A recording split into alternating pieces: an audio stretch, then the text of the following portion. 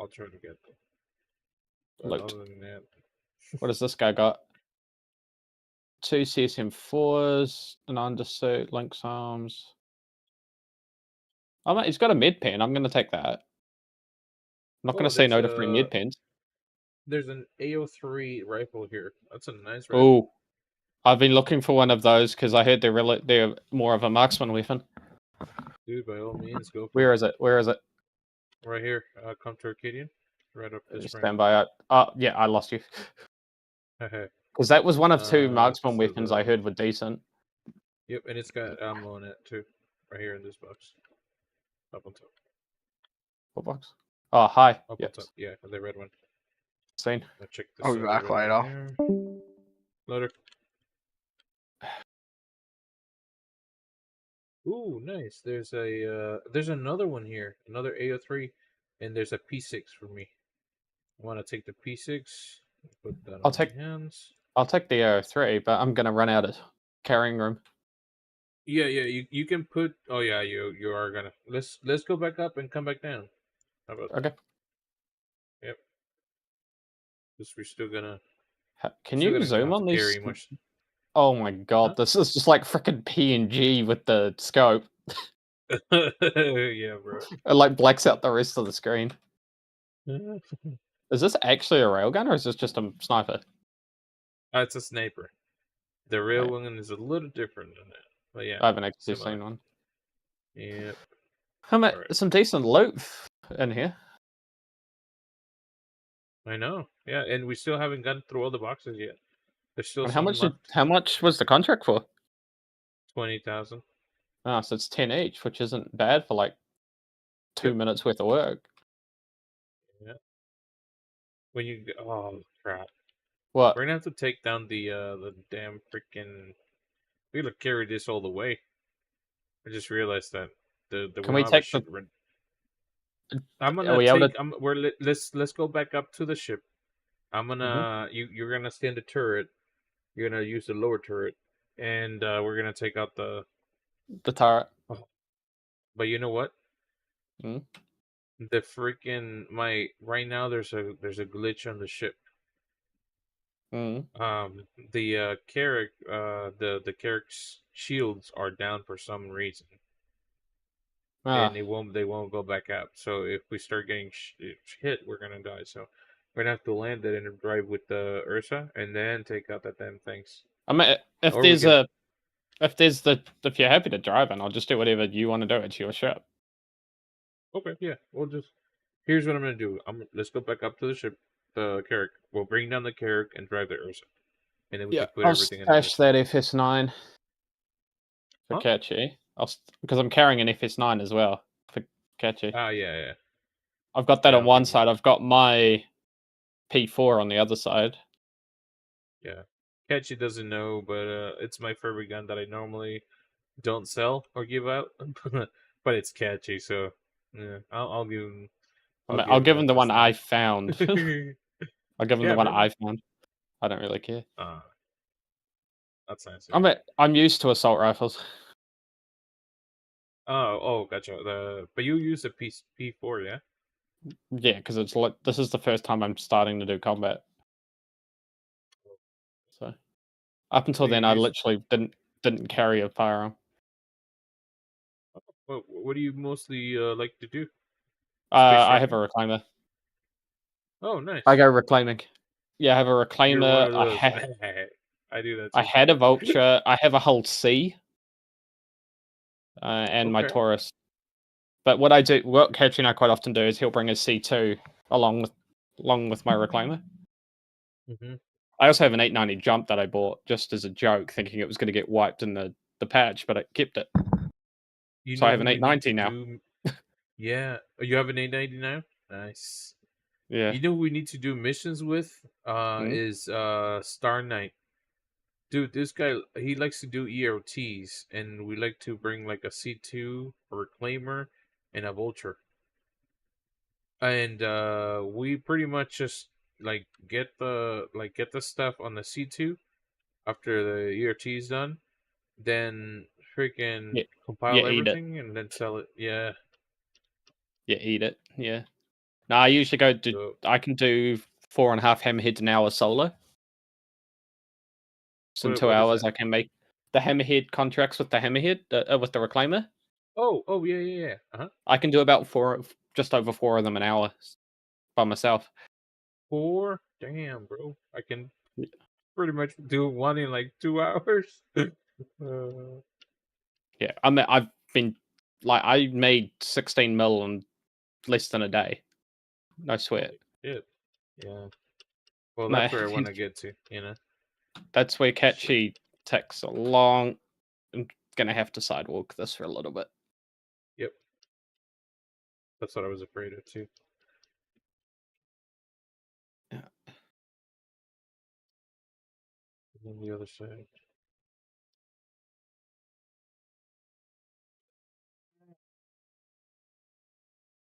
What I'm afraid mostly is that I'm going to drop the gun. And it's just going to go to this. I'll just keep I'm pressing okay. spacebar. Yeah, me Oh too. no, I managed. I just did the old Armor 3 tactic of sidewalking, just zigzagging up the hill. Yeah.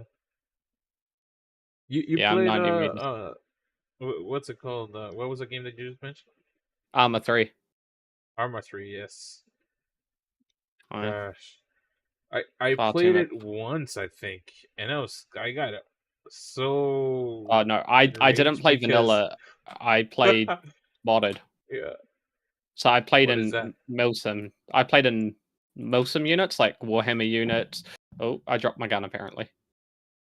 You good? Yeah, so I played in army units, I've played in Warhammer units, I've played in Halo units. There was Oh even a damn, Fallout bro. unit I played in.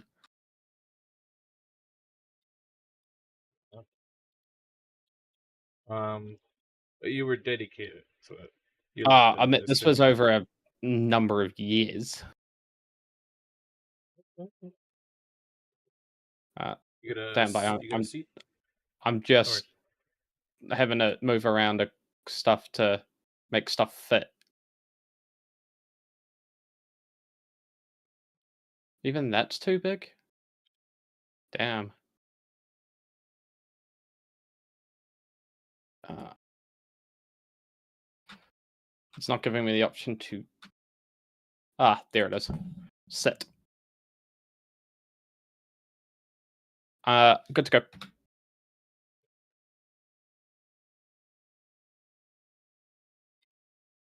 I gotta go put this FS9 down here. Yeah, gotta figure out where I want to store. Oh, yeah, I'll here, just put come it in here. the local. I'll just put it in the local Yeah, and yeah, yeah, group. exactly. Yeah, I was gonna say put it on the local. I'm gonna go down. You can Yeah. go back to where you were. Sorry, on that hallway up that way. Yeah. To get to the gunner seat, and then we'll land this thing real quick.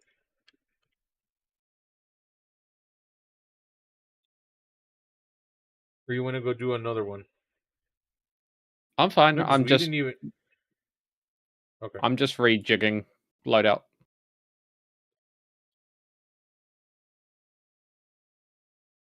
Oh no, don't take my arms off.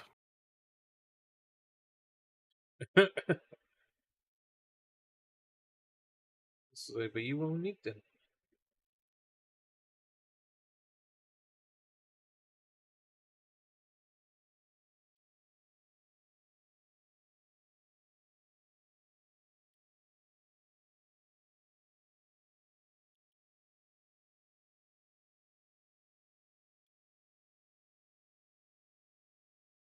For some reason, it's not letting me select the rifle ammo I've got on my belt.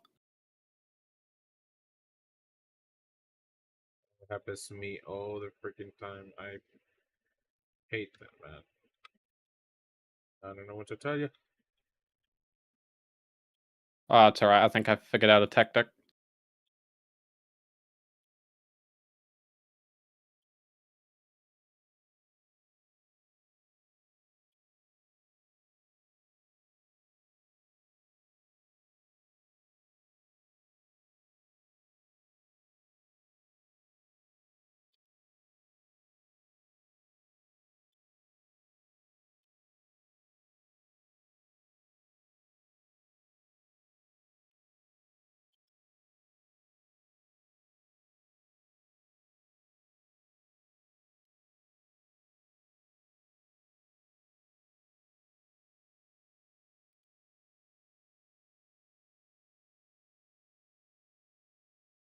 Alright, I'm headed for the turret. I'm gonna keep the P4 just as a backup rifle because I've only got like 30 rounds for the A3. Wait, oh, okay, gotcha.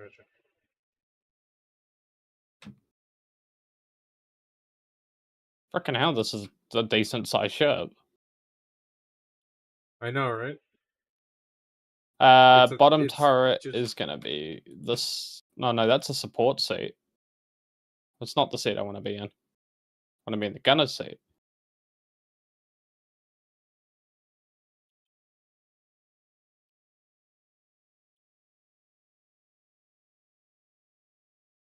Is there a way to switch turrets? yeah. I think the other turret is down here. I believe the one in the bottom where I'm at. Yeah, Yeah, it so I gotta is. come down there. Yep. You remember how to get to that elevator in Yeah, the I'm back? already down. I'll go get you. Co-pilot seat. No, it's down there. You can run across that hallway. Go all the way across. Yep. Instead of taking the elevator down. Oh, you're already gonna take the elevator. Alright. Says it's on the.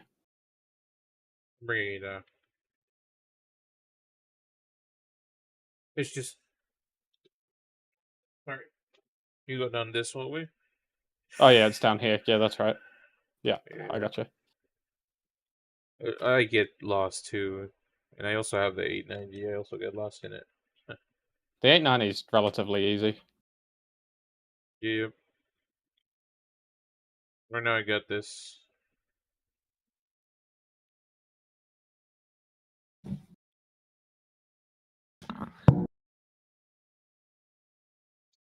You know whenever you're ready to go.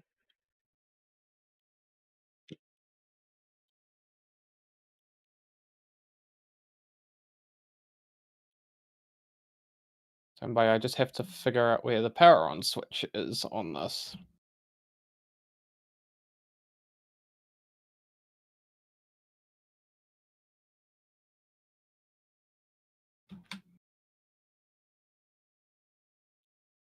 Yeah. Okay. Sounds like far away. Yeah. But no, because I was saying to Catchy, I want to move more into the marksman side, and that A3 is one of the two rifles that people recommend. It's like first bunker, I find one, it's just like, okay, Huh. I'm not going to And my say no. favorite is, yeah, and my favorite is the P6 because I Oh feel no, like that was the most that's what powerful. everyone recommends because it's that 50. Oh yeah, like the 50 cal. But they reckon the AO3 is better for bunkers.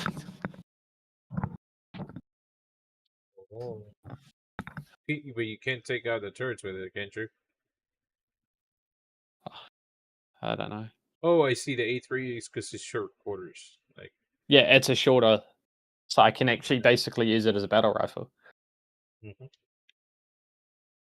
Reach elsewhere, 20 kilometers.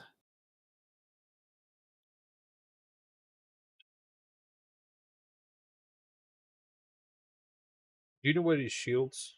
What letter is it? Shields. They're showing off for me down here. Yeah, I know. What is it to cycle them? I'm just checking. Oscar. Got it. Okay, now See, they're regenerating. nah, still 0. Hell's out with it. I think they're bugged. Somebody just target locked me? Is it the turret? Probably. I want to say. I've got nothing.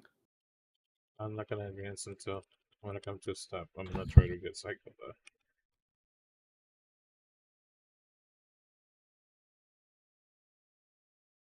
That's maximum power to shields.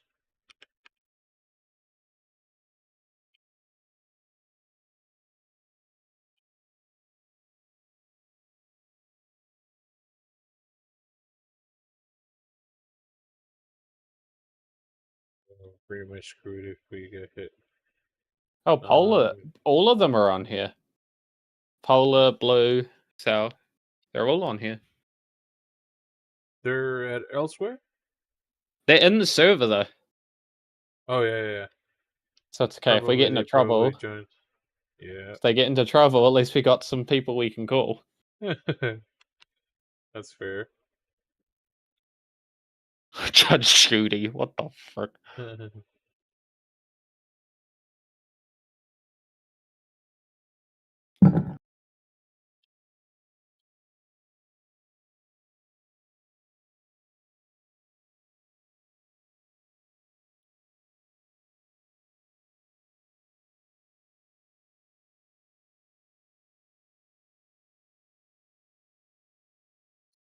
Okay, we're gonna come into contact with the turrets. Be ready. Yeah, there's 1, 2, 3, 4 of them. 4. Yep.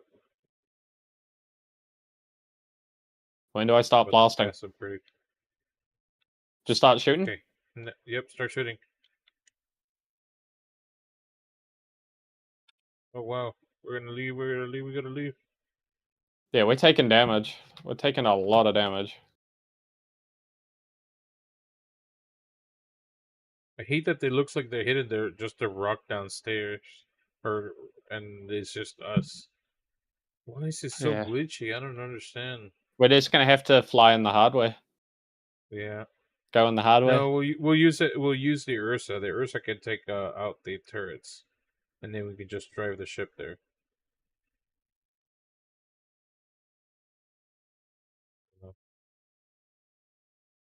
That sucks, man.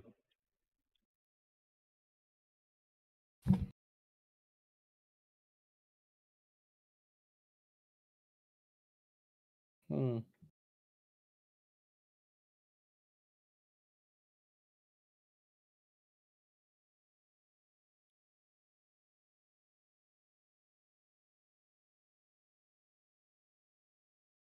You can exit the Yeah. the turret.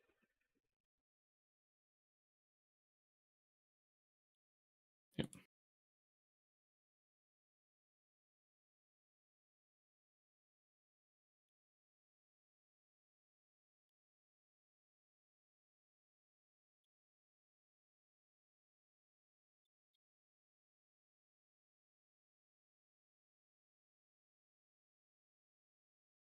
Hang on, I'll be back in a second, alright? Yeah, Roger. I'll wait for you in the on the Ursa.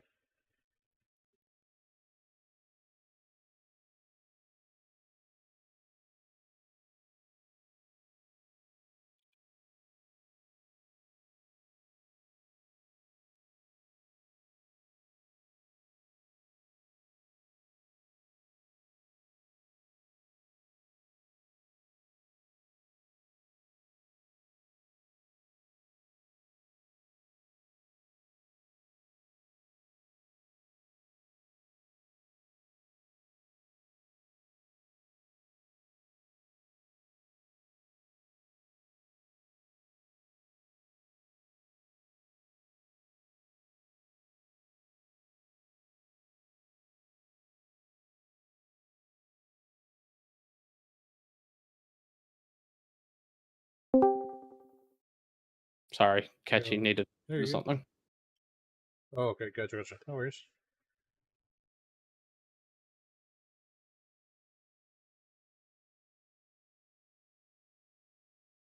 Uh-oh.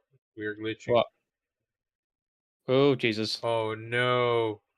Are you fucking kidding me? Oh, my God. Hold on, I gotta go fix the chip. That's insane. What? We're upside down. Just stay here. We're good. We're not upside down for me. Yeah, no, it was for a moment for me. We're good now. I just wanted to make sure.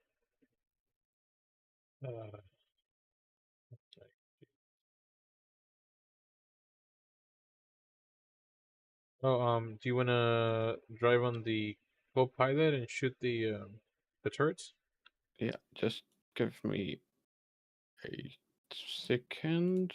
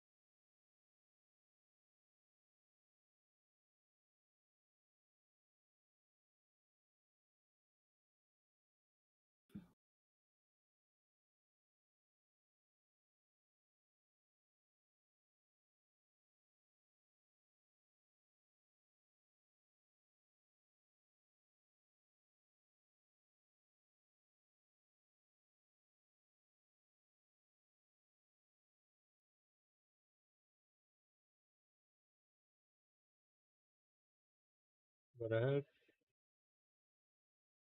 Weapon system critical. How's that show? I think it was the heat. Oh, I might have let it go a tad warm. yep, right about there. Ooh, 308.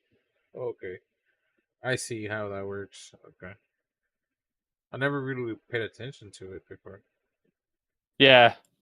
Nice. Okay. So obviously, because you're putting so many rounds down range, it's warming up. So I let it cycle. Yeah. Oops. Don't lock onto our own ship.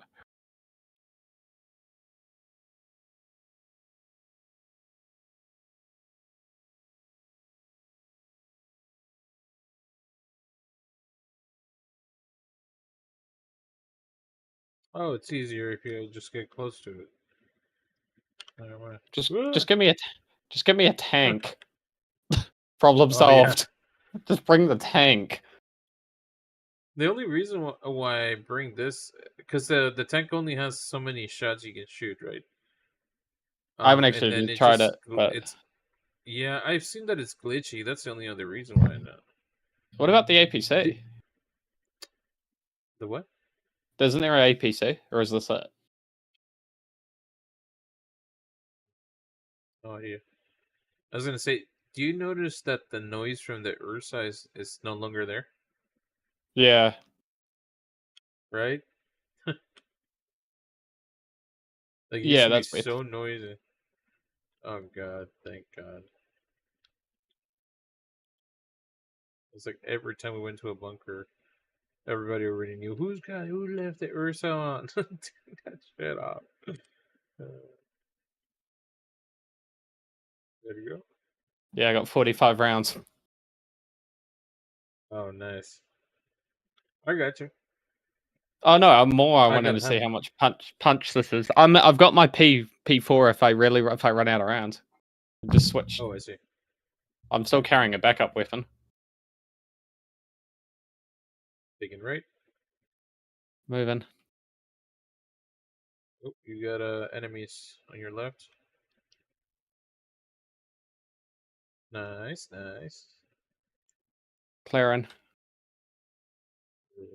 12 ahead. Nice. Frick, this Did thing's you take loud. two? Did you just I take two shots? I don't know. I just saw a target and shot. I saw two bodies drop right exactly when you shot. Maybe this thing seems to have a lot of punch. Nice. We've cleared a couple of the targets. Where are the rest of these buggers? Yep. Covering. Moving right. Moving. I like how they changed the layout of the bunker. So I was starting to get a little stale. It's just a bit confusing until we learn. Oh, I got contact. Down. Perfect. Yeah, I'm on you.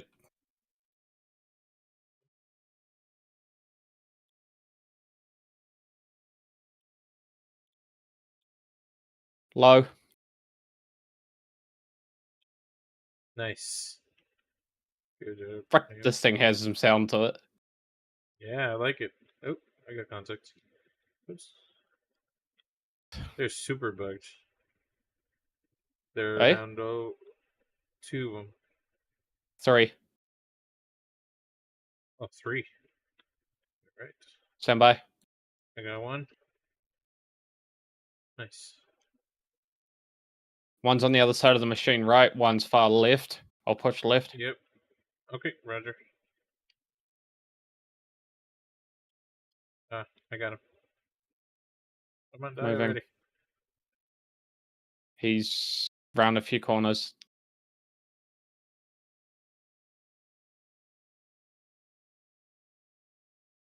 Target. All right.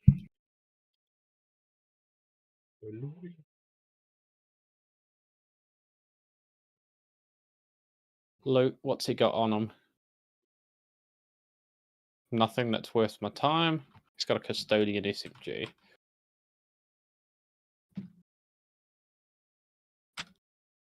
None of these are lootable boxes. What's medical gear look like?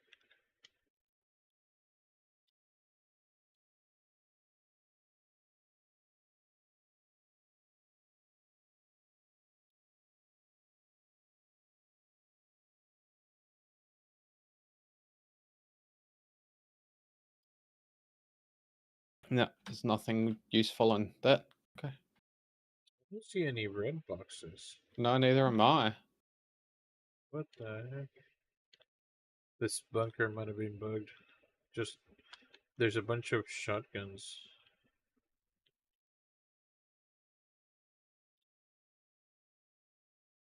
One. Yeah.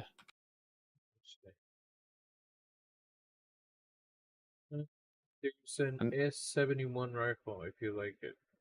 Go ahead. Oh, it's fine. I'm just stealing all their med pens.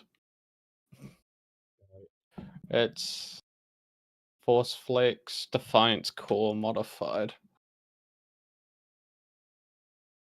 Those are extinguishers.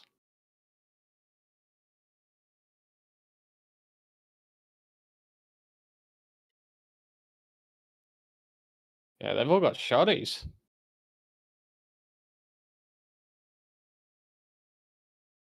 You just got shot, you said? No, as in they've all got shotties, shotguns. Oh, gotcha. Yeah. Oh, I found a red box. Oh, clothing drawer. It's got an Oh, cool. S71. Oh, that's the one that I was looking at, yeah. Okay, Yeah, you so can that's the take only that box. one if you want. Yeah, Alright. literally. It's the only box I found. Yeah. I really gotta get those consignment bunkers. Let me see if there's any.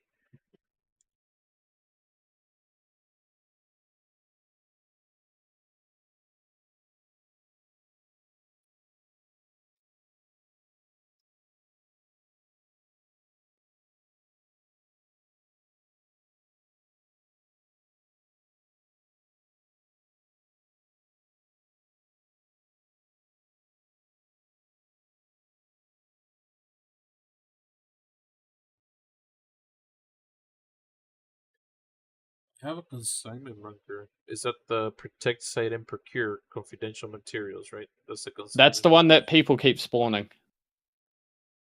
Okay, that's the one we need to get to. I'm gonna That's share the one it. we need. Yep. Stand by. Yep, received.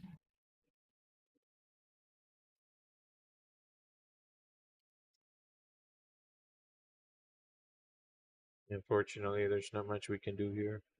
Unless any of the other boys from down below want to join in. Yeah, let's go. Yeah. You wanna just let's just jump over there. Okay.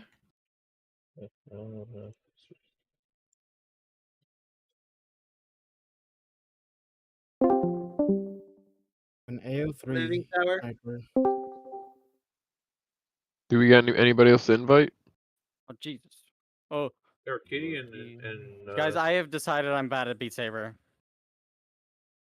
Arcadian like, and Hellnut are what ready. the Can hell? confirm. No, I'm just looking at all these notes, man. There's no way I could do them right now. My arms are too sore from playing this game yesterday. Also, I'm tired, but I've invited everybody. Who's one day. What do we need? I'm sure I could. Boys? So, how long does it Scenery's typically nice. take to do a game of Helldivers? Takes 45 minutes. There's Holy 15-minute ones, or you can do the 45-minute ones.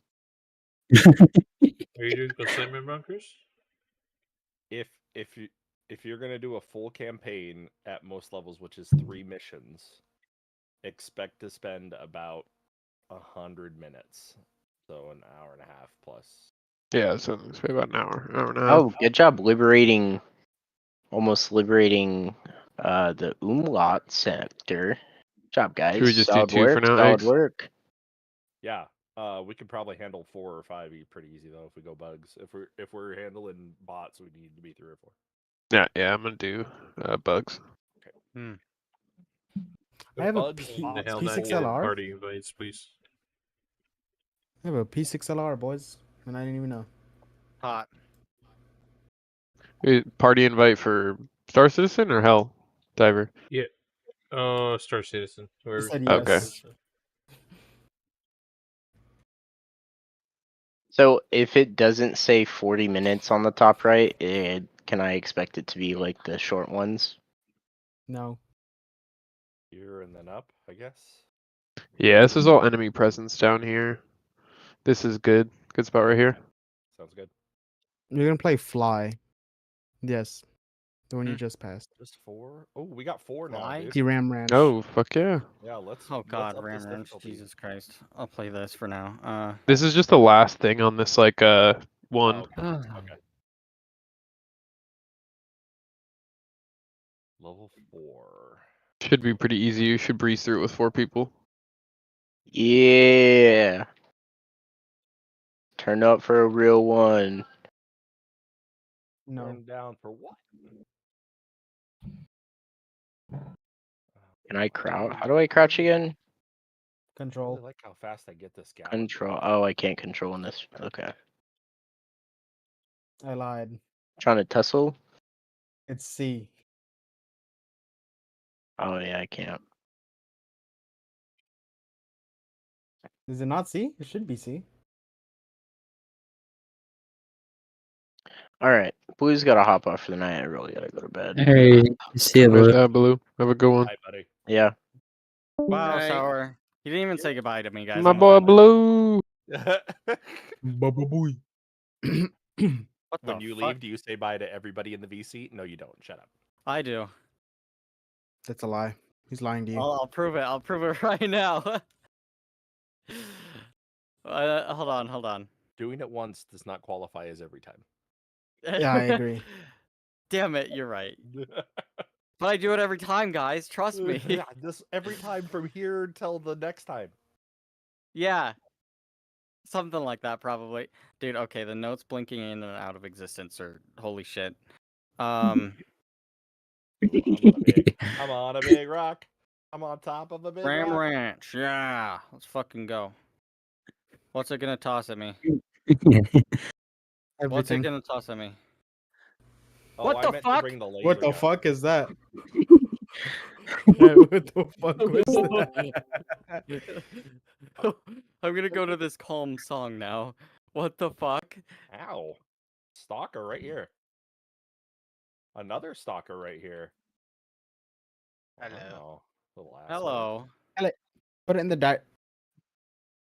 Oh, it's that Minecraft music. Alright, push that beacon if we can. Yeah, I'm gonna get these. This little is like some lights. lo-fi music you're playing right now, I Proxima. guess so. So, I have That a Minecraft. I have an event idea. Dead. Okay. Shut down. Blue? Like hot Where's Blue? potato with a Oh, Blue's cyclone. not Yeah. here. Wait, who the fuck is being the root one now? Like, Always trying to hold me against my will. Uh-oh. What's the play arc? I just want to hold you. yeah, this is nice, peaceful, relaxing, slow. This is, whatever that Ram Ranch one was, never again. Arc, your front ramp's still open. Yeah, that's fine. It closes automatically.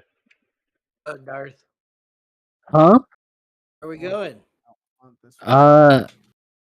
Upside down, to the left, right, back up, right, right, Do left, that during up. a low fly, Darth. What? Down, down, left, right, left, right. What? We'll pull a Mortal Kombat finisher move You on you. just like do Konami code without the BA start? Like, what? Left, up, down, right, down, up, left, left, Okay, that left, isn't up, even close. down, right, up, left, right, down, right, up, X square, Oh up, my left. God. Up, down, left, right, BA start. There you go. No, I'm just saying my own stuff. Okay, sure. Try to cover He your just, tracks. he now. just wants to be included. Oh man, this song is so peaceful. It really is. I feel like this game crashed. Yeah, it's boring as fuck. You know what? Do some wild music on here. Get something pumping. All right. I'm having an Shit, fuck, I ADHD missed. moment. I'm gonna off myself. Don't Now no, I missed a no. note.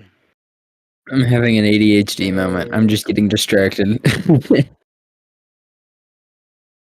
Yeah.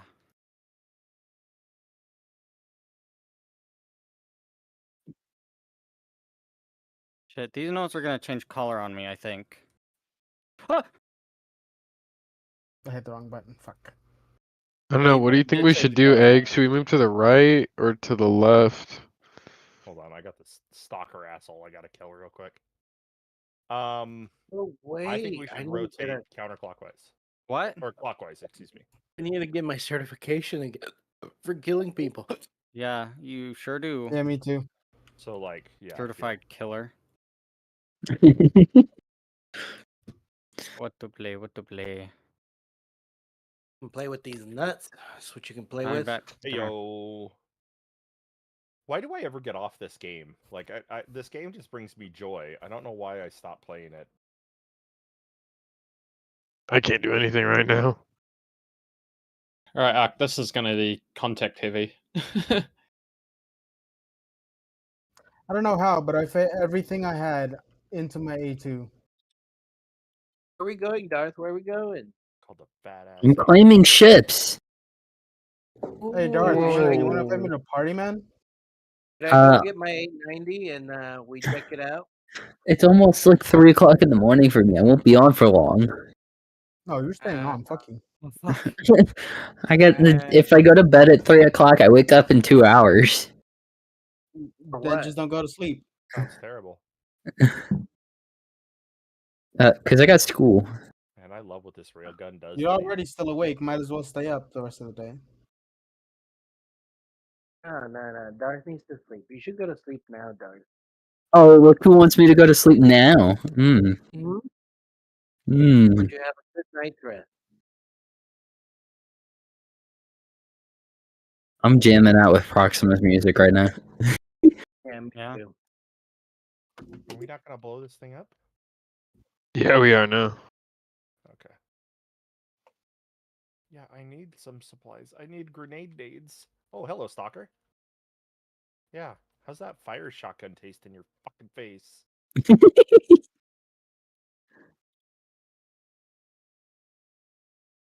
I helps. I cannot take off yet. Go close. I just equipped the love struck livery on my Scorpius. I'm gonna get those samples that we dropped though. Sorry, Ark. Moving.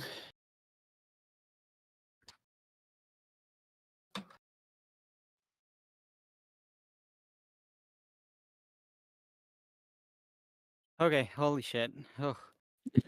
I started falling behind there. Fuck. Now you gotta play Rockefeller Street.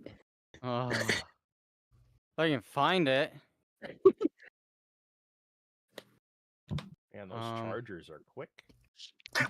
Just search it up. I'll find it eventually. Put some stuff I can.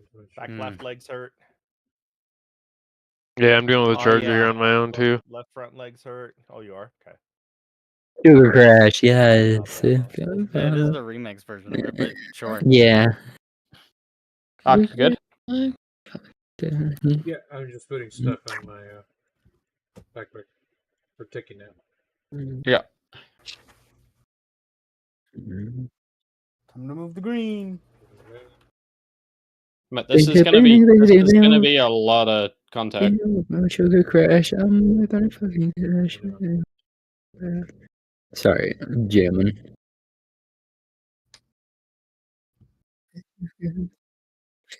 Are there people really bitching that Star Citizen is a space combat simulator?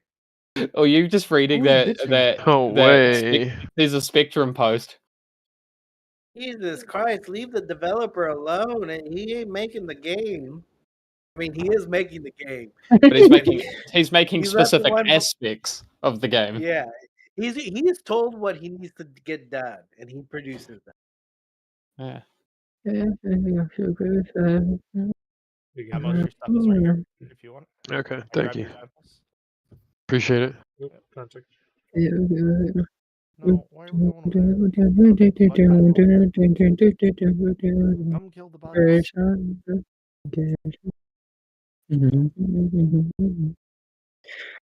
You see Oh shit, yeah, we should probably reinforce that guy. Yeah, he's down.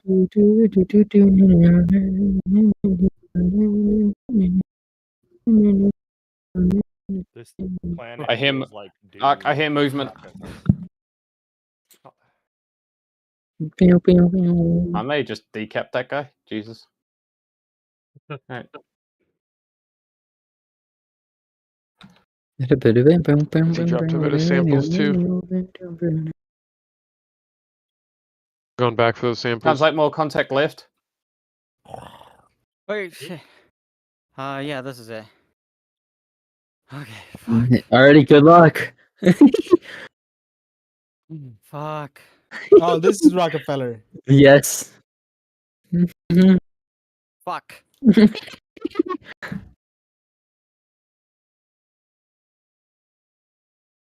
There are 2 tunnels I cannot go. I definitely have another good song for you to play next. Oh god. Ghost. Dude, I'm gonna be honest right now. I can't do Ghost. Fuck. I just got Stop, encapped. can't. What the fuck? No problem. I'm a bit rusty at Beat Saber. I'm not like bad, like sour bad, but I'm a bit rusty at Beat You're Saber. definitely bad. I'm gonna be honest. This And, isn't the right one. No. I Nah. deleted the one that was like the good one. Here you go. You know? That shit Oh was good. yeah. Polar. Polar, is there somebody named Macaroni One in your server? Yeah. Macaroni one.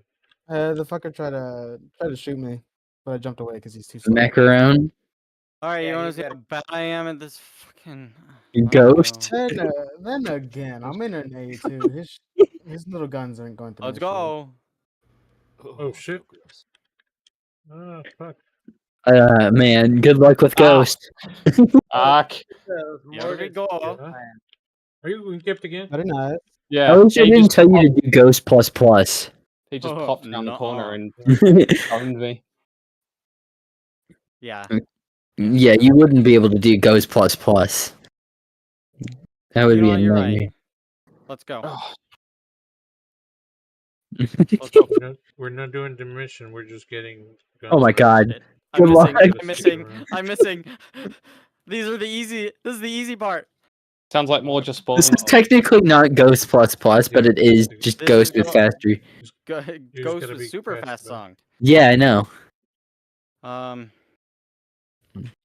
Oh yeah, let's go. Oh shit! Art is encapped. I love this song. Roger, moving. You would, wouldn't you, Darth? Of course. Where are you? Low. Fuck, you know, I'd give up. How do you fail at that? Come on. Dude, it is. No excuse with that. It is like 12. Oh god, I did the thing with my game. Uh-oh. Good job. Hold on, I just have to restart it and fixes it. When I switch between the Steam overlay Kobe. too quickly, Got it it, does baby. Damn. So good. That was good. that. Ay ay ay. Ay, ay, ay. Ay, ay, I even cooked that for a yes. second too. I was a little scared about that not going in the hole. I'm gonna fly around on a Fury. You're gonna fly around on a furry? This Fury. is really hot because on my stamina. Oh, is dude, really I got to see Dragon Force like last year. That was sick. I don't know if any of you guys know who that is, but it was awesome. Is it working? Nope. You can I use don't the know med pen. why. Press C, and then Okay. just get close Alright, to my I can do body this and then song. press right click. I'm not even streaming, am Yeah, I know. I don't know No. why You are my not. mid-pins always had I? issues. That's okay. Just use a med I'm pen. stuck Yep, in the stand by. animation, Darth. Yep. Alright. Now I'm Be streaming. careful, because you might get it shot at. He's stuck. Dude. Yeah, there's more down that hall. I can hear them. Yep. Yeah, I can hear. I'm gonna go take a minute. Careful. Yeah, they're gonna keep spawning. That's why Yeah, we just gotta push them behind you. Where did you say it was? Oh, Yeah, fuck, right it's here that in this one. red box. Ah, you Ah, bitch. Keep Roger. going. Over. Seen. Nah. Not on those. Ooh. You're a bitch. You're a bitch.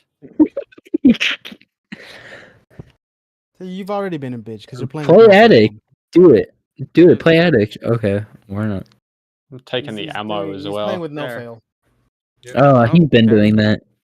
Alright, clear to move. Sounds like a lift spawned to the right. Gotta be a stalker nest over here. Let's try that again. Well, how are you mad at that? You have no fail on, so you can't even fail anyways. Shit. Nah, bro. I'm used to like the default ass like red and blue, and then it does this shit. Sounds like they're upstairs. Skill issue. That's why you put custom Mid- colors on. Mid crate. I can override it, but then like it doesn't look good with the rest of the environment, man. It's clear back here. Yeah, I found a mid crate, so I'm just gonna grab those supplies.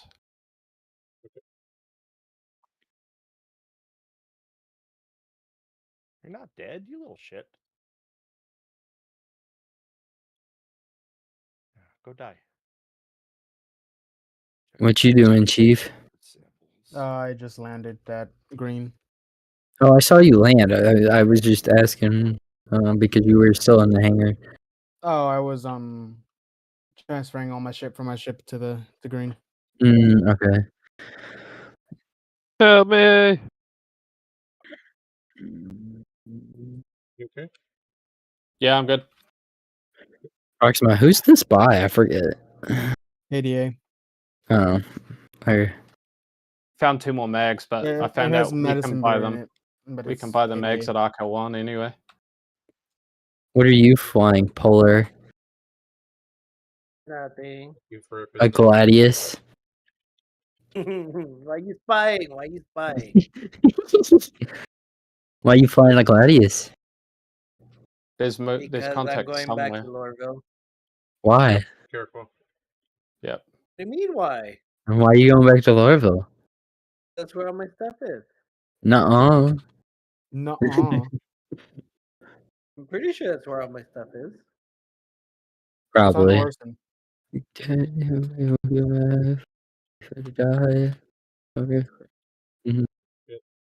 Contact close. I hate calling in so Okay. many ships. Oh, you got him. Damn. This is the thing about having too many Behind ships, you. bro. You gotta call every Oh! single one back. I forgot to set my spawn damn there, it. Polar. That's awkward. Did you blow up, guy? Alright. Yep. You good. Polar, did you die too in that? Yeah. I was Oh, going you're back to murdering Lorville. Polar? We both Alright, we rammed gotta straight move 'em. into each other. In my defense, you were in the more maneuverable ship. Here, we're gonna have to go to. In my defense, I was gonna fly over you and not technically hit Holy you, but fuck. then you came into me. Hey, what was that? I think that was my turn. That wasn't me. Polar, Hey, you where got are a you ship picking up this console? you got a ship I could fly Yeah, we gotta along move with? the satellite tower. You committed negligent homicide Oh, is against that what me. we're doing? Oh, I'm over here at Hell the no. power station. Yo. Like an idiot. Yeah, We're X Yeah, I'll flying. give you a gonna ride. go Come, to come, come, Rio. come. Hold on. Tagged it. Yeah, I know where it's at. I thought it was Send something it. different. I didn't read the Alrighty. stuff. I was just standing around. We'll come back down. Pew, pew, This is the pew. perfect assignment. Arcadian and Up Hell Knight are doing and Opposite of where it's bunkers pointed. if you guys want to come. up and Everyone's down. come through. Fuck with this one, huh? Oh shit. Good luck. No, we're not doing that one. Hold on. No, We're no, doing, do it. doing Yeah. this one. Okay. Wait. Ah. This one is fucked. The platform is above me. Up and down, up and down. I'm gonna go get Yeah. that bug real quick. I'm still yet to figure out why my mid gun is so intermittent.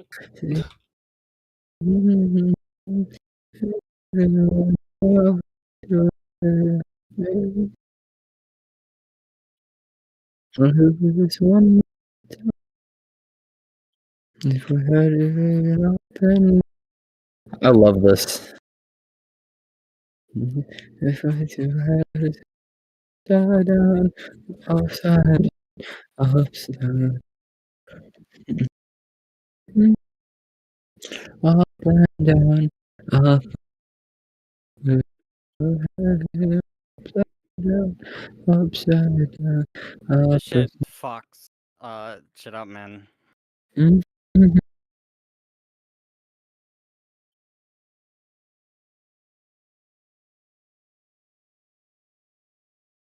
Charger. I gotta go to the med bed real quick. Just drop off of that equipment. Luckily, Kirk can do tier 2. Down. Did we really miss one down south, Eggs? I don't know how we did. Upside down. Right. I made sure. You know what? down. Should I just run down there and do it? Just start running now, yeah. Okay, I'm gonna go down. Oh, Polar. That's gonna confuse these two random, so I'm gonna take that off. It's okay, they'll figure it out. It's one. Damn it. It's bullying me. Be alright. I'm gonna be very, very sad. Oh man. Hey guys, what jeez, what the fuck is that? Which guns go on the Hornet Ghost wings for Murder Hornet? Size 3s, I thought. Or, Do we know which ones they are? I don't know.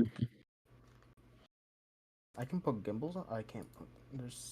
I can put gimbals. Yeah, on. you're gonna bring a ship out, Polar. Holy shit. I don't know, that was a mistake. I have the Panthers on there. That's what they are. Yeah, There's they're like size 3. 7 heavies, 8 heavies on me over there. Oh no.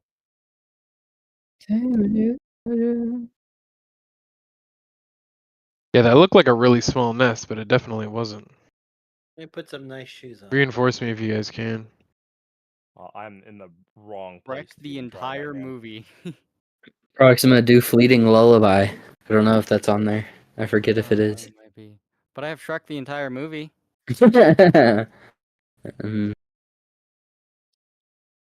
Oh, this is a good one. I'll look for that other one after this.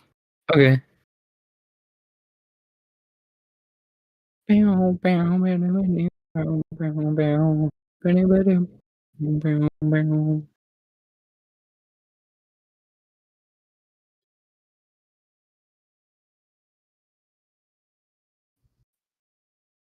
Your ship's being mean, Polar. Here we go. So, Josh, what was this about you trying to go to sleep, bro? What? I said, what was this about you trying to go to sleep? I'm just here at Lorefell. I want to go back to Hurl 1. Set it down whenever you're ready. Yep, moving. 29 round. Oh, what's that? 38, 39 rounds left. Oh, it's Those fucking those Nomad. those light armored guys. Hi, Shadow. You sure? You sure you want to bring that Call me back? Shadow, bro. Hammond? 'Cause- Sorry, oh, I I see you have your Snap. P4. I have a backup weapon.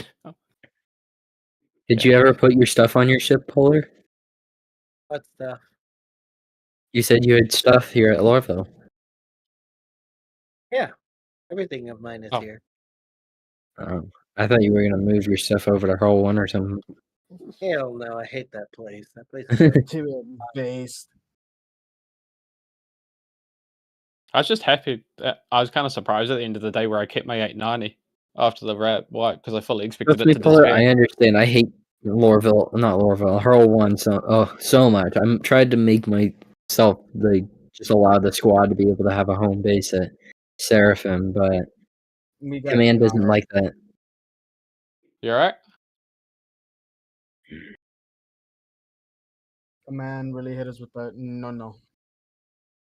Yeah, you got him. Because honestly, I like Seraphim a lot better for us, especially for what we do. Can we go fight those guys and help Reblanium?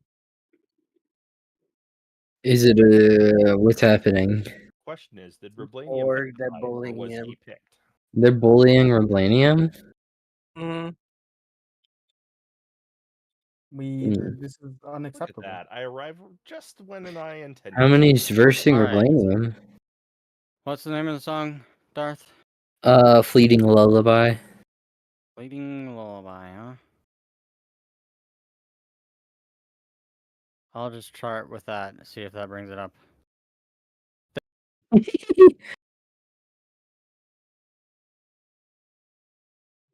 Fucking just. What about my wee wee? All right. Oh, I was hello. about to say I lost my cut. I was about to say I lost my cutlass, but no, I didn't. I got scared, low key. You alright? Yep. They're actually getting right up in my face. It's like you're shooting them easy. You got a guy pushing on you. And he's down. Roger. I saw. I was reloading. I had to reload right when I had to shoot. By the way, Chief, I want one of these days, sooner or later, I want to do some practice training, like fighter combat with you. Roger. I want to see what your skill is like. Just in case if there's a lot of improving needed, or if there's just minor improvement, or if there's none at all. Did I need or did? What? Did I did or need? One more time, Improvement do I Proxima. need? I don't know. Improvement I did. I just need to know your skill at they're all least, to hiding in see that left-hand how you corner. fly and all that.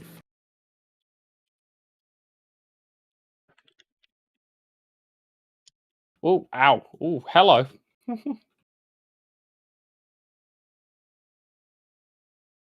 You got a couple of S9s here. Yeah, Rog. Sorry, this guy's not very happy with me, so I'm just waiting for him to make an appearance so I can... I'm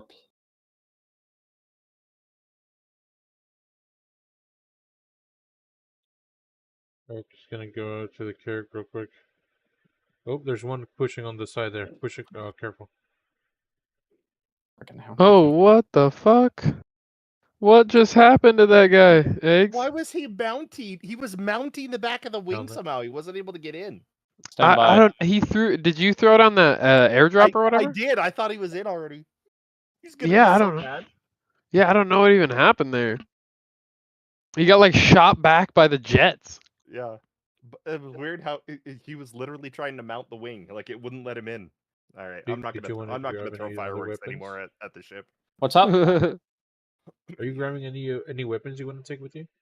No, I'm backing out because I took a hit. Oh, I see. Yeah, I'm at 28%. No injuries, but my med Yeah. pens won't work. Yeah, I don't know why my mid gun's misbehaving again. I know. What the hell? They give you an easier song, Proxima. You're welcome. I got 3 rounds left, so... Those heavy guys, it only takes 2 shots to hit to drop them. In the head, yeah. Yeah, so...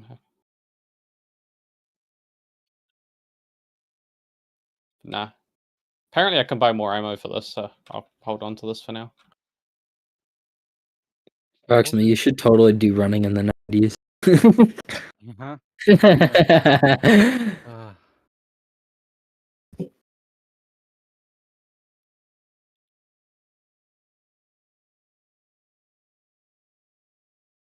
Oh no, that's the turret. Lots of friendly fire. I apparently did 2,000 friendly fire damage. I don't know how. Whoa. I was hardly around you guys. Right? That was too slow. It probably picks up, but it's too slow. You'll get up. Do Rush E. Do it, All right, Eggs, Proxima. would you want to start Do like Rush one mission E. of a series or Rush no? E. I just don't know if I can do a No, full I gotta do 3. this. I'm fine with that. If you just want to do a 1, that's fine. Okay, cool. I'm not. Are you playing California Girls right now, Proxima? We'll do a hard though. Rounds reload? Yeah, What does oh, rounds yeah, reload do? around. Anybody Yeah. use the SC8S slugger shotgun? No? Yes? Get, Huh? take No, I've this. never used it. Right here, Darth. Okay. California girls were undeniable. Mhm.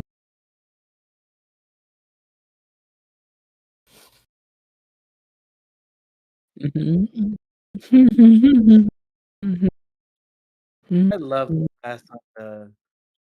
Already do Rushy now. Proxima, Oh, do it. God. All right, hold on. Let me warm up. Let me warm up.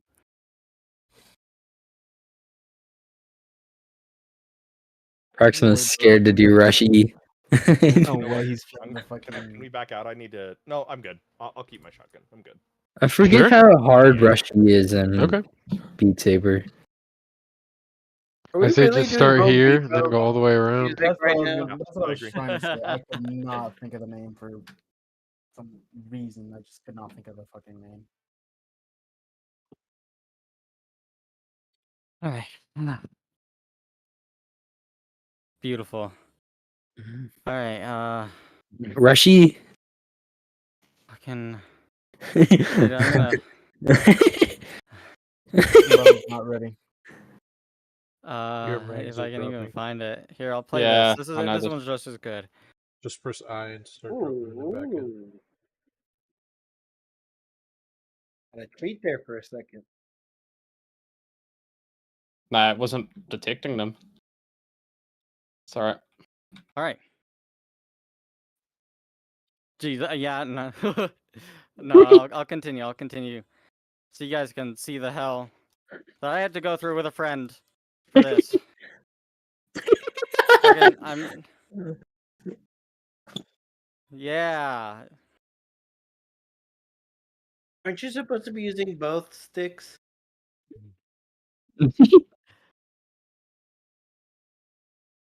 All right.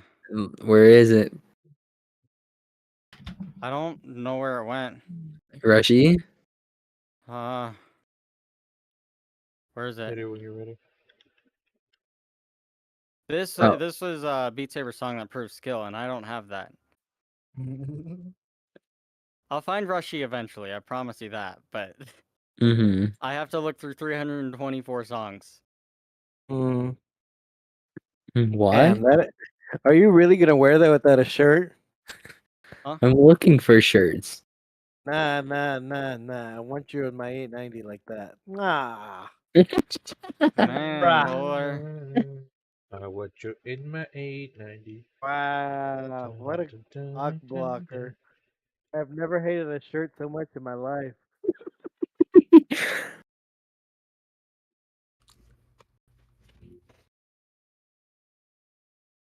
Yeah. Ah. Is this Megan? I don't even know how to fucking say the name. Yeah, this is fucking it's Megalovania, but it's scary.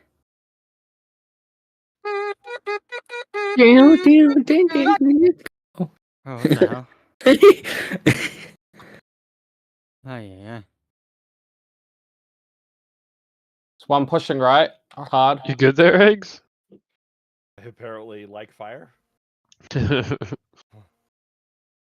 Where is Rushy? That is Exploded hell bomb right here. a good question. Are you in the R's? Dude, it's a download date. I don't do Oh. alphabetical. Do alphabetical. Ooh, insane. Sorry.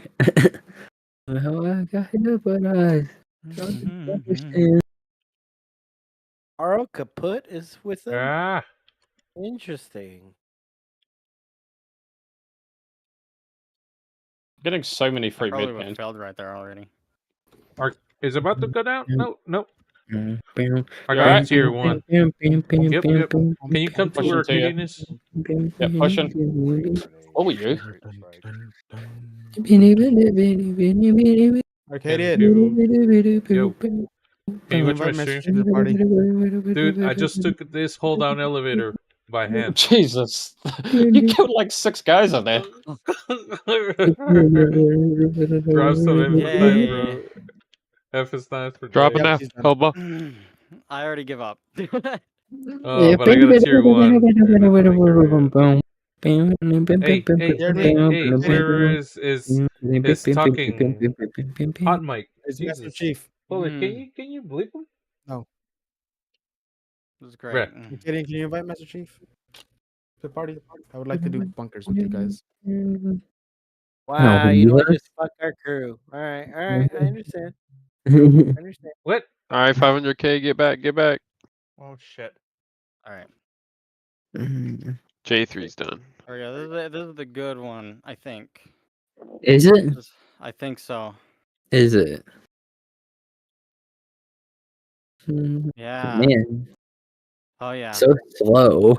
It's slow, but it's got the good. Damn, bro. Woo! Okay, we gotta make That our was way close. out. That was Yep. close. Let's make our way out. I'm fine. I took hits, but I'm okay. This literally Yeah, I looks know, like but I got medium. a tier 1. Yeah. Contact center. Ooh, that one hurt. Okay, there's the non-medium part. Covering. See how stupid There's this a radio is? tower right over Yeah. here. Yeah, I was Alright, gonna grab that enough of first. that. Yeah, I'm coming with you. Alright, you would. Thank you. You still around the corner?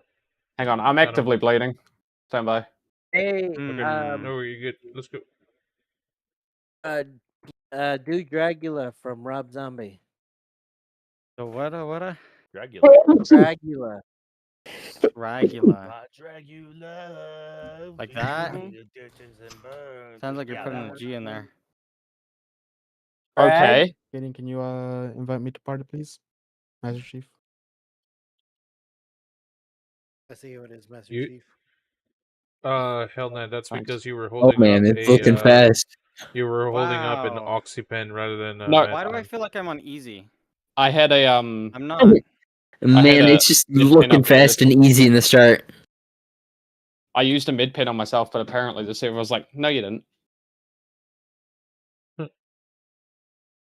Proxima, I feel like this is a bait right now. I feel like this is a bait right now. Yeah, I hit consumables again to pull my next consumable to try and fix myself. Turns out it wasn't. What are you What planet Really? are you guys on? What? Planet. I'm not gonna take the colors. I think we're on Arcop still. No, we're not on Arcop, but we're near Arcop. You know what's crazy? Jesus Christ. My C8 disappeared. What was that about? Is this on easy? No, this is on Expert Plus. I know. So it's. I don't know. Whoever made this song made it slow on Expert Plus. Yeah. So that's okay. Is it? Or mapped this song. I guess they didn't make the song, but. Who is appearing inside the Discord VC? Scoob. Hello, Scoob. Dude, what's up, dude? How you been? Been doing alright. Just spent like the last. Feels like I just spent the last hour dealing with the usual Star Citizen stuff after a reset. Mood. Oh, those are my favorite.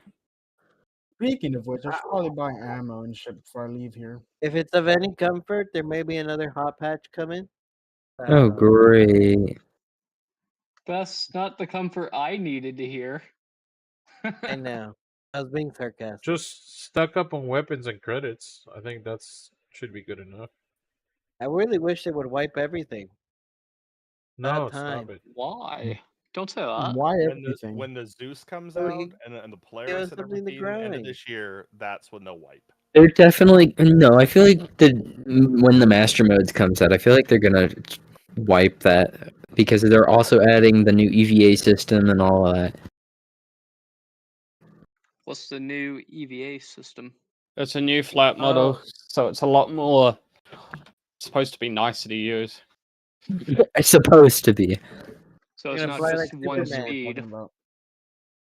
It's also like you're setting you up so like you're flying effectively in a flying pose rather than just floating. Oh. You'll be able to make sharp turns. You'll basically be flying coupled in EVA. And then eventually you'll be able to grab onto structures. Move around. Essentially. I don't have any grenades. Polar, I love how I'm looking I at your got him. stream and you're just staring there. Yeah, you got it. Because I'm watching Proxima. Dude, fuck. Actually, why am I here? All my stuff's at Lorville. Come on. What? You were just at. I was just telling you.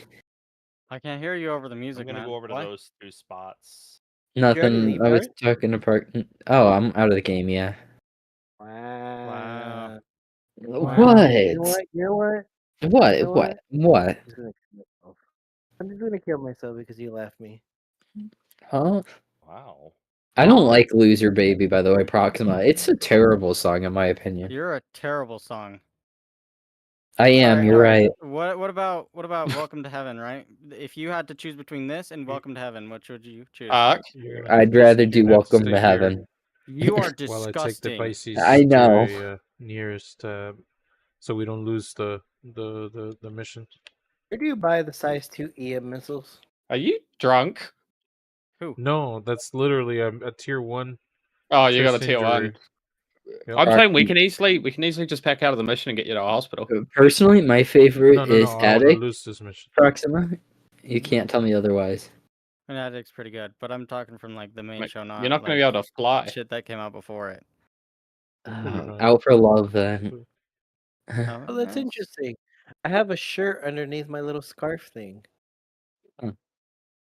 Like, are you gonna take the Pisces? Also, found himself. Yep. If he Okay. was unreal. I am gonna have to bail soon. Oh, okay. Dang it. Soon. Oh, This you're one's good. poison. You feel poison. I Is also love. anybody That's another top coming song to- in my opinion. Is anybody coming to Arcadian's location? I don't know where you are, Arcadian. Alright, we're going back here, and we're gonna... No, you should like play Poison. Are you dead, Oh my God, Arcadian? There's a random button. Go to Fuck tier yeah. 1. Now I Uh-oh. don't have to decide. I just We're- hit random.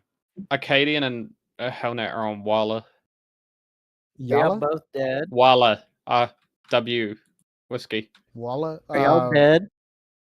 Planet? Akko. Walla, yeah, it should be Aqua- Arcorp. Can you take me to fucking hangers, please? Thank you. Elnat, are y'all dead? No, I'm perfectly A-okay. Ark has a tier 1. No. What happened to your He'll be alright. Eric? There we go. I can move around now. I'm virtually standing on Ark's carrot. Yep, I'm good. Let's go. That Carrick? Why I are guess y'all so. in a Carrick? Because Arcadian likes to fly big ships. Yeah, but Carrick's the Hell worst. Yeah, I personally. Medbed. I'm probably gonna have to dump shortly, so Yeah, I'll wait 5890. for whoever's coming. So no biggie. Master Chief will come to you. Just give me a moment. Grabbing med refills. Either asleep or at work yesterday, so I didn't have time to really check on that. So. Random. No. Alright. No. No. These are all awful. This one's fine. Get back, 500k. Proxima, you should play Poison. Actually, I looked and I checked today, and I didn't am see anything about an very low update on until I ammunition. got Honestly, on I'm gonna be tonight. honest. Poison It happened wasn't at, like, mapped too 7 well, so I PM. gotta find a new one.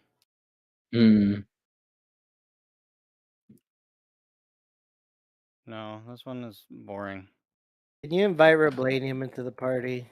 No. Looks like he's dead already. I'm not even in the game anymore. Yeah, the party disbanded, bro. Bruh. Alright, I'm so well, indecisive. Even the random button doesn't help me. what I'll do is I'll log here. I've got the F9 I'll give to Ketchy. I'm gonna leave my P4 behind. But there Proxima, is you kind of sounding ammo like for a it girl. in the ship. What? You And kind I'll of leave sounding my like other a A3 girl. here, which is I fine. know. Yeah, that's fine. Alright. I will talk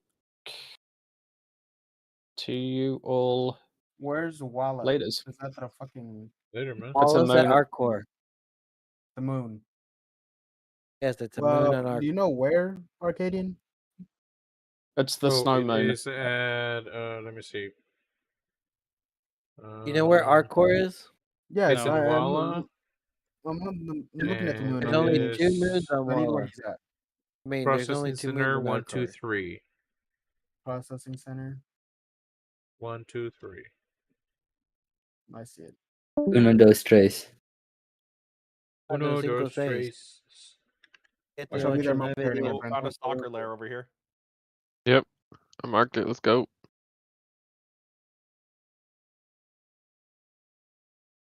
Oh, there's also some stuff there. Well, I'm gonna snag this real quick while we're right here. Oh yeah, I absolutely run faster with the pistol out. Secondary.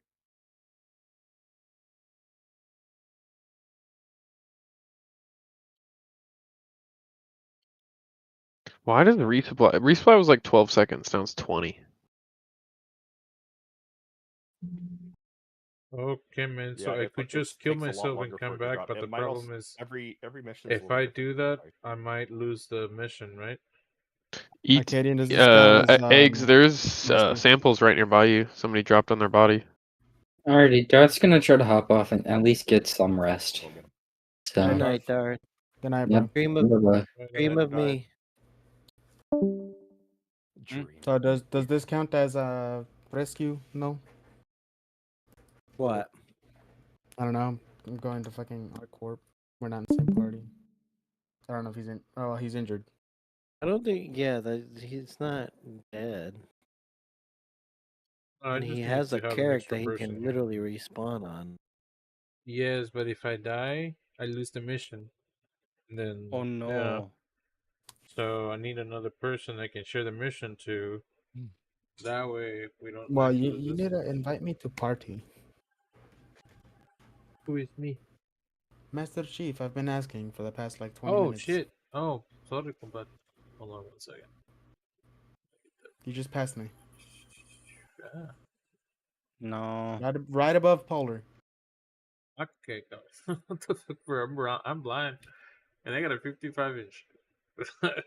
That's wild. I know. All right, I'm gonna share the mission too, just to make sure.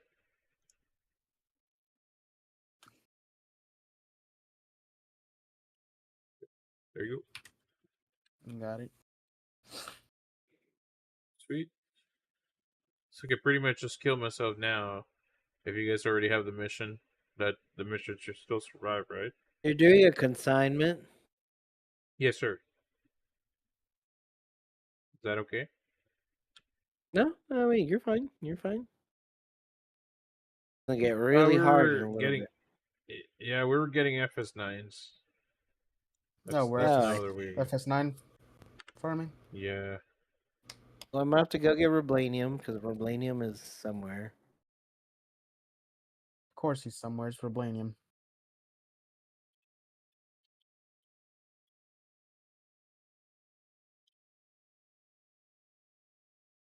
Where is Vibranium? Oh shoot! Do I seriously not have any grenades? Of course I don't. Why I would you hate have not having grenades? 6 grenades.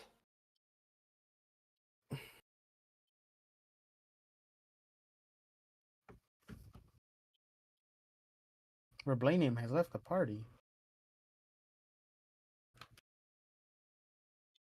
And I'm out of stims. Maybe it's a game crash. Or you get tired of You waiting. need a on me. resupply. Yeah, I'm about to call it in. Just right here. dropped one. 22 seconds. That is what? Timing's all off. Right?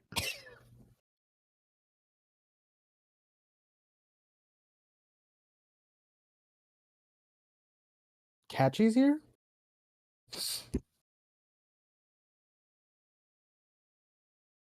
How do you have a tier 3 already? Alright, well, this is, Arcadian? I guess Got Polar's tier hopping 1, off, you mean? man. Oh, I thought you already killed yourself.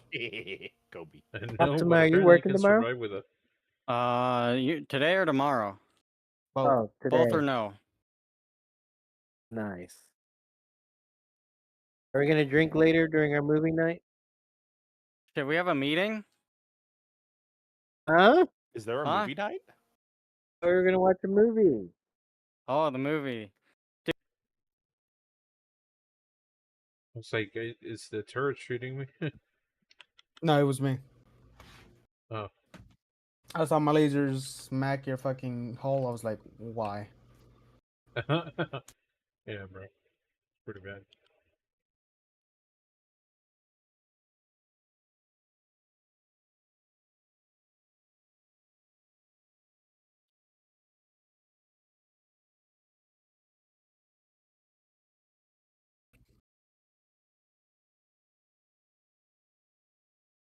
Stellar cluster that guy just threw.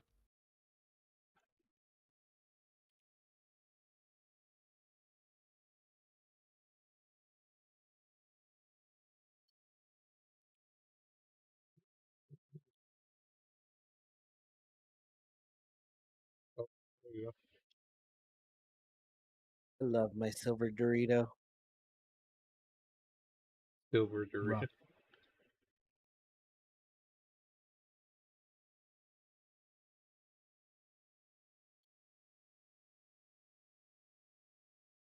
Somebody else coming?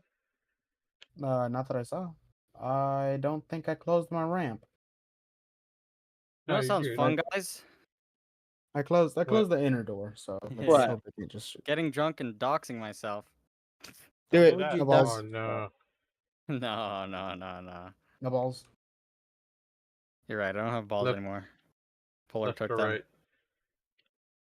I'll Fail. go right. Two. Oh, by the way, Proxima, Okay, I I'll need take you to get a left. tattoo on your left butt cheek. Okay. That's property of Polar Deep Freeze in caps. Okay. Deal. There's two guys in the middle.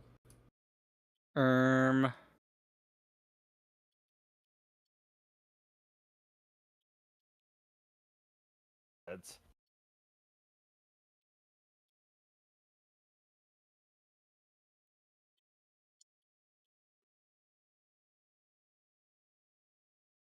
There you go.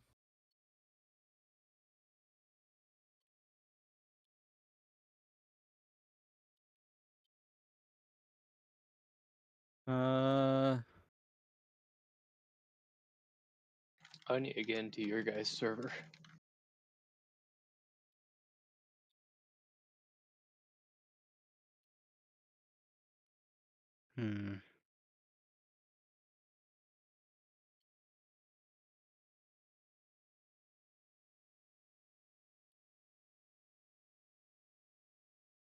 I have an FS9 on my back now.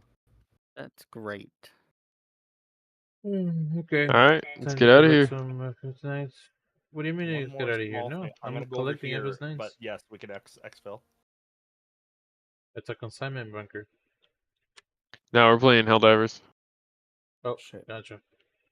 Sorry. Shoot, No, you're good. Charger.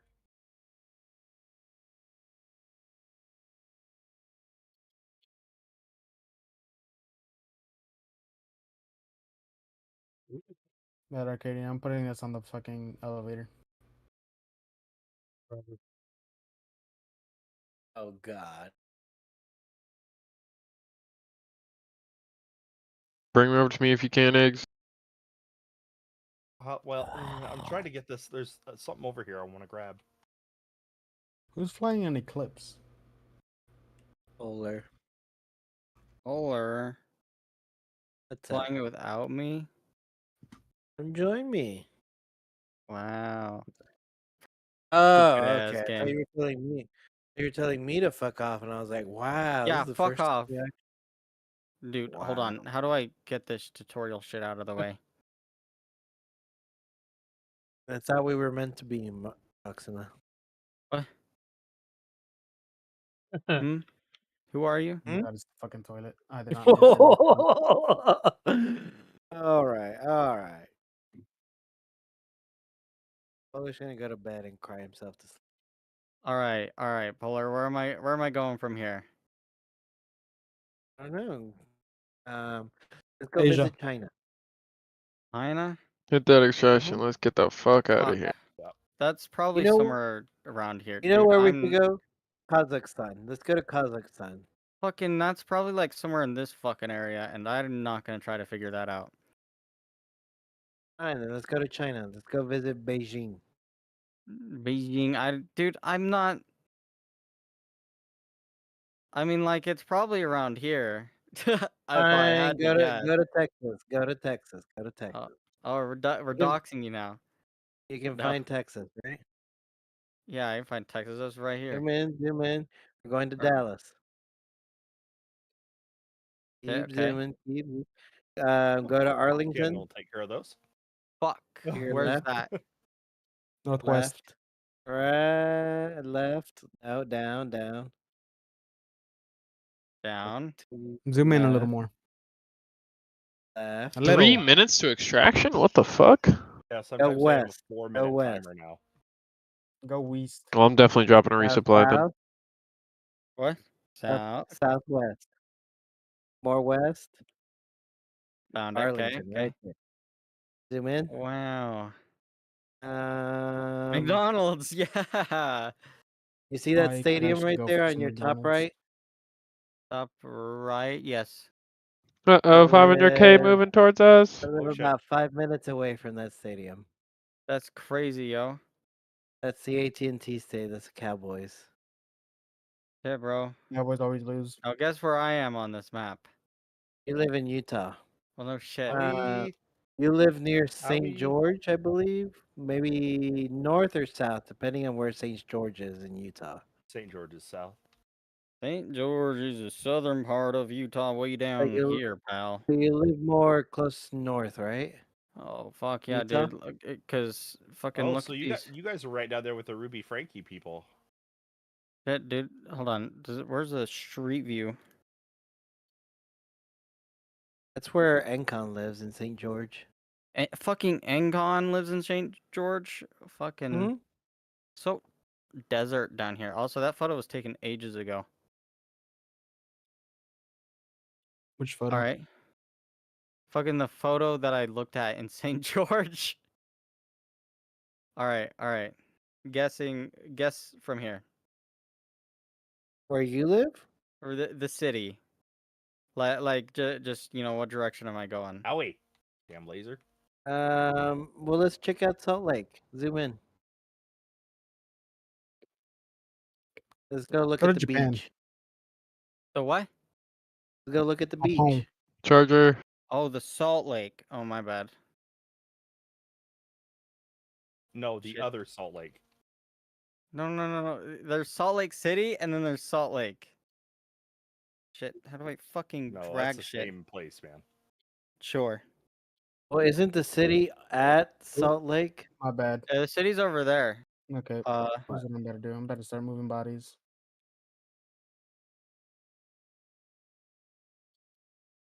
Proxima, my mom grew up out in Vernal, and Ooh, that's out near Kings Peak, I think. Yeah. If I'm not mistaken. when I went to Utah, if not once a year, twice a year as a kid. Visit Oh, nice. up and down. And stuff. Glorious victory. Well, we'll go over there to Vernal if I can guess where that is from here. Other side, it's on the Wasatch Front. Fuck. God, hold on. How do you rope? I'll be right You back. think I you'll gotta be on get for a ready. little eggs? Yeah, I'm gonna stay up for a little while. I slept Okay. quite a bit today, so because I wasn't feeling good. I'll be back. Might be in a back minute. on here in a little bit. Okay, I'll be back in a minute. Heard that. Polar's going to sleep. Bipolar. Bipolar. Night. He is bipolar. I am. Wait, what? What? Huh? Huh? Hmm? Hmm? Hmm? Huh?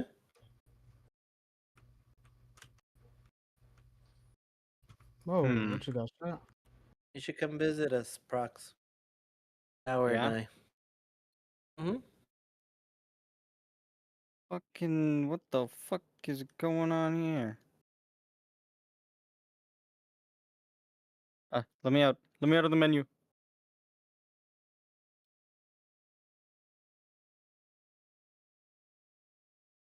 I'm not even fucking, what the fuck?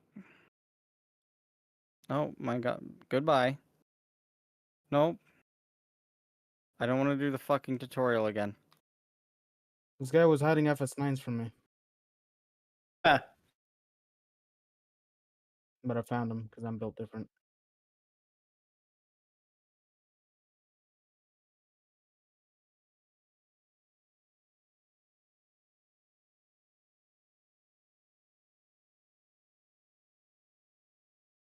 I guess I gotta Waiting. do the fucking tutorial.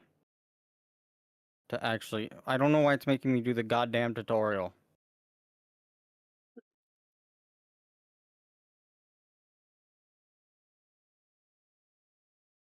Wow. Now I have to save a place. Stupid ass.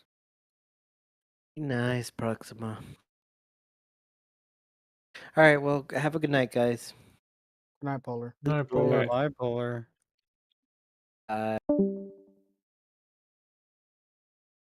So now I can rotate. Okay. Fucking stupid ass game.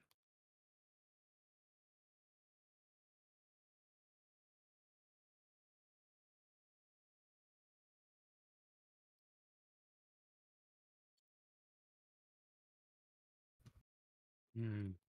Did Catchy invite you to Ark? Yep. Alright. Only one guy, dude. I'm not letting them respawn fast enough. So many FS9s, though. It's so wonderful.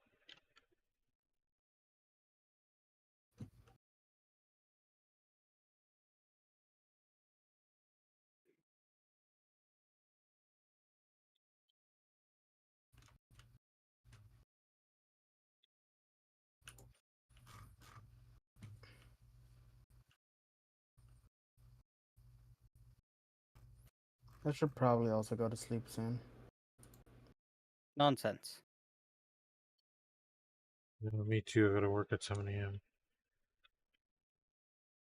Okay, I'm gonna put a I actually couple gotta get up this. FS9s on the elevator and then Yeah, drop something in there just so I can come back for somewhere. Oh, there's another one.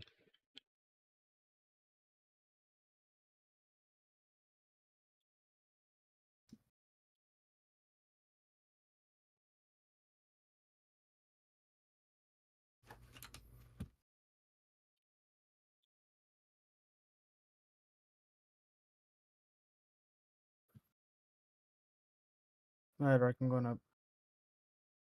Hold on. Oh, Oh shit. no. Now my boy. You good, you good. I was about to jump. Imagine being able to grab your boy with the tractor beam as he's jumping. Yeah, Give him you that can, boost. but Why the fuck? Um, uh, you might want to call the elevator. Roger.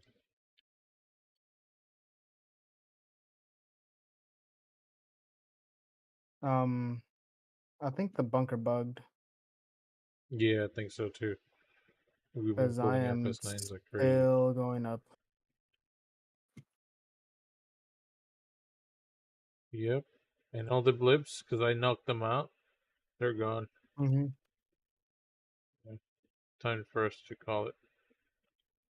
Also, I can't even see my backpack. I think we're up to 30k. Yeah, we're about Right here. 30K. Yep, we just did. We just did. Yep, there it is. Like, as soon as I got a Okay. quantum, I realized I couldn't turn the ship around. Yep. Game crashed. Alright.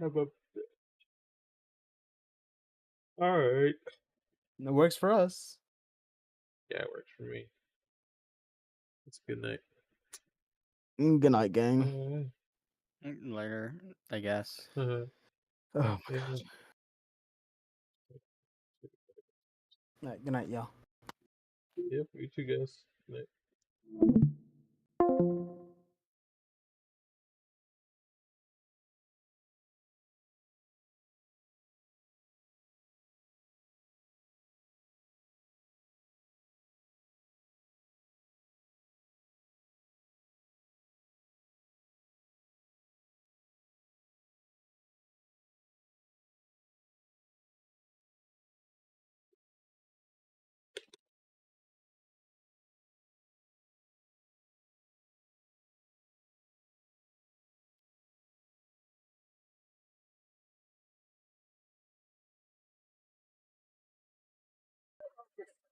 You know a hearing's off to a shaky start when a lawyer has to clarify that he is, and I quote, not a cat.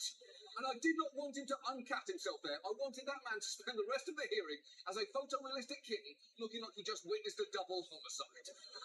Specifically, we're going to talk about the Supreme Court, which is set to have a monumental year.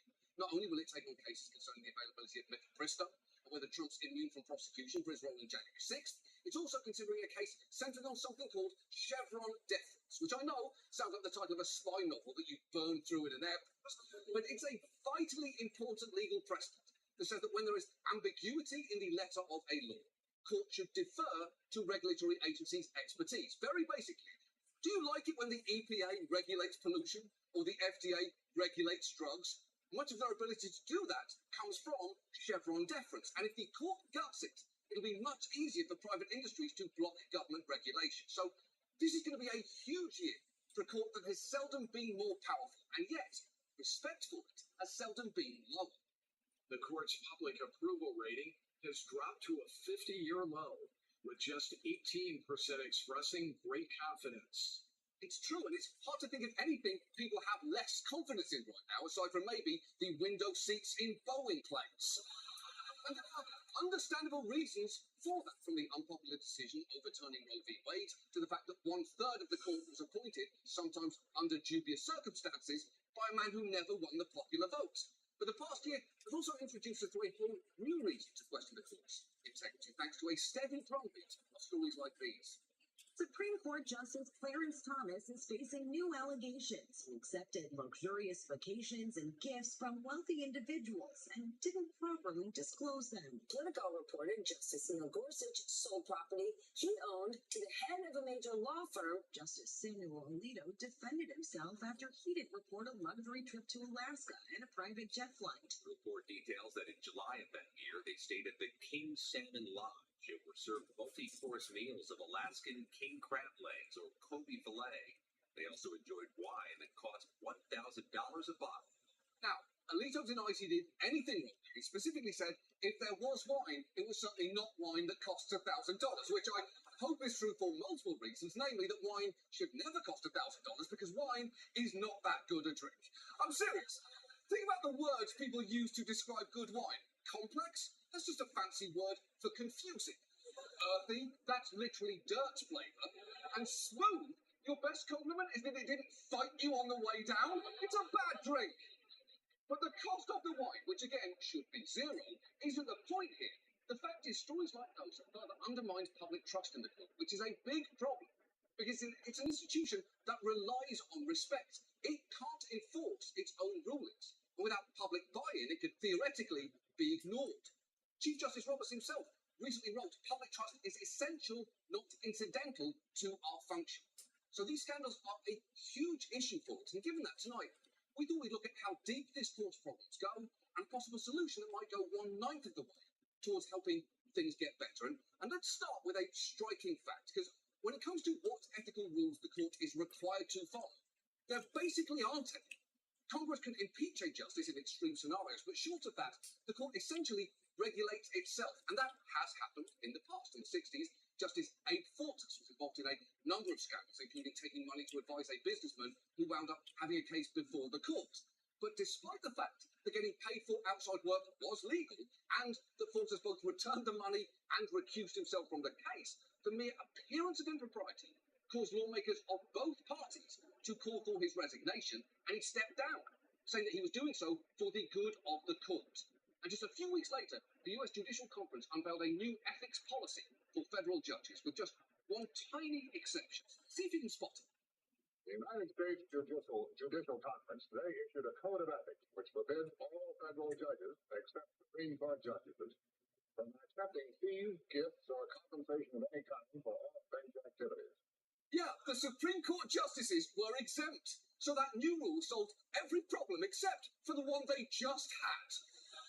And there have been multiple tweaks to the Code of Ethics over the years, with the one constant theme that the Supreme Court justices are not covered by it. And even laws that apply to them are basically unenforced. The argument is that because they are the highest court in the land, there is no one they can answer to. Now, over the years, the justices noted that they voluntarily followed certain laws. For instance, they're required to report any gifts worth more than $480. That is, we learned about Ruth Bader Ginsburg receiving a $4,500 opera costume, Ketanji Brown Jackson receiving a floral arrangement from Oprah worth $1,200, and Antonin Scalia receiving 2 firearms and $950 worth of dictionaries, which is slightly weirdly phrased because $950 worth of dictionaries could either mean one very luxurious dictionary or 120 regular ones. But while those gifts were disclosed, others haven't been. Scalia had actors going, "Are you fucking kidding me? Are you kidding me?"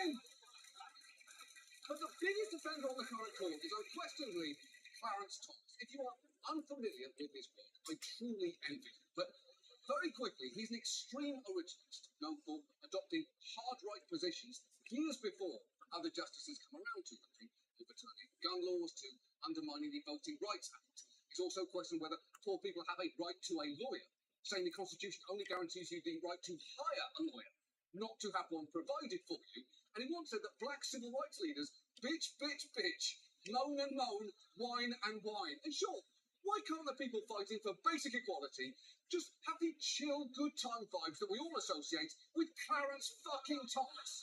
He's so fun to be around. Ask almost any woman who's ever worked for him. For years, there have been stories about Thomas accepting lavish gifts, but things escalated recently with a series of pro-public investigations revealing Thomas's relationship with these 4 conservative billionaires. The report says the 4 moguls collectively treated Thomas to 38 destination vacations, 26 private jet flights, plus an additional 8 by helicopter, a dozen VIP passes to professional and college sporting events, 2 stays at luxury resorts in Florida and Jamaica, and 1 standing invitation to an uber-exclusive golf club. The dollar value? Likely in the millions. Just one of those vacations was a 9-day Indonesian super yacht voyage that, if he paid for it himself, could have exceeded over $500,000. And the way ProPublica tracked down some of those trips is pretty great, because the host of that Indonesian vacation and multiple others was Harlan Crow, a billionaire who's given millions to efforts to move the law and the judiciary to the right.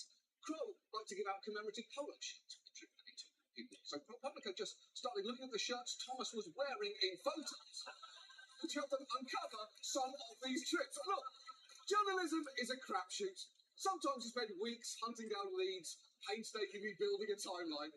Other times, you target posts of photos of himself on Facebook wearing a t-shirt that says "Secret Undeclared Yacht Vacation 2003" and gives the whole game away. Those reporters also tracked down photos and cards that Thomas's wife Ginny sent to friends to commemorate trips with fun captions like 5 couples ready for river rafting.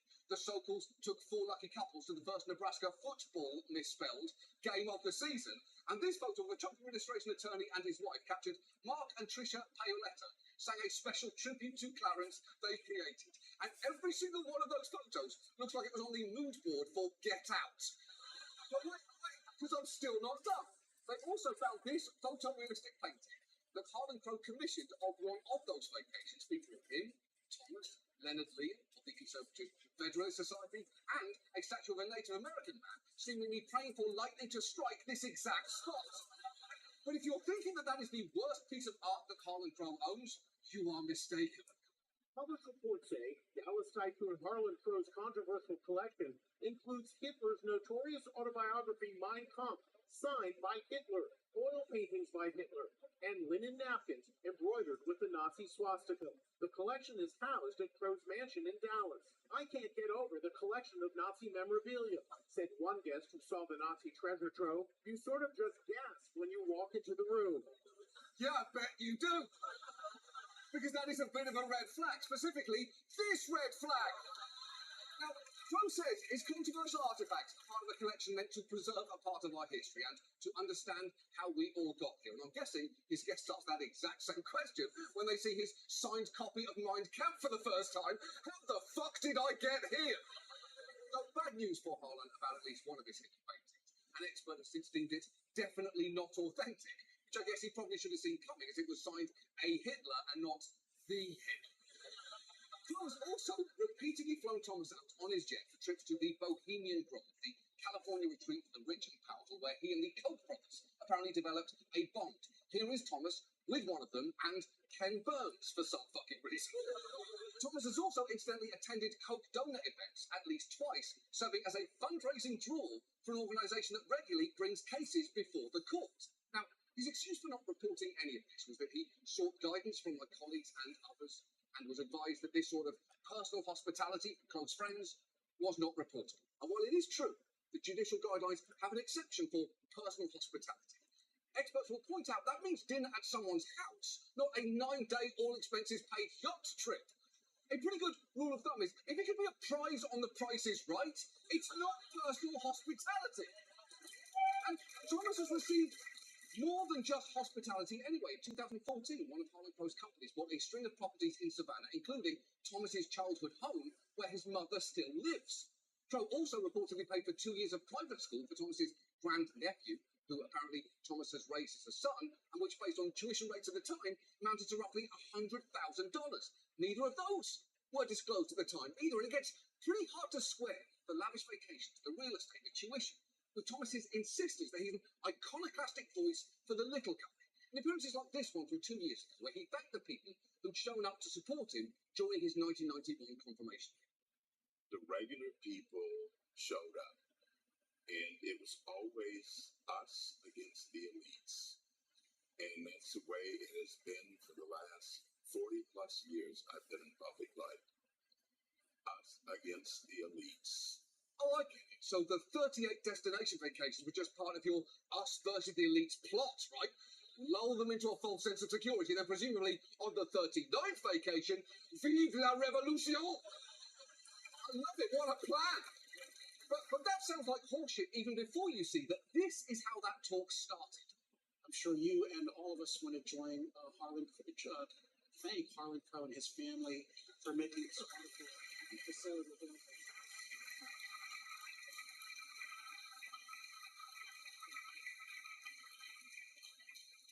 You know, Harlan hates that. No, so I knew we had to do it. I wouldn't say it. I knew we had to do it. I like to keep that friendship. Oh, I bet you would. I'm sure friendship is definitely the thing that you like the most about knowing Harlan Crow, not the lavish yacht trips or the private jet flights, the simple human companionship of an aging Nazi napkin collector. But perhaps the item that perfectly sums up the distance between Thomas's regular guy persona and his high-end tastes is his motor. It is his prized possession. He even showed it off during his 60-minute interview. One of his passions is this 40-foot-long motorhome that he and his wife use to explore the United States in their downtime. Do you find this relaxing? Oh, yeah. It's away from the sort of the meanness that you see in Washington, and you get here with just the regular folks, and it's so pleasant. I can see that. You know, people in Washington can be so mean, can't they? I've heard some even make decisions in landmark court cases that loosen gun regulations, limit affirmative action, and strip women of their constitutional right to an abortion. So I get the impulse to want to get out of town to avoid those fucking sociopaths. Thomas loves his motorhome so much, he can actually be a bit of a snob if asked inaccurately about it. One of you enjoys traveling cross-country with your spouse in a 40-foot RV? Who's that? Well, that's technically incorrect. It's not an RV. It is a motor coach. Is it bigger than an RV? Well, it could be, but it is a better vehicle than an RV. An RV is normally built on a light truck chassis. A motor coach is a tour bus. I mean, it's old, but it's really nice. Honestly, if Thomas hadn't caused so much human misery, him liking big, comfy trucks that go vroom, vroom would be genuinely charming. Every man in his 70s has picked a vehicle that occupies way too much space in his brain and heart. Some like trains that go choo-choo. Some like boats that go glub-glub. And others love motorco. Didn't start being friends with him until 5 years after he was made a Supreme Court Justice. In fact, each of his 4 major benefactors appears to have first met Thomas after he ascended to the Supreme Court, which is inherently telling. Even socially adept high schoolers can figure that out. If Brenner, Jackson, and Ashton only start hanging out with you after you get a job at Coldstone, it's not about you, it's about the free fucking scoops. And thankfully, there is a way for a justice to avoid the appearance of impropriety, and that is recusal. Any justice is required to disqualify themselves in any proceeding where their impartiality impartiality might reasonably be questioned. But, as with everything else you've seen tonight, for the Supreme Court, it's essentially just a suggestion. The justices themselves decide if they are able to be impartial, and those decisions cannot then be appealed. And even when it comes to recusals, Thomas is an outlier. He almost never recuses, even when he clearly should. Take one recent case where he had a flagrant conflict of interest, albeit not a financial. Because the court recently took up a number of appeals involving cases surrounding January 6th. And as it happens, a major cheerleader to overturn Biden's win was Thomas's own wife, Ginny, as her text to then White House Chief of Staff Mark Meadows show. In one, Thomas writing, quote, "Help this great president stand firm, Mark. Biden and the left is attempting the greatest heist of our history." And in another, just days after the 2020 election, Thomas writing, "Do not concede." On November 24th, Meadows wrote Thomas, "This is a fight of good versus evil." Thomas replied, "Thank you. Needed that. This plus a conversation with my best friend just then." Wow. I will say, Ginny Thomas looks exactly like a person who would try to speak to the manager about a presidential election. But despite that conversation with my best friend, Ginny insists that she never talked to her husband about the election challenges, which is a bit weird, because he says this a lot. It's a particular honor to be here with my wife, Virginia, who's totally my best friend in the world. Love to spend time with my wife, who's totally my best friend in the whole world. I love being here with my bride, Virginia, who's a gift from God and my totally best friend. Okay, first, if Ginny is indeed a gift from God, I guess it's nice that Clarence Thomas got at least one gift from someone who is not a billionaire. But also, it would seem that either Ginny Thomas was keeping her husband up to date on her ongoing coup attempt, or she's Clarence's best friend, but he isn't hers. And that is rough. There's going to be a lot of awkward silences on their next motor coach trip. But the fact is, a justice's wife inserted herself into efforts to overturn the last election, yet in multiple cases involving January 6th, Thomas didn't recuse himself, even in one concerning whether White House files, which could have contained more of Ginny's text, had to be handed over to the January 6th committee. In that case, Thomas was the lone dissenter, saying that they should remain secret. And if that is not a conflict of interest, I honestly don't know what one is. But look, the fundamental corruption might be bigger than anything one recusal could help. Because I'm not saying that Thomas is only voting the way he is because of the trips and the gifts. His opinions were horrible before he ever set foot on a yacht. But that doesn't mean those billionaires haven't had a real impact on him. Because for years, Thomas repeatedly talked about it. In the 1980s, he told a reporter he planned to be rich, and said that that means more than just a few $100,000 a year. But unfortunately for him, that's exactly what being a Supreme Court justice currently pays, just under $300,000. And he's been pretty vocal about his dissatisfaction with that, sometimes even publicly.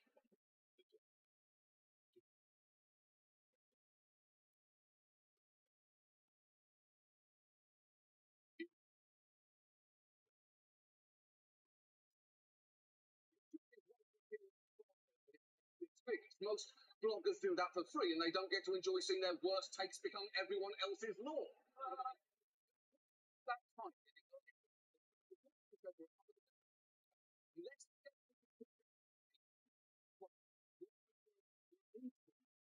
in the next year.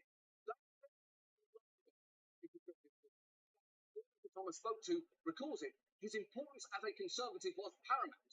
We wanted to make sure he felt comfortable in his job and he was being paid properly.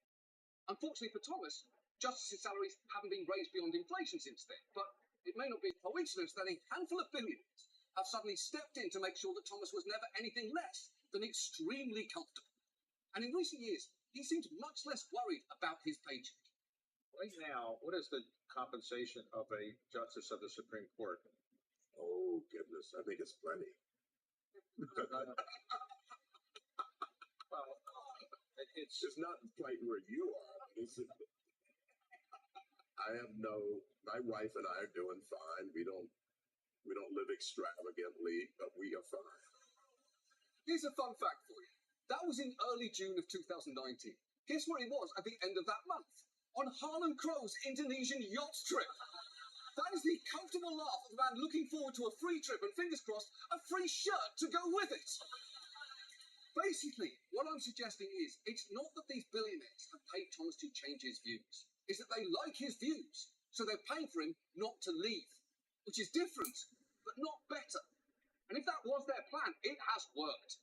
Because Thomas is now at the heart of the new Conservative supermajority on the court and has plans to go further. In his concurrence in the Dobbs case, he said the court should reconsider previous erroneous rulings on sodomy, birth control, and gay marriage. And despite being known for the consistency of his views, there is one key issue on which he's evolved. Because remember that Chevron deference that I mentioned earlier? 20 years ago, Thomas actually wrote a majority opinion that expanded Chevron's protections. But since then, there's been a mass expanding the court. And honestly, if it were up to me, they'd also be dressed not in robes, but as Walmart greeters to emphasise they're not magic, they're humans like everyone else. But if we're not going to do any of that, if we're going to keep the bar of accountability this low, perhaps it's time to exploit that low bar, the same way billionaires have successfully done for decades. And that finally brings us to the solution that I mentioned at the start of this piece, because Clarence Thomas is arguably the most consequential justice on the court right now. He's never really seemed to like the job. He said it's not worth doing for the grief. So what if he could keep the luxury perks that he clearly enjoys without having to endure all of that grief? Well, I think there might actually be a way to do that, because Justice Thomas, we have a special offer for you tonight. We are prepared to offer you $1 million a year for the rest of your life if you simply agree to leave the Supreme Court immediately and never come back. It's that simple. Just sign this contract, resign, and the money is all yours. This is not a joke.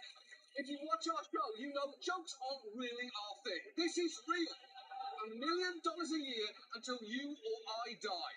We have spoken to experts who all told us the best they could tell, this is somehow legal. Which seems crazy to me because it really feels like it should be.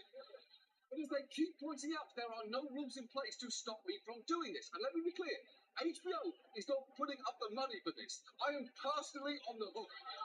You can really try this. I could be doing stand-up tours to pay for your retirement for years, but this offer is not forever. You have exactly 30 days from midnight tonight to make your resignation effective. And if you're still on the fence, I actually have a little deal sweetener that I'm excited to show you. So please, come with me. You've got a lot on your plate.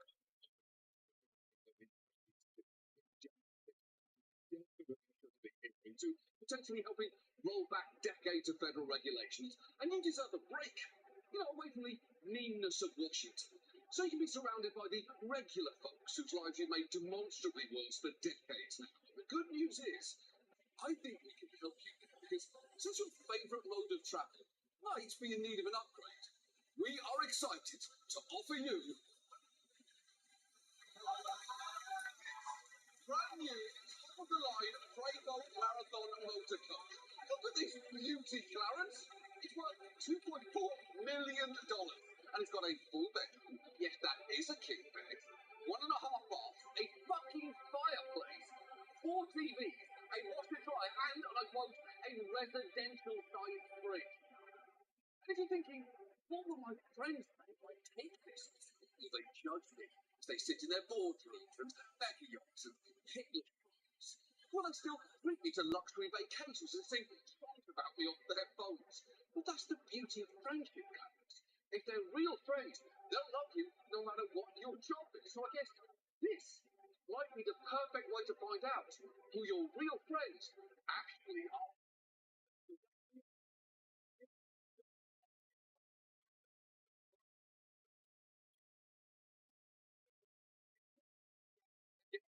Off the Supreme Court. Talk it over with your totally best friend in the whole world. Because the clock starts now. 30 days, Clarence. Let's do this. That's our show. Thank you so much for watching. We'll see you next week. Good night. How is this legal? Your move, Clarence. Your fucking move.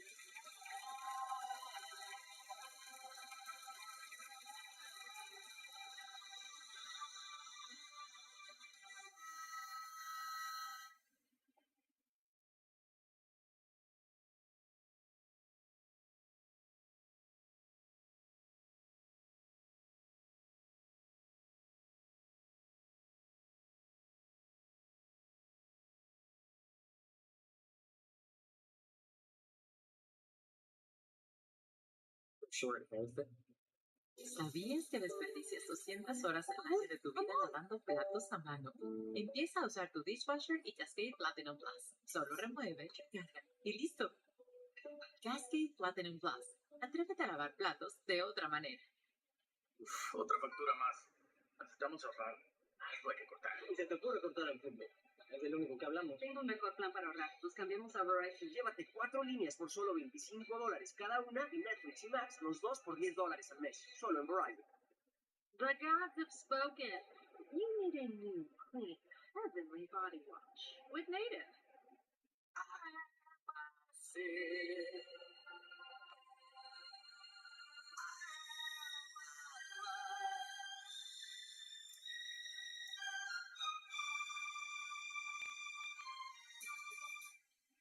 It was really weird. Have you ever seen that bit before? Which bit? Right at the beginning? Right. Because that was filmed. Go back to it really quick. Mixed reality?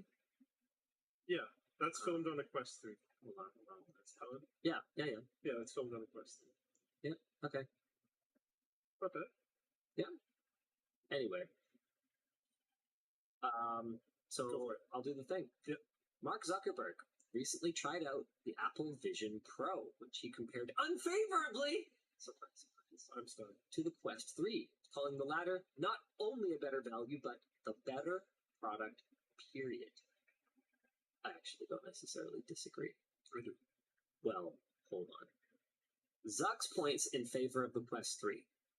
120 grams lighter, no wired battery pack, wider field of view, option of physical hand controllers for input, and better immersive content library. And it's this last one that today is a pretty big deal. Yes. We shot our Vision Pro review, finally, and it's going to be in editing and it'll be released hopefully sometime very soon. We're going to fast track it to the best degree that we can because we got it super late because we don't have contact with Apple. We don't live in America.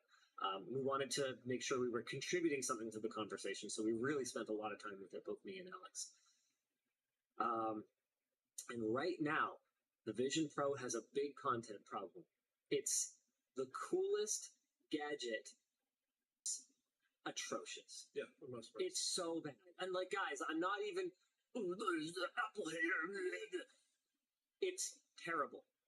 It's unsurprising because you hear like basically no one talking about it as a gaming device. Yes. Yeah.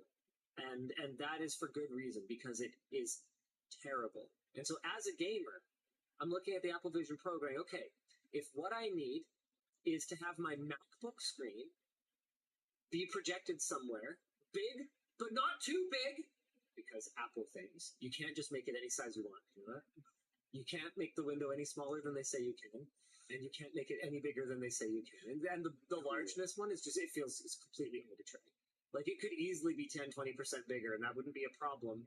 And it's not like, if anything, it would give you, like, it wouldn't affect text readability. Like, there's, you know how on the iPhone, you can't really zoom in that far on pictures in the picture gallery? Have you ever had that experience? You can't zoom in very far. It's like, why? I don't know, because fuck you. It would get like, too blurry. Exactly. Like, as far as I can tell, it really is that kind of logic. And so if that was what I wanted to do with it, was to project one screen, only one, pretty good. If it was two screens, you could maybe sell me one today. And I know I could have a Safari window running on the Vision Pro, and I could have my desktop. I don't always want just a browser. I would want to be able to project two screens. It helps a lot that you can do those things. Yeah. I think that's why people are like willing to use it right now, but it would be a lot better if it's just two desktops. Yeah, two desktops would be great. There's some quality of life things they need to address. Right now, there's no way to save your layout. And we do a really, really funny bit in the video where Alex sits down with like a gas mask strapped to his face and like pinches and like moves around people who are holding physical monitors and like put them where he wants to put to like set up his workspace. Just the point I'm trying to make is what a hassle it is. Like any VR headset to get into VR, it's a pain in the patoot. And it's the kind of thing you have to have a high level of intent to do. I also noticed while I was hosting the video, I pinch a lot when I'm talking because I had my script up in the Vision So Pro, it's like so I moving it around and I kept accidentally moving it around. Freaking annoying. We're gonna have a behind the scenes, by the way, on Floatplane. We'll have an exclusive of my perspective of hosting a video, just for fun for you Floatplane peeps, and that'll be shot on Apple Vision Pro. So I agree with the Zuck, but I think I generally did as well. Disagree from the perspective of someone for whom the Apple Vision Pro was made, because Yes. it wasn't made for him, it wasn't made for me. Yes.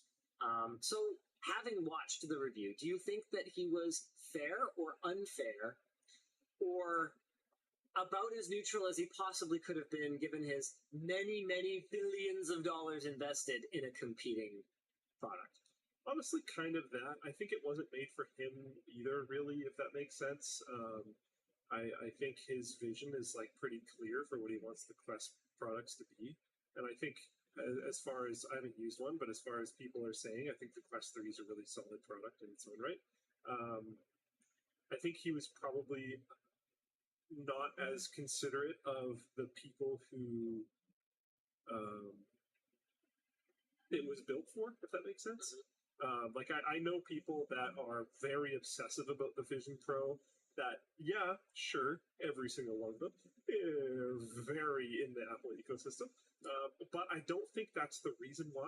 Genuinely, I think they like it as much as they do because it's super made for them. If that makes sense. It's so fatiguing to use, dude. Totally. It has major problems. I get a headache just thinking about wearing it. The main thing that's interesting about the Apple Vision Pro to me personally is what that means for the next versions, right? Like, what is Apple Vision Pro 2 or 3 going to do?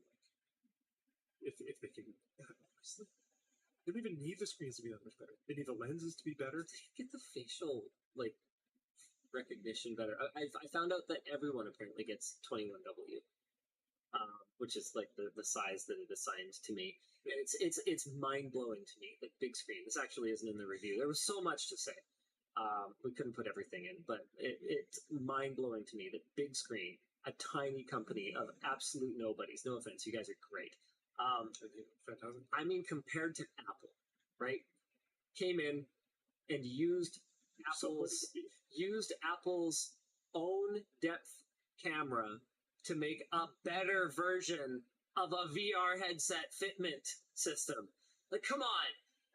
How did Apple manage to do it worse than these guys? I wonder if it was on purpose. That it's not that good? No, for sharing. Yeah, I really don't. Well, then why would they make like 50 different, I forget how many different versions of the face cushion they make, but there's like a ton. There's like a ton of different versions. Why bother then? Yeah. But yeah, I think that's the one thing that he was less publicly considerate of, at least, is that it is absolutely made for specific people that are going to absolutely love it. I do think that with some of the coverage of the Apple Vision Pro, that if I had never used any VR before, I would just assume that it just was better, which I think is misleading, especially if, like, oh, I want this for the things that VR is currently doing really well, like being able to, like, go home and I don't really want to go to the gym today, but like I want to burn some calories, so I'm going to stand here and flail my arms and play Beat Saber or whatever else. Like, I want to be able to do those things. Vision Pro is going to be better if it can do it at all. Like, it's no, it can't. Yeah, so whatever. Apparently, it has a Beat Saber phone. I didn't even bother trying it. Fruit Ninja. Alex tried it, and he's just like, "Yeah, it's like Beat Saber on easy, and it's still glitchy." Yeah, so it's a complete waste. So it's not going to do those things well, but you'll see people on planes, trains, and automobiles using these things, doing productive work more productively than they could have otherwise. You'll see people using them in weird, specific scenarios where they're going to get stuff done. In my memory, where I remember the story, not the thing. Like, that memory is actually just gone. Yeah. But I know that I've recited this story, and I can still recite the story. But the memory is genuinely gone. And I was like, ooh, that line's creeping up. So, for me, I don't even remember what it's like to have 3 hours where there is nobody who needs my attention. Yeah. And nothing that I need to do. Cherish that time so deeply. I've also had a company for over 10 years now. Yeah. And so, this is I'm not bragging. It sucks. Like, if you get private time to sit and watch a film in your Vision Pro on the couch, I wonder how you'll feel about that. I genuinely do. When the Nest is empty, or like let's fast forward. What would it be? 8 years? 8 years maybe. Sure. Let's say Terrence had some more time to marinate. Yeah. He's taken more of the duties, fleshed out hiring in certain areas to kind of pull some more things off your shoulders. Your kids are now significantly. Maybe they're still living at home. Yeah, they probably don't want to hang out with me though. But probably not. And you have. Is that a bad thing? Would I feel bad? Watch it. I don't know how to deal with that. Yeah. I think that's going to be an extremely difficult hill for me to get over. Because Linus is a doer.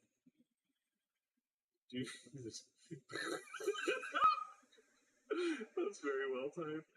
But you're like a do things person, right? So like, and often do things with people. Yeah, for someone who is as misanthropic as I am, I sure find myself around people a lot.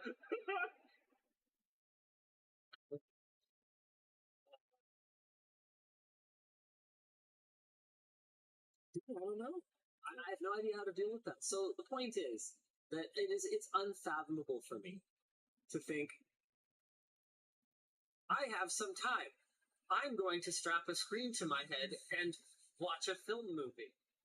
There's just the only way I can justify spending time in VR at all is that I exercise. Like I'm burning calories. Easy peasy, right? And then I don't really game in VR that much because I'm in VR for a purpose. And if I want to game, I want to relax. And so maybe that's one of the reasons that I didn't enjoy Alex. I just found it like, I don't want to, VR is not that for me. It's not like I need to think about how to solve a puzzle and like it just felt tedious. Then again, I just kind of find Half-Life's approach to storytelling kind of tedious. Careful. I know. Stop it. I'm sorry. Yeah, there goes another. Well, we already lost them. Yeah, we lost them earlier. Oh, Anyway. yeah, maybe like 20 because some of the years are just like. Yeah. Oh, that's true. That's a problem. Oh yeah, we were trying to rapid fire some topics, weren't we? And then we just. Google Gas. Google's partnered with the Environmental Defense Fund on a methane leak monitoring system called Methane Sat that uses a satellite to catalog and map leaks from oil and gas companies around the world. While agriculture is a major source of methane, the energy sector is responsible for an estimated 40% of humanity's global methane emissions.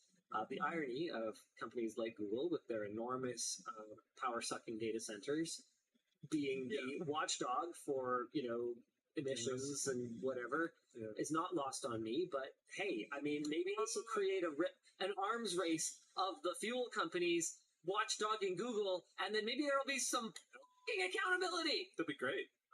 I think it's specifically for leaks, not really usage though.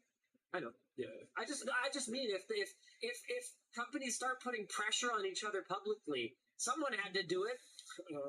GM Shippo on Full Plane Chat said super cool until they kill this service too. So yeah, this will be cool for like 4 or 5 years. Yeah, until it blows up. But it won't. It's pretty good. I think that's sweet though. They said that Google will likely roll out the map publicly by the end of 2024. I really hope if they do it publicly, they use like poop emojis as the indicators of the leak. I think I'm very funny. Oh, that's such a trash joke. Anyways, you don't even get a ding. You get nothing. That's fine. Yeah, it's fine. Yeah. The EU has agreed to carve out agreed to a carve-out that excludes iMessage from the gatekeeper designation that would subject Apple to additional regulatory scrutiny and additional responsibilities under the Digital Markets Act. iMessage technically meets the definition of a gatekeeping platform with at least 45 million monthly users within the EU and a market cap of at least 75 billion euros. However, iPhones have a much smaller market share in the EU compared to North America, and most iPhone users in the EU use alternative messaging platforms like WhatsApp anyway, which is classified as a gatekeeping platform. In other EU news, the European Court of Human Rights determined that laws requiring that messaging services retain extensive amounts of user information and embed backdoors into encrypted communications are illegal and violate the European Convention on Human Rights. Nice. Common EU name. We got a couple more to get through. The Canadian airline was found to be responsible for its chatbot's claims. Air Canada, it was decided by a Canadian tribunal, will have to honor an $880 refund that was promised by their customer service chatbot. The bot inaccurately told a customer who was traveling to his grandmother's funeral that he could apply for a bereavement discount retroactively, which Air Canada then denied because he had not followed appropriate protocol. In court, Air Canada argued, man, if they had just not argued this, quietly paid it, I would not know about bereavement discounts. Just making sure neither would any of you. Everyone should follow through and try to get one of these if you need to fly. For bereavement. Yeah. Yeah. That's what happens, Air Canada, when you Streisand affect things. Yeah. In court, Air Canada argued it could not be held liable for information supplied by one of its representatives, thereby implying that the bot was somehow a separate legal entity capable of making its own independent decisions.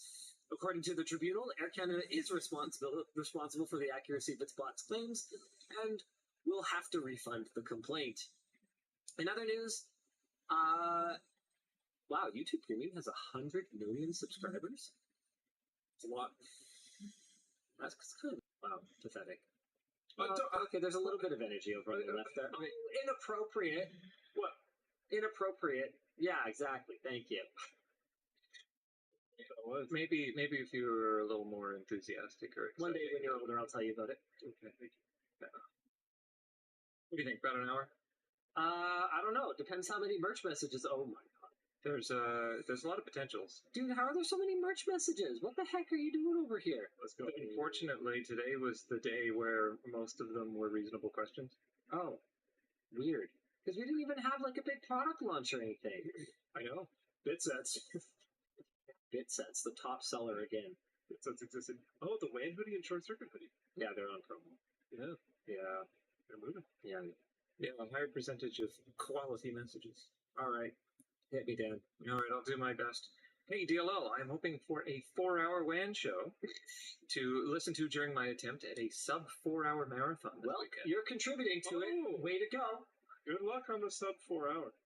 What is your all greatest physical accomplishment? Too many physical accomplishments. I can do a backflip on a trampoline. Outside of work hours? Yes, outside of work hours.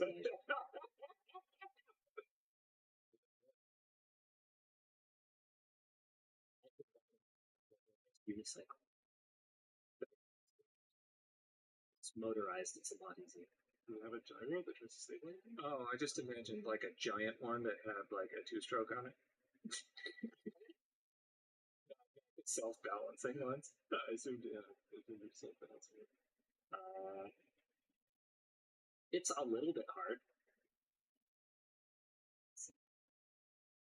About Canada's trucker. There's a video of me playing hockey where I like run some kid over and my grandpa, who's filming, yells at the driver. He's like, "Oh, way to go, Luger!" And that makes me happy every time I watch it. I clotheslined someone while I was on my knees. That was pretty funny. There was one time when my good buddy Chad was at the bottom of a pile of people in rugby, and I was mad because I was pretty sure they were giving him shots because they weren't actively getting off. So I just started tossing people off the pile, yelling at them to get off my friend. That was fun. There was one time where in football we're doing this drill where you line up against each other. One person has the ball, the other, and there's like a very narrow cone passage, and yet the person with the ball has to try to get past the other person. And I was about to beat a person who was notably rivals with me. He face masked the heck out of me, cranked my neck, my vision dialed in and everything. And I took a little bit sitting on the side, and then when I recovered, just rage, got back in line, and then line jumped to match him again, and just. That seems like a thing Luke would do. Yeah. I have a black belt. That's actually pretty cool. Yeah, but it's like, I mean, you saw me fight Dennis. Yeah. You did some cool stuff. Try. I don't know, man. Probably the best stuff I've ever done physically would be on the badminton court. Like I unfortunately I never film my games. I really should, but I've made some absolutely fucking stupid like diving safe shots and stuff like that. But like whatever. I have no documentation of any of this. My specialty for a while was like diving up to the very front of the net, catching it really low, and playing just like a barely over the net shot. I actually managed to roll it from only about probably 3 or 4 inches off the ground. Full extension dive, popped it up, and it actually just rolled over the net. So that's pretty much an automatic point. It's very difficult to return it when it rolls over the tape. But yeah, I have none of that. I have none of that tape. That's why my badminton center will have cameras on all the courts, and I can record all my put together my like Call of Duty freaking montages already. I have 2 more football ones. One, in a very important game, I blocked a kick. I was defensive end. I blocked a kick by jumping and putting my arm in the way, which ended up being quite impactful, which is really cool. Nice. And then another one, I don't remember the exact specifics of this story, so if somehow this person is listening and I recount it incorrectly, I apologize. But my memory is myself and the other defensive end. So I'm left side defensive end, he was right side defensive end. We both broke past and we're getting to the quarterback. And in my memory, I got there slightly ahead, dove, and was able to punch the ball out of his hand. And he recovered the ball and scored a touchdown. And it was the only time our defensive line ever scored a touchdown. Oh, really? Which was sick. And I wasn't the one that scored it. Devin, the other guy. Yeah, that counts, though. But I'm very happy with my you got the A, though. Yeah, I'm very stoked with my involvement on that. And that was really cool. So, Crystal and Float Play chat. It's a Taekwondo lol. I have 2 as well, these other things. Hence the gentle ribbing of Taekwondo, which isn't really a martial art. Fucking got him. Is that one of the ones? There's some martial arts that started very legit. Taekwondo is a sport now. Okay. And I think it probably started quite more combat oriented. Yeah, I don't. This is super exciting. I didn't hear about this. I don't know. But it's super cool. That is super cool. Yeah, so there was a clause, AMD was funding the development, and then there was a clause in the agreement where if AMD stopped funding it, Buddy could just open source it. So they stopped funding it, now it's open source. Let's go. Wow. It's not perfect, but boy, is it ever a lot better than nothing, which is what we had. So yeah, very cool. Hi, WAN.dll. Any idea why the GPU industry moved away from increasing bus size? I remember a 512-bit bus used to be a huge selling point, but even a 256-bit bus feels rare to see these days. Because bus width does not scale with process node shrinking. Like, it doesn't get cheaper. More transistors can get cheaper. More memory can get cheaper, but that bus width is a function of how many data pins and the complexity of the design. So there's no. So as you scale up, how much data you can move per pin as you create newer, faster memory standards, or you continue to move the memory closer and closer to the compute, even going as far as HBM, where it's like on the same package. You can get greater speeds through different means, whereas bus width is more like brute forcing it. It's like, yeah, let's just put like a gigantic memory interface with a whole bunch of pins on this thing and like a whole bunch of memory packages. So as GPU makers are trying to cost down their designs, I don't think we're ever going to see a return. I don't think we're ever going to see another 512-bit bus.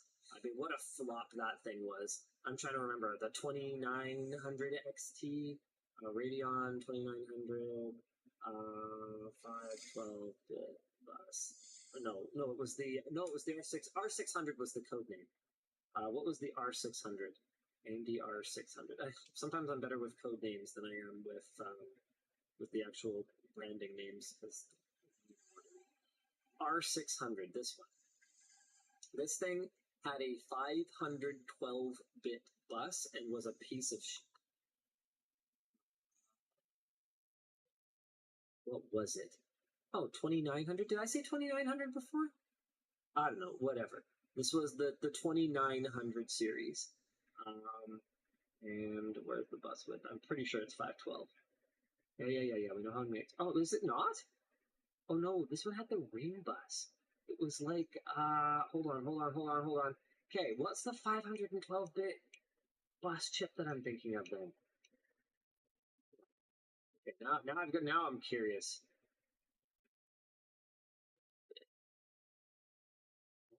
NVIDIA's ever done one, have they? NVIDIA's next flagship rumored to have 512-bit bus. Help me out, guys. 384 on the 800. Was there ever a 512-bit?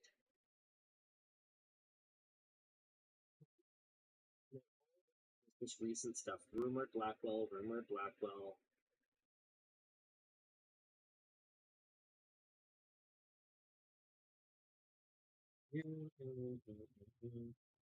Hold on. Radeon. Some GPUs, such as AMD's Radeon 2900 XT, the NVIDIA GTX 280. Oh no, this is just 512-bit vector registers. Okay, apparently there weren't any. Not that I can see. No, GTX 200 series didn't. You're probably looking at the dual GPU one that had two 256-bit bus GPUs on it, and some manufacturers advertised by combining that number, but that is not how that works. Did the 290X? 290X 512-bit. Let's see. Oh yeah. It was the 290X. Okay. Yep. That thing was also kind of a piece of shit. So there you go. It increases complexity. It increases cost. It has questionable merit in terms of improving performance, at least for consumer applications, when you're better off just using faster memory connected to a narrower bus. And I think the GPU makers have shown time and time again that they just do not prefer that approach. With that said, if we get a Blackwell GPU with a 512-bit bus, it'll probably be ripping fast, but that'll be because it was made for, compute and AI and stuff, not because that was necessarily what they needed for gaming. LLD Coleman. As a teacher, I am curious of what are your thoughts on the removal of letter grades in public education. Any challenges you would be willing to talk about with your kids in school? What is there in place? So right now it's been the traditional A, B, C, D, F, whatever, S for the top. Triple S. Yeah, exactly. Has been replaced by developing something proficient, extending, and it's one of those things where the justification for it. I was reading this article about it a while back, and they're like, oh well, this new system is designed to keep the parents in tune with what's going on, to communicate what's going on with their kids, and it's like and how well they're doing. It's like, right, yeah, that's what letter grades did. They communicated how well the kid was doing. Even when I was a kid, they didn't have F. They just had A, B, C, N, and N was needs improvement. And then you also got like an effort score almost. It was G for good, S for satisfactory, and I for something else. Okay, well, I didn't. I mean, maybe if you tried hard enough, maybe you didn't just need improvement. Maybe you actually failed. But like, they weren't holding any kids back in grades when I was at school. They did at my school. Oh, well, there you go. So they've apparently we've apparently been marching in this direction for quite some time. The really silly thing about it to me is that we already had a system for this. It was called A, B, C, D, etc. And now we have a new system for this, and it's E, P, something, and guess what the report cards say? They just have the letter because that's what the letters are for, is a quick way of communicating how the kid is doing in the class. So you've just replaced A with E, and you've replaced B with P, and you've replaced C with whatever the other one is. Like, it's just, why? Who cares? It's not like kids are going to feel any less bad for getting, What even is the bad one? I can't even remember what they are. So vague. Extending. I thought there was also a percentage. Like, I specifically remember that an A was 83%. Like, that is 86. Yeah, that is burned into my brain. So they don't have that. They switch over the letter grades in high school still, but I think they're like extending this. So it's emerging, developing, proficient, and extending. So you can't even just be like E. You have to write the whole word. So that's what's the bad one? Emerging? Emerging. Why can't we just have number? I don't know, Danny. I thought it was both. Like, you got an A, but like, how can I compete with my fellow classmates who got the better, more gooder A? But dude, this is just it's just the constant evolution of language, right? Like it's kind of like how we have a word that means that you have a developmental difficulty. That word turns into an insult. It turns into a slur. It becomes a bad word, so we create a new term that is not a slur but means the same thing. And then people latch onto that. They start using it as a slur, and then you create a new one. It's like, okay, well, this is extending is the new A, and emerging is the new F. And then when people don't like being called emerging anymore because, I don't know, I wouldn't be there, then you emerging like a turtle? Then we switch to numbers. Little baby turtle. And then we switch again. It's Luke just creating new insults here. Oh man, we're gonna have to change it again. Do it. Why does this always happen? Like, I called someone deficient a little while ago. That's biting. And I'm just like, well, because I was looking for, not to their face, not to them. Oh, you're insulting them behind their back. I was describing, I'm a little bit this. It's like, no, you're a fucking asshole. That's what you are. Sorry, not sorry. I think that's... And there goes... Actually, I don't think that's that much of our audience. I think that's I'm going to give you guys the benefit of the doubt here. The vast majority of people do use those words, not saying that makes it okay. Oh, there's people who are racist. But that too. There's people who are ableist. There's people who are those who are sexist, 100%. Totally. But in this particular case, I knew the target. I knew the origin of the insult. And I was like, no, that person's just a jerk. They just wanted to hurt that target as much as possible. And they knew that that was the worst word they could say. That was the only reason. They would have said a completely different word if that other word would have hurt more. Just like that. Yeah. Yeah, it's a weird one. And I'm finding that this is something that I want to talk to you about too. You learn language faster when you're a kid. It's like, the inverse is you learn language slower when you're not a kid. Every day I get slower, dumber, weaker. I hate it. It sucks. Yeah. But that means that you're going to eventually kind of slide behind the times of what's cool and what's not cool to say. And that's funny when it's cringe. And that's not funny when it's like a word that is no longer cool. Yeah, man, I had someone point out something to me the other day. I can't remember what it was now, but I'd probably remember if I was going to say it.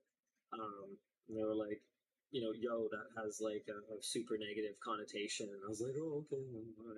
File that away. A lot of them, I don't even know what the... Unfortunately, I'm just deficient. I can't keep up with it. Linus, you're losing your riz, and your eyebrows are no longer on fleek. Okay, the fleek one is old. Yeah, I wanted to combine them. Okay, that's very cool. Is that better? Yeah, I bushed them. They look pretty You look absolutely poggle, so whatever the kids are saying these days. They're my bush babies. Those are some skibidi? I don't know. Those are some eyebrows. Man, I used to like that song. Skibidi? It's Little Big, I think is the original song. I don't remember. Behind Skibidi? Yeah, it's a real song. Really? I mean, it's malformed for. I think that's been moved on from. Or it's kind of old news. Anyway, in summary, I think that the new grading system is emerging. See, my issue with that is that it implies trajectory upwards. Okay, If there isn't, well, what if they're getting worse? So what if they're not improving? Okay, what if they're fine. not? Fine, it's deficient. Yes, it's deficient. I'm sorry. It's it implies things that are not necessarily happening. We already had what it's trying to achieve. The only difference is that now we have a confusing new way of doing it. Yeah. Like, you know what? I think I've said this before. I should bring some of my old report cards from when I was a kid.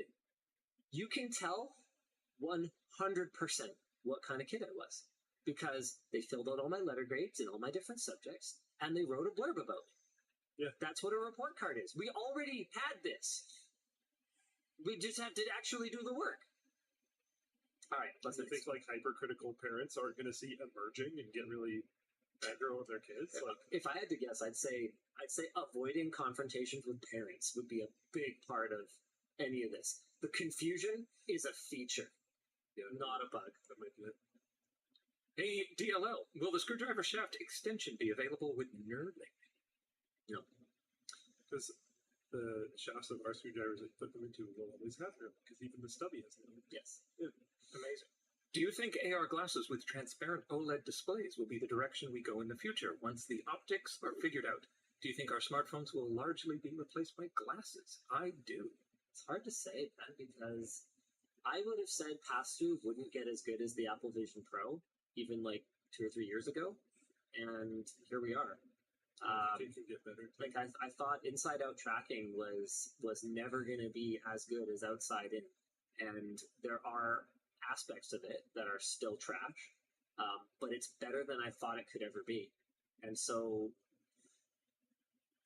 looking at what they've been able to do with computational photography in mobile phones over the last 10 years is also something I just never thought would be possible with sensors that small, with lenses that crap, It's very, very hard to say. I mean, I do think that the mixed reality eyewear of some sort, if it's in Star Trek, someone will invent it at some point. It's coming, but I don't know exactly what form it's going to take. And, everyone's going to be in a mad rush to develop better cameras for pass-through type or develop better displays for mixed reality type. And we're going to see who wins, I guess. And I'll be there for it. I'm ready. Excited. Hey, DLL, with AI functionality starting to be offloaded to CPUs and other hardware, how much longer do you think it'll be before most AI functionality will be offline or local to your computer? Oh, there's going to be a massive reason for companies to not let that happen. The amount of data collection that can happen from what you're trying to use these for is huge. That being said, there is steps in that direction already, like the Apple stuff. They're trying to make it so you can do it on your phone locally. Does that mean they won't be collecting that data? Heck no. Yeah. So is there really a difference? I don't know. Fully, genuinely disconnected from anything externally stuff. I think we're very lucky that stuff like Llama exists. And I think it's going to be like that for a while. Hi, WAN.DLL, living in a 6x20 foot walk-in closet, and I have a non-Vision Pro budget for VR goggles I use for personal theater only. Linus, what suggestions can you think of for someone like me not into games? I mean, I would... okay, well, it depends. The best non-Vision Pro display that I've experienced is the Big Screen Beyond. However, the internal reflections are much more noticeable than the Vision Pro. Hi, I'm Luke. Can I secure your business? Thanks. Actually, kind of. Cold calling. Yeah. It's the hardest thing you will ever do. I'm going to get used to it. Yeah, especially when you just walk in the door, which was more close to my strategy. Oh, yeah, I never did commercial. I only did residential, so I always knocked on the door. Painting. Cold calling, man, it's like, you're going to see some stuff. Especially residential. Yeah. I didn't do much residential. I did a little bit, but... There's this one house we painted where the guy, obviously had a sugar baby living with her. Maybe a 25-year difference. Yeah. Yep. Okay. What was the exact question? Sorry, my brain is struggling. You talked about doing security stuff. How would you go about approaching it? Oh, this is not advice. You can show holes that exist. Depends on what your stomach is for them getting really mad at you. Yeah, that's not advice. That's some spicy advice. You could also get in trouble legally. So, like, yeah, this is genuinely not advice. But that is a thing that people do. This is documented. You can look it up online. There are people that have gotten very highly legitimate jobs by doing that. But there is also people that have ended their butt in jail for a significant period of time for doing that. So, at your own risk. What you can more legitimately do, though, is like prep a document of some sort on the types of risks that that type of business could be open to, and the types of damages that could happen. Maybe even include some forms of case studies of like, hey, look, there's a business of a similar size to yours in a similar area, maybe the same country, something like that, that had this type of thing happen. This is how their business was effectively deleted afterwards. You can look all this information up. You don't have to trust me. Let me come in and try to improve your resilience against this type of thing. And if company owners have never, been approached by someone willing to do this before, it might work. So that was that. The second example was more of what I would do. Okay, another one here for you, Luke. Hi, DLL. Question for Luke. I work in safety critical software and have been considering moving jobs. How common is it to have complete software requirements / tests in conventional software? He's laughing. Yeah, not very. If you're outside of like extremely safety importance software, if someone talks about how their system has complete tests, a lot of those tests are probably very bad. I would, in my experience talking to other people and even seeing some of it myself, if you try to get that level of coverage, some of that testing is just going to be junk, and some of your developers might even write the test so that they're definitely just going to pass all the time, so they don't have to worry about it. So I don't know. Most people that I know in the industry right now are not advising for complete test coverage. You write tests for like very mission critical things, fairly sparingly, so that you're not just wasting your time. Now, are we people that are making things that land people on the moon? No.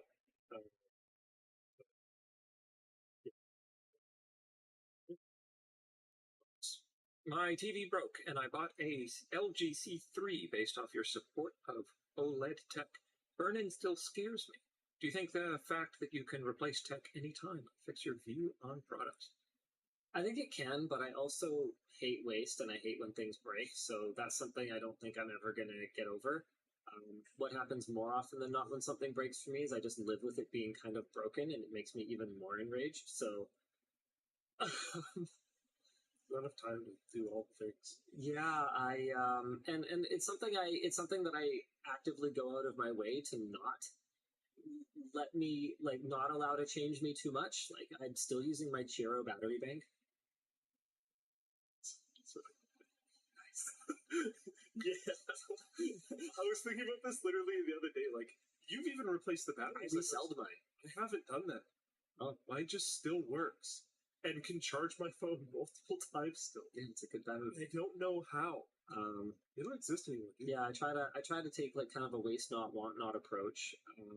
However, there are times, particularly at work, that kind of falls away, because I will take on less of a personal perspective to cost and replacement cycle, like expected replacement cycle, and I will take on more of a commercial perspective.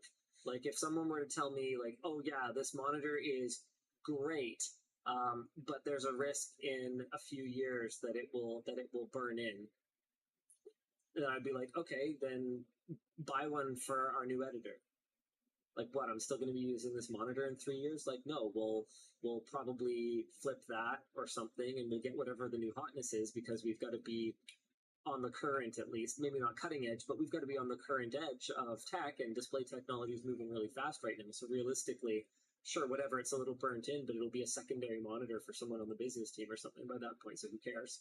So you'll see that creep in sometimes. But personally, no, I don't like to just replace things. It bothers me a lot. I do think that in the early days of OLED, we actually came up with an idea for a piece of content that I don't know if I would be able to talk about for long enough, but it was 10 things, or like, no, sorry, it was 5 things that I recommend but wouldn't buy, and 5 things that I would buy but don't recommend. Interesting. And so in the early days of me using OLEDs, I would buy one. By the time I didn't necessarily, because LG was working really closely with us at the time, and they kept sponsoring videos with their OLEDs. And I was like, okay, well, I guess I don't have to buy one. But you would have. But I would have. They're incredible. In fact, no, I didn't buy that one. But I had to buy a TV a little while ago. I thought it was an LG, whatever. I negotiated a trade, so I didn't technically buy it, but I have one of the signatures upstairs because it's like really good for 3D. Anyway, the point is, I would have bought one, but every time I talked about them, I'd be like, okay, right, but caveat. And we came up with a bunch of stuff like that. Like, there's all kinds of things that I would buy, but absolutely wouldn't recommend. And there's all kinds of things that I would recommend, but it's not necessarily the thing that I would buy. As for the G3, I haven't seen anything to indicate that if you don't abuse it, that burn-in would be a particular problem with it. However, QD OLED is the one that I'm more bullish on these days. With that said, you're going to see a really cool video sometime in the next couple of weeks where Brandon Dickerson and Plouffe and I got to experience a tens of thousands of dollars mastering display alongside, I believe it was a G2 and an S95. I can't remember. It was last gen's QD OLED and last gen's OLED. Like the 2022 models, I guess. It doesn't matter. The point is, 2 very good TVs. One QD OLED, one WOLED, and this current gen, like very, very new QD OLED mastering display. And as it turns out, there's a lot more to it than panel tech. There's a lot more to it than peak brightness. That thing is freaking cool. And even though on paper QD OLED is so much better, whatever, than WOLED for color saturation and this and that, honestly, it matters a lot. And the WOLED actually looked a lot better under certain conditions. So stay tuned for that. It's really going to be a really big video. I went down a really current mastering monitors, Shank, do use dual layer LCD, and other ones do use QD OLED. So it's a mixture right now. Went down a really weird rabbit hole after you mentioned Cheer Up, because I was like, do they still exist? So I Googled them, and I found their website that is straight out of, this is the battery bank that I still use that is super ancient. I mean, they're still that's the one I use. They still have this, like, Anywho, so Hisense was calling it ULED, which has now completely changed meanings, and now just means a high-end TV that Hisense makes. But at the time, ULED meant dual layer LCD for consumers, and that is really cool tech because they had a 4K front color LCD, so that was your main picture one, and then it had a 1080p layer behind it that was monochromatic, and then a full array local dimming backlight. So what they were doing was they would adjust the dimming of the backlight zone. Then they would use the monochromatic LCD to apply extra dimming anywhere where the scene is supposed to be dark, and then allow all the light through wherever the scene is supposed to be bright, and then the color one on top to give you the final image. It's freaking cool. It was OLED-like blacks, really OLED-like blacks, but really hard to get the temp right and to bring the costs down. Linus and Luke, I just got scuba certified and have heard you talk about it in the past. It's great. What are your favorite dive spots? I've only really dived a couple places. I don't dive here because diving in BC sucks. Also, no offense to people who love diving in BC, it's cool. But it's really good for certain reasons that have nothing to do with me. Yeah, me too. I'm all about crystal clear water and bright colored fish, and you're not going to find a whole lot of either of those things around here. You'll find very well preserved like boats and stuff. Cool. Because the paint doesn't erode as fast as cold water. Neat. Also, are there any more women's cut shirts coming? I have no idea what's going on with the women's roadmap. Taryn and Nick have been working on it. Yvonne's been working on it. Believe it or not, I'm not usually the fit model for development of the women's styles, so I'm not sure right now. Sorry. Hi, Liluda. Sure. Linus, since you love handheld gaming, would you ever consider using a controller like GameSir G8 with your phone? Never touch it! Game streaming and Android have come a long way. Game streaming and emulation on Android have come a long way. What's the rest of that? Don't worry, I'm doing great. Sorry, I threw off Dan. Yes, 100%. Not only that, but the performance of the latest Android handsets, pretty freaking incredible.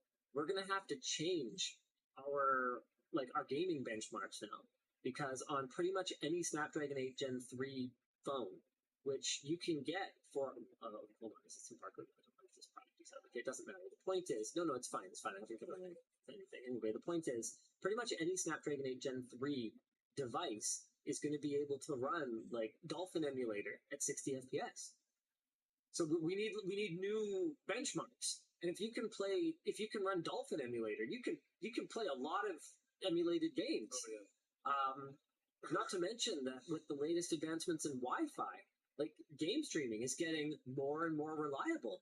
I'm going to be really interested to see what NVIDIA's next NVENC looks like, because if we get the ability to stream or to encode at much higher bit rates, we are going to have the ability with Wi-Fi 7 to stream and decode at much higher bit rates given a generation or two.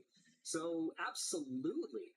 I mean, we even mentioned in our review of the PS Portal that just using a phone and a backbone or a GameSir G8 or whatever, some kind of clip-on controller is a totally viable option if you don't need a 7-inch screen. Yeah, no, super cool stuff.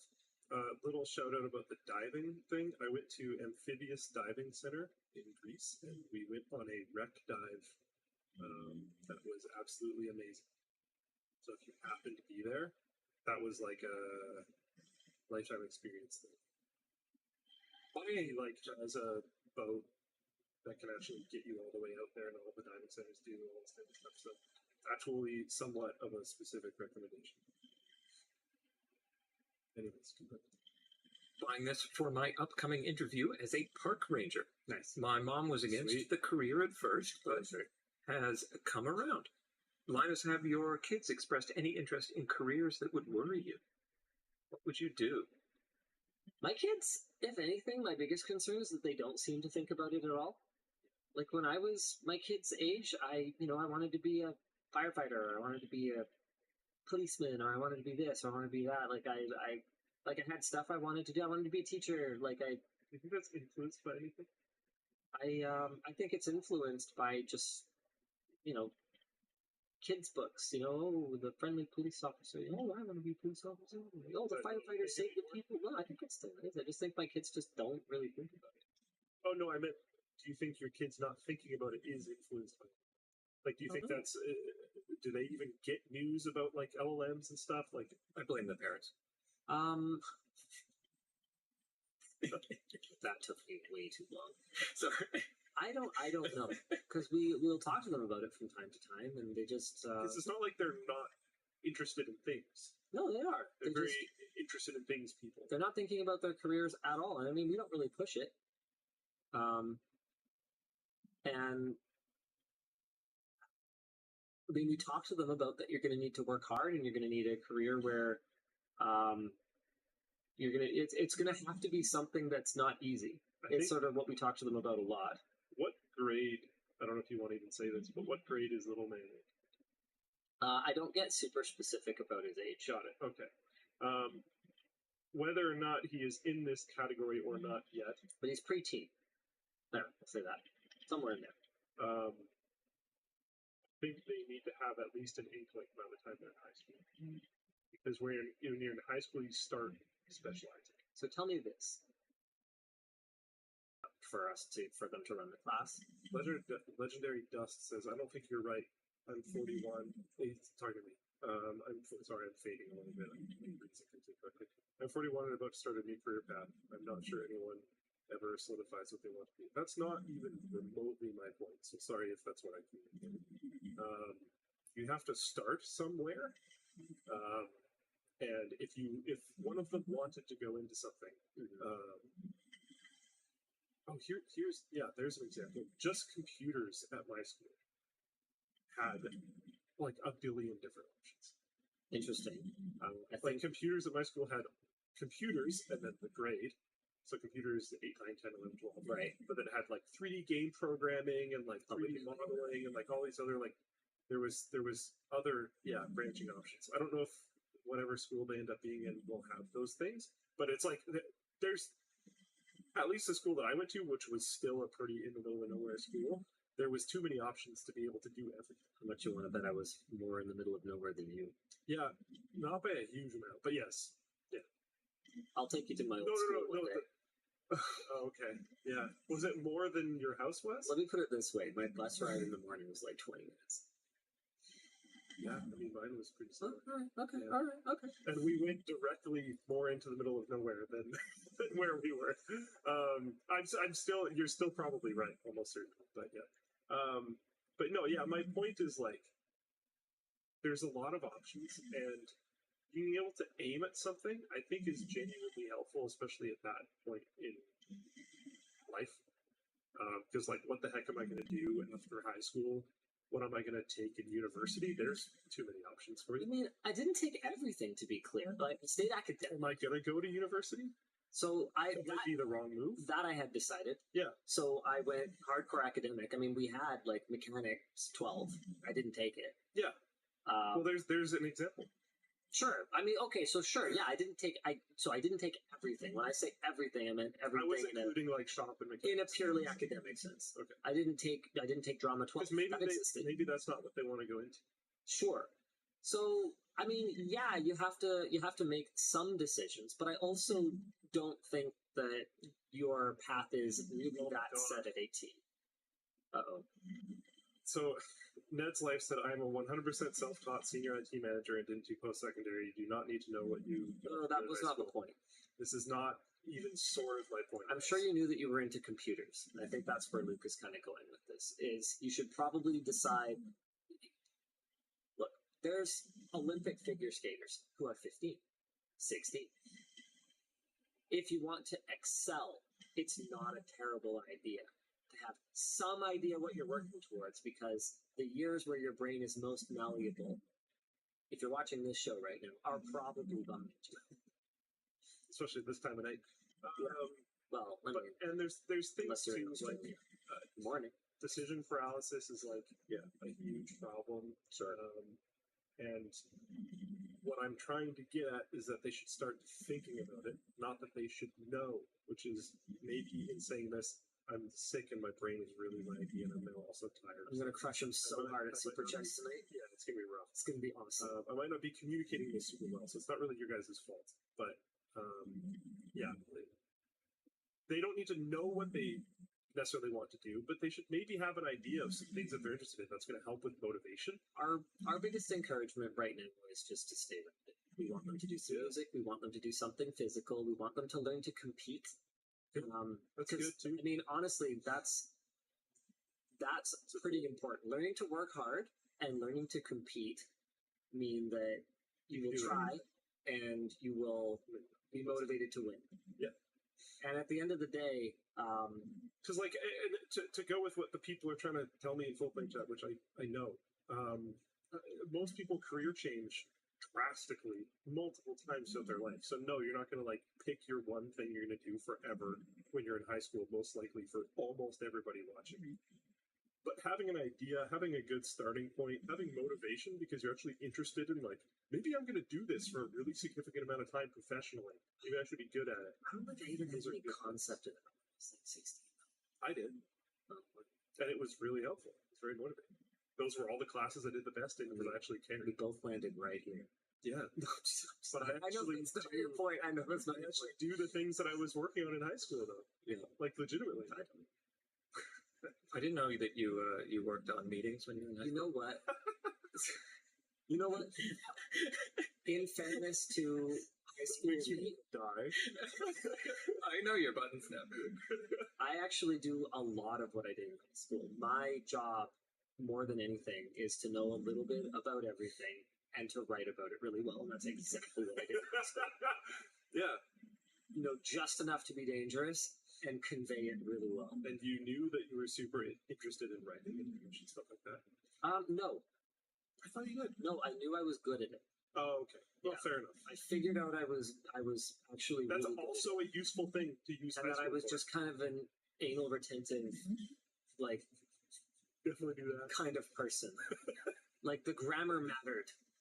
You know why? Who cares? It doesn't matter, but it does. All right, Dan, hit us. Yeah, we actually have another guest merch message today. So my question is, it's been 16 years since you launched the Linus Tech Tips channel. That's not a question. Do you expect that LMG will still be around in some form or another in another 16? Oh boy. What does a 2040 Linus Media Group look like? We make. I would like that. If I had to go 16 years into the future, first of all, I would have far less to do with the day-to-day operation. I don't think I have the energy to do what I do and what I've done for the last 16 years for another 16 years. I mean, You won't have to. There will be the AI Linus chatbot product recommender. Good gravy. I'll be in my 50s, right? Like it's a grind. I'm not complaining. I have the best job in the world, but it's still a job. I wouldn't be as involved in the day to day for sure. I would still love to play around with whatever's cool and new, which who even knows what it's going to be by that point. I would like to think that by then we would be very vertically integrated in terms of product procurement, product testing, content creation, and by that point, I mean, who knows? Looking at the inchification of basically every retail outlet on the face of the earth, I mean, maybe there's room for like lttlabsstore.com or lttlabs.store or something like that, where everything is labs verified. These are actually real, solid products instead of just like fake, weird Amazon or Alibaba or whatever else. Imagine a store you could walk into and know that everything is good. And yeah, don't put in your ears. You dip it in the honey. Okay, before, not after you stick it in your ear. Sorry, this is getting very derailed. I got to stall for longer so he'll get more tired, so I'll crush him even harder at super checks. Then you take a match or a lighter and you hold it up to it. And if it bubbles or caramelizes or ignites, then it's real honey. And if it isn't, then it's some nonsense garbage. So I was going to say Aunt Jemima syrup, but A, that's a maple syrup substitute, and B, I don't think they use that branding anymore because it was terrible. Was it? Oh yeah. Oh, I mean the undertones, they were over. Oh, okay. Yeah. I genuinely. Yeah, it's the whole thing. Sure. The point is that it's real. Long story short, Kirkland's signature honey is real. That's actually. Yeah, of course it is. Yeah. It's like, dude. I would have assumed that either it would be real, or it was like solved. I don't know. Well, honey, it has to be honey. It said 100% honey on the thing, so it had to be honey. Then sure, yeah. I didn't know it did that. So yeah, I trust Costco, and I want to be like Costco. Yeah. Yeah. That's the thing with appliances. Like if Costco had a blog on their like product research and development. Oh, dude, would you read it? Every day. Right? Every post. So there, 16 years from now, will be electronics Costco with complete vertical integration, start to finish, guiding you to exactly the right product. Some little chatbot that floats in your vision. 10 packed up motherboards. That is Linus, but like stuck when he's like, I don't know, 34 or something. The return policy. I get it now. Yeah. But even Costco dialed back the return policy for electronics. It's not sustainable. Incredible. Appliance is the big one for me. Appliances. I want to. They're so smoke and mirrors. Like, I have no idea how to interpret half of that stuff. It's just obnoxious. And there's this whole thing where like, you know how this will happen with like graphics cards, but they'll have one graphics card compared to a different graphics card. There'll be different memory chips on it. You know, like this was a big thing when GPU mining was first taking off. It was like, you want what was it, the Samsung memory ones? Everyone wanted those. Like, they'll have different components in the same model of like refrigerator or whatever. Yep. There's no way for you to really know. Yep. So like, does it have a Danfoss compressor? I don't know. Yeah. So maybe some person's review is super positive, and then like. Yeah, and to close this out, CH5609 says, this is from Floatplane Chat, if it isn't supposed to go in my ears, why does it feel so big? Check the ears.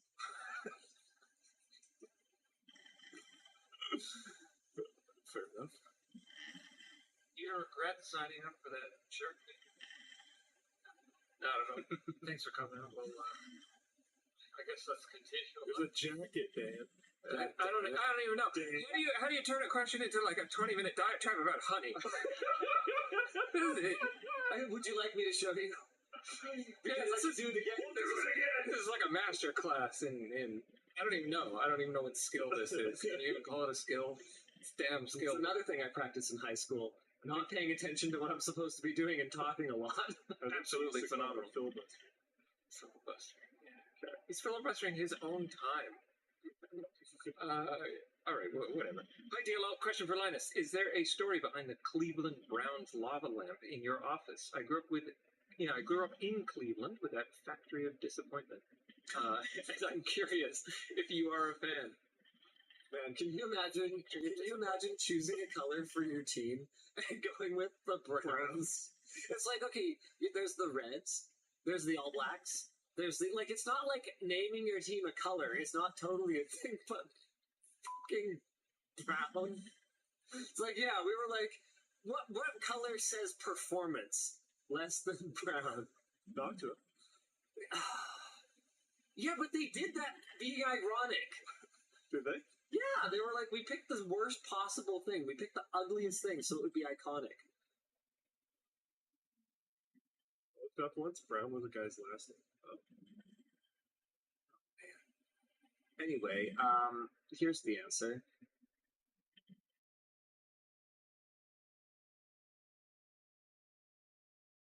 Sports team tech. Oh, it's from that. Yeah, so, well, what? I'm going to throw away a perfectly good lava lamp? No. So there you go. What? That's the real story. All right. I am planning on making a review of the LTT bag in relation to other bags, especially for professional use. How do you best structure a video to be critical, yet not come off as overly critical? One of the keys is trying to see the product from the perspective of other people and then framing your review that way. And I mean this in general. It's just kind of a best practice. You should always talk about your personal opinions and your personal experiences, but absolutely nothing in this world exists without, okay, some things do, but products. No product exists without some human at some point having had a hand in it in some way. And it can be often enlightening to try to imagine, or better yet, even ask the people who designed it, why did you do it that way? Because sometimes there's a reason that you might not have imagined. For example, we are working on a revised screw top, spout top lid for our water bottle. So we're doing our own mold. We're making our own. And one of the things that's kind of irritating about it in my early use of it is that we have the threads for the cap on the outside. So you can feel them on your lips when you're drinking from it. The reason we did that is to make it more cleanable. It's a super cleanable lid. We have little tabs on both of the O-rings so that they're really easy to remove, clean, and or replace. And the reason that we have the threads on the outside is it keeps any of the liquid inside from getting caught in those grooves and getting gunked up. It's super easy to clean with a brush and then close it up, leaving no ridged surface. Sorry, another controversy. What's the train one? They can just. I don't know if I can say this on stream. What's the train one? Is the train one? I have no idea what you're talking about. Android River has a train. Oh, I don't know. I haven't seen all of his plays actually. Hey LLD, just charged my Game Boy Advance SP for the first time in over a decade, and the battery still holds a charge like new. Why is this? Lithium-ion battery, marked 2002, so much better than new batteries. It's not. No, I don't. It's no explanation. It's not. It's not better. It's worse. And it was probably sitting at like kind of an ideal charge state, hopefully, for a long time, and you got lucky. And like, yeah, it's like anything. Some of them are better than others, and sometimes you get lucky, and sometimes you don't. But no, battery chemistry has definitely improved in the last 20 years, 100%. Hi, LLD. My partner and I watch every Friday. Love you, babe. Just had my first week at a new tech startup job. Do you have any memorable stories from onboarding new members at LMG? I had one who, for the job that they were hired, a couple in the early days, who expressed a desire to quit if they continued having to do the job that they were hired for. And when we had fewer than 10 people on the team, there was more than one person that I had to basically create a new position for and then rehire for that position or fill it myself. So that's that was something that's funny, I guess. Dear WAN-Kurs, with products like Notch screwdriver. Okay. I tried to and tired and still going back. Good. Come on, Dave. No, I was trying to be coy about it. Okay. With products, I'm not. Whatever. You guys suck. It means wankers. Look. Huh? You have a f***ing button for that. Dear with products like the Notch screwdriver. That wasn't a no. Who usually pays who? Are they licensed for free, mutually beneficial? Also, please bring back the RGB sweater. It's been gone for ages. There are no products like the Notch screwdriver other than the Notch screwdriver. I don't think we have any other like collaborative products, and no money changed hands for that. We just thought it was really cool. The community thought it was cool. Noctua thought it was cool, so we did it. Yeah. What do you think contributes to the strong emotional response AI causes in some people? Is it distrust, fear about job security, contrarianism, or something else entirely? I don't think it's contrarianism, but it's definitely distrust and fear, and that's very real. Logic. Got it. Reason. It's extremely reasonable and like normal to be very concerned when you see things like Sorga. Totally reasonable. If you look at that and go, I see zero potential problems at all, like I want to be friends with that person. Yeah, they seem like an optimist that you can exploit very easily. Yeah, unfortunately. I also said, what? Oh, you're so mean to me. I asked this a while ago now, but have you changed your mind about buying EVGA yet? I mean, I don't think I was ever planning to buy EVGA. I don't believe it's for sale. I may have misunderstood the question. Yeah, what? I mean, we bought EVGA GPUs for our LAN PCs. No regrets. They're working great. Yeah, awesome. I'm not sure. Hi, yes, I am customizing my bits for retro game repairs. I know Linus likes FF6 and Chrono Trigger. What is Luke's favorite retro game that isn't Morrowind? Oblivion? No. That isn't Bethesda. I was gonna give my joke answer and then corrected to Halo. They ask so few questions of you directly, Luke, and I still come in and steal them. What a fucking That's pretty good. and that's it for the Red Show. We should just have cardboard cut out Luke, and I'll just be him. You don't even need a straw man because he's himself with 7 Even the dev questions these days, they're all the same ones. Yeah, I keep throwing them at you, and I'm really sorry. It's fine. I don't mind it. Okay, sorry, I'm getting a little stuffy, but I don't feel very well either. Thanks for watching the WAN Show. We'll see you again next week. Same bad time, same bad channel. You ready to get crushed in front of a live audience, Luke? If I don't fall asleep before I get there.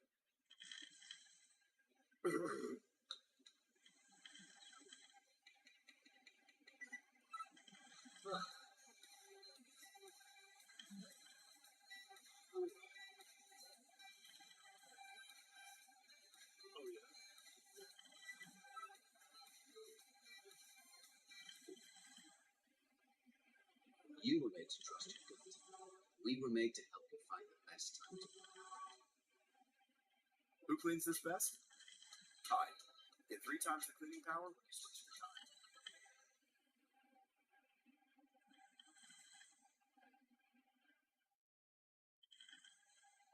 Welcome to the WAN Show, where nothing, and I say nothing, can kill the streak.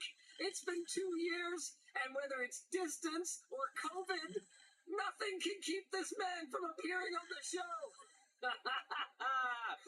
We've got a lot of great topics for you guys today, including that Twitch banned, then unbanned multiple things that we would have been guilty of violating, except, I don't know, I actually haven't.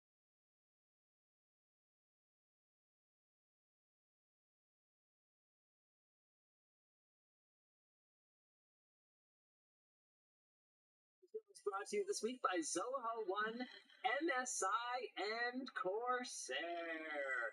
Jumping into our first headline topic, come at me, Twitch! I have violated your terms of service for years, and I shall continue to do so until such time as you kick me off your platform and I give exactly this many cares. Twitch updated its terms of service with new rules on sponsorships and multi-streaming on Tuesday. And that, my friends, was when all hell broke loose. Luke, were you following this in real time?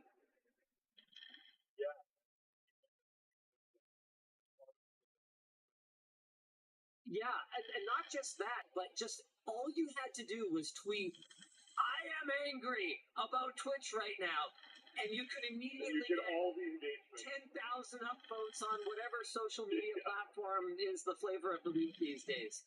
The new branded content policy guidelines prohibited all burned-in or pre-edited videos, banners, and audio ads, and limited the size of advertiser logos to 3% of the screen. Twitch also prohibited the promotion of a bunch of products ranging from vape pens to male enhancement products. Let me tell you guys that this is not the first time that a platform has either changed or made the decision to suddenly start enforcing their policies when it comes to content creators promoting brands in a given way. I don't know if you remember this very well, Luke, but it was back in, I think, about 2015, I want to say, that YouTube sent out, or rather, I think it was leaked, but YouTube sent out or created this deck that had some changes to the way that they were handling third-party logos and branded content embedded in videos. And that was actually a huge part of what made us go on to Vessel. I was about to say Vessi. It's been a very long week. That was a big part of what made us join Vessel, the early access video platform that was, in a way, the predecessor to Flowplane.com. Do you remember that? Okay, I'm a little rusty on the details, but I think it was something along the lines of you were no longer allowed to have a brand logo in your content unless that brand also bought out all of YouTube's own advertising options. Yeah. So that would have included the little pop-up things that came up at the bottom back then. That would have included, like, I think, yeah, banners on the side. Remember, this was a long time ago. This was like 8 years ago. And then I think there was some other weird stuff too. Right. It couldn't be pre-recorded. It had to be integral to the content. Now, making your sponsor reads integral to the content is still recommended by YouTube personnel. But at that time, they said basically that it would result in some kind of punitive action against your channel. So that was when we started recording our sponsor spots ourselves rather than just do or live, like as part of our A-roll, rather than just doing them as voiceovers with animations. So I think it was that you couldn't have like pre-baked anything, even if it was something created for yourself. Now, what happened with YouTube was there was not the same kind of community backlash. I gotta say, it's pretty cool to see the community going to bat for Twitch creators and standing up for their favorite millionaire underdogs here. Saying, obviously, I'm being a little facetious here. I do think it's pretty crap for a platform to basically say, yeah, here's the terms of engagement. Go ahead and build your business on our platform, and then go, run full, just kidding. We're going to change how this works. That sucks. And I do think it's cool that the community stood up for creators. But that wasn't present back then. And so you're probably wondering, okay, why did all of that disappear? And I think a big part of it was just pushback from creators themselves, because YouTube never formally changed any of that. But they just quietly never enforced it at all, which, I don't know, maybe was what Twitch was planning here. Anyway, coming back to the changes on Tuesday. Additionally, a previous policy that banned Twitch partners and affiliates from simultaneously streaming on other Twitch-like platforms was expanded to all users. That's a big one. Basically telling people who aren't even, your favorite underdog millionaire yet, that you better put all your eggs in this basket or you're done. You're out. Forget it. That is one interesting timing, considering the amount of alternative streaming platforms that there are now. Like, there's actually a lot. I don't just mean like. I get a kick out of the timing.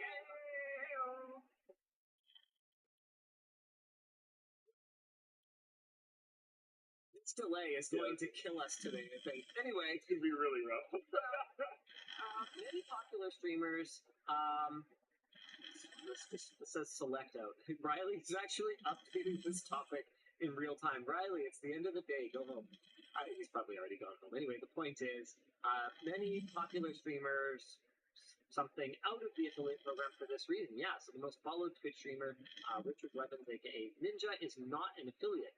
Twitch has likewise struggled with the long-standing issue of popular streamers focusing more and more on YouTube as a more reliable revenue source. Yeah, so you can see why they might want to crack down on this, but being a more restrictive platform is not how you get new people. That's not how you get the next Ninja or the next Shroud or the next Dr. Disrespect. Did I intentionally choose people who have had complicated relationships with Twitch over the years? Yes, I did. But that's not how you get the next big streamer to start on your platform, by being restrictive and saying, yeah, well, you're making literally $0. You need to stream exclusively with Twitch. That's kind of ridiculous.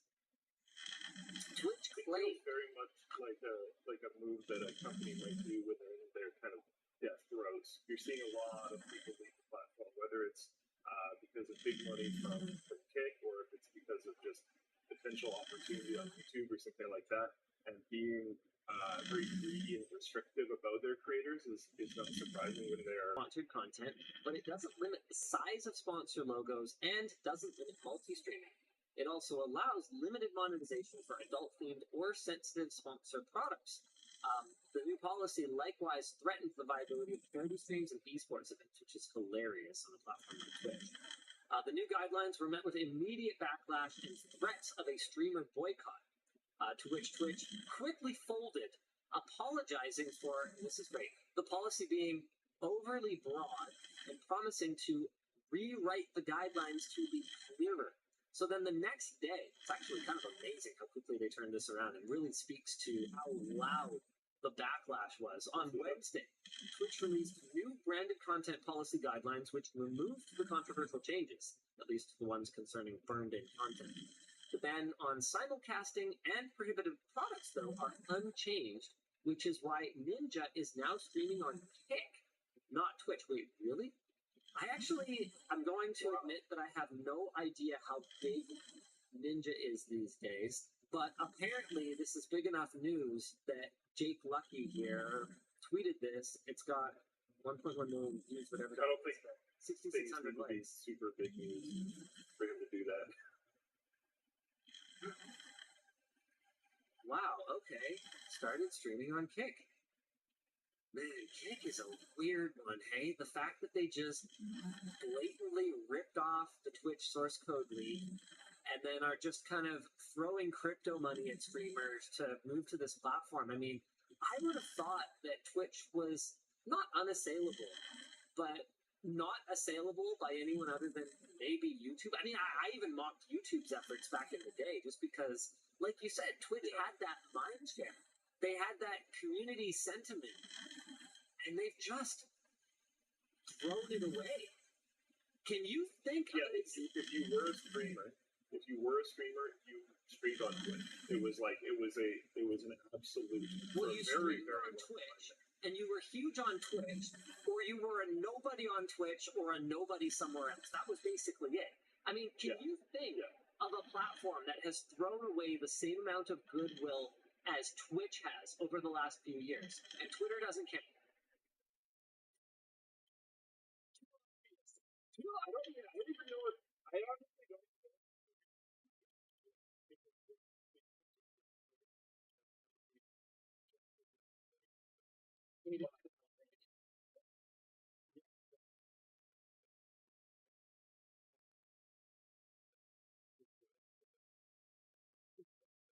And Facebook, a lot of people that have left Twitter.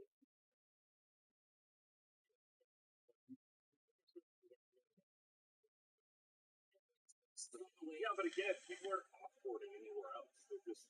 No, I meant thrown away goodwill, though. Like, Facebook's thrown away a lot of goodwill, but I feel like Facebook only had a very narrow window of goodwill there. And that was a long time ago. That certainly hasn't happened in the last few years. It's been ages. I mean, I'd say Instagram has thrown away a lot of goodwill. People loved Instagram, and now it's basically like, Instagram, forget about it. It's too many ads, right? Pretty much ever since the Facebook acquisition. I was going to say, that is also Facebook. So okay, Tumblr. Tumblr would be a good example. Netflix, man. Okay, Netflix is a good one. Props to Top Gear 1224 in the Floatplane chat. Netflix, through hiking rates, through cracking down on password sharing, and this one's a bit of a slower burn, but I feel like it's all kind of come to a head as users have felt more and more situation. It's unclear who, if anyone, has actually left or still plans to leave. Twitch's partnership program charges a $25 fee for affiliates that leave the program. And I had a lot of people asking us, what are we going to do, particularly on Tuesday before Twitch had backpedaled. And the answer, if I wasn't clear earlier on in the show, is that we're going to keep doing what we do, and we're not going to care at all. If Twitch decides at some point to issue some kind of strike to our channel, or kick us out of the partner program, or whatever the case may be, the first thing I'm going to do is figure out if we even have a Twitch contact, because I don't think we do at this point. Then, if I find a Twitch contact, I'm going to see if I can find our contract with Twitch, which is a special, awesome contract that I don't think literally anyone else on Earth actually has, that gives us the right to simultaneously stream to other platforms. Because I was like, no. And they were like, okay.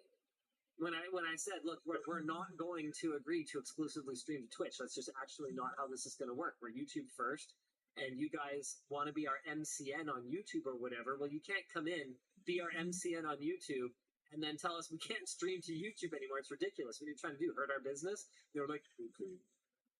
So as far as I can tell, that whole endeavor where Twitch wanted to be a YouTube MCN was spun up and sunsetted within a span of like 3 to 6 months. So I don't think they ever actually signed anyone else. So what I'll do is I will send our contract that entitles us to stream to multiple platforms, including Twitch, at the same time. And then if they refuse to honor that contract, realistically, look, guys, you heard it here first. I'm not going to involve a lawyer. It's not worth my time. It's not worth the money. We make like, I mean, I don't even know. How do I find out how much money we make on Twitch? I don't even know. Here, revenue, earnings. Here we go.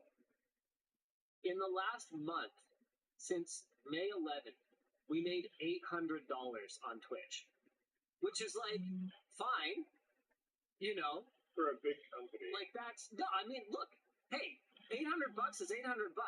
Shout out our dedicated viewers over on Twitch, scumbags that they are, for sending bits or gifting subscriptions or whatever the crap it is that however people make money on Twitch. I have no idea. I don't even care, because it's $800, which is awesome. Thank you.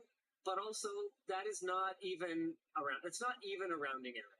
It doesn't even make it to be rounded for us. And I don't mean that in a disrespectful way. I just mean that we have 120 employees. So $800 a month would be less than 10 grand a year. That would not even pay. Okay, this is US dollars. Hold on, I don't want to screw up this math here.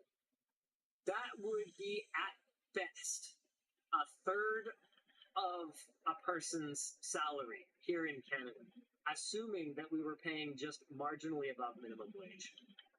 Would that cover the snacks? You know what? That is a terrific question to which I do not know the answer. But I suspect you are right. We probably spend more on office snacks than we make on Twitch.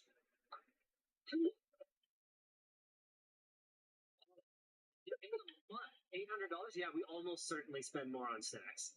So there you go. Love you, Twitch viewers, but you don't matter. That's why I make fun of you all the time. Love you guys, though. Love you guys. But you don't matter. So yeah, if we no longer stream on Twitch, then that doesn't matter. We'll stream on YouTube, we'll stream on Flowplane, and we're not going to worry about it anymore. I just got signed out of the doc because, hey, I love the way this works. You know, Google, they sign you out once a month. So once every 4 LAN shows, I get signed out in the middle of the LAN show, which is super cool. You'll have to give me a minute here, Luke. Maybe you want to walk us through the next topic. I can start going through it, yeah. Do you want to do the Proton thing? We can do whatever you want. Apple quietly releases their own Proton. This is actually absolutely amazing. I'm very excited about this. Apple announced a new game porting toolkit, which simplifies porting games by quickly translating Intel-based x86 instructions to Apple Silicon instructions and Windows APIs to the corresponding macOS APIs. The kit uses source code from Crossover, a Wine-based open source solution for running Windows games on macOS, first published in 2007. Developers will also be able to launch an unmodified version of a Windows game on a Mac and see how well it runs before fully porting the game, which is cool. The kit also allows VX12 Windows games to run on Mac devices. Diablo 4 and Elden Ring seem to run decently using this method, but other games like Cyberpunk 2077, which is surprising, ran slowly and with, again, unsurprisingly, a lot of bugs. Mac Gaming has started a collective effort to test an extensive list of popular titles and document how well they run using the new software. And the sheet is very easy to use and read, I will also say. According to GitHub senior dev advocate Christina Warren, this is essentially Proton, but for macOS. This is massive. Apple has ones that were running natively on Mac, and then the same game using this translation layer. And what I can say more than anything else is that I understand why Apple is messaging this the way that they are, where they're saying this is not a tool for gamers to play video games. This is a tool for game developers to use to develop their games. But even then, it's kind of it's kind of complicated because think about the issues. I mean, you did the Linux challenge with me. Think about the kinds of issues that you had running games.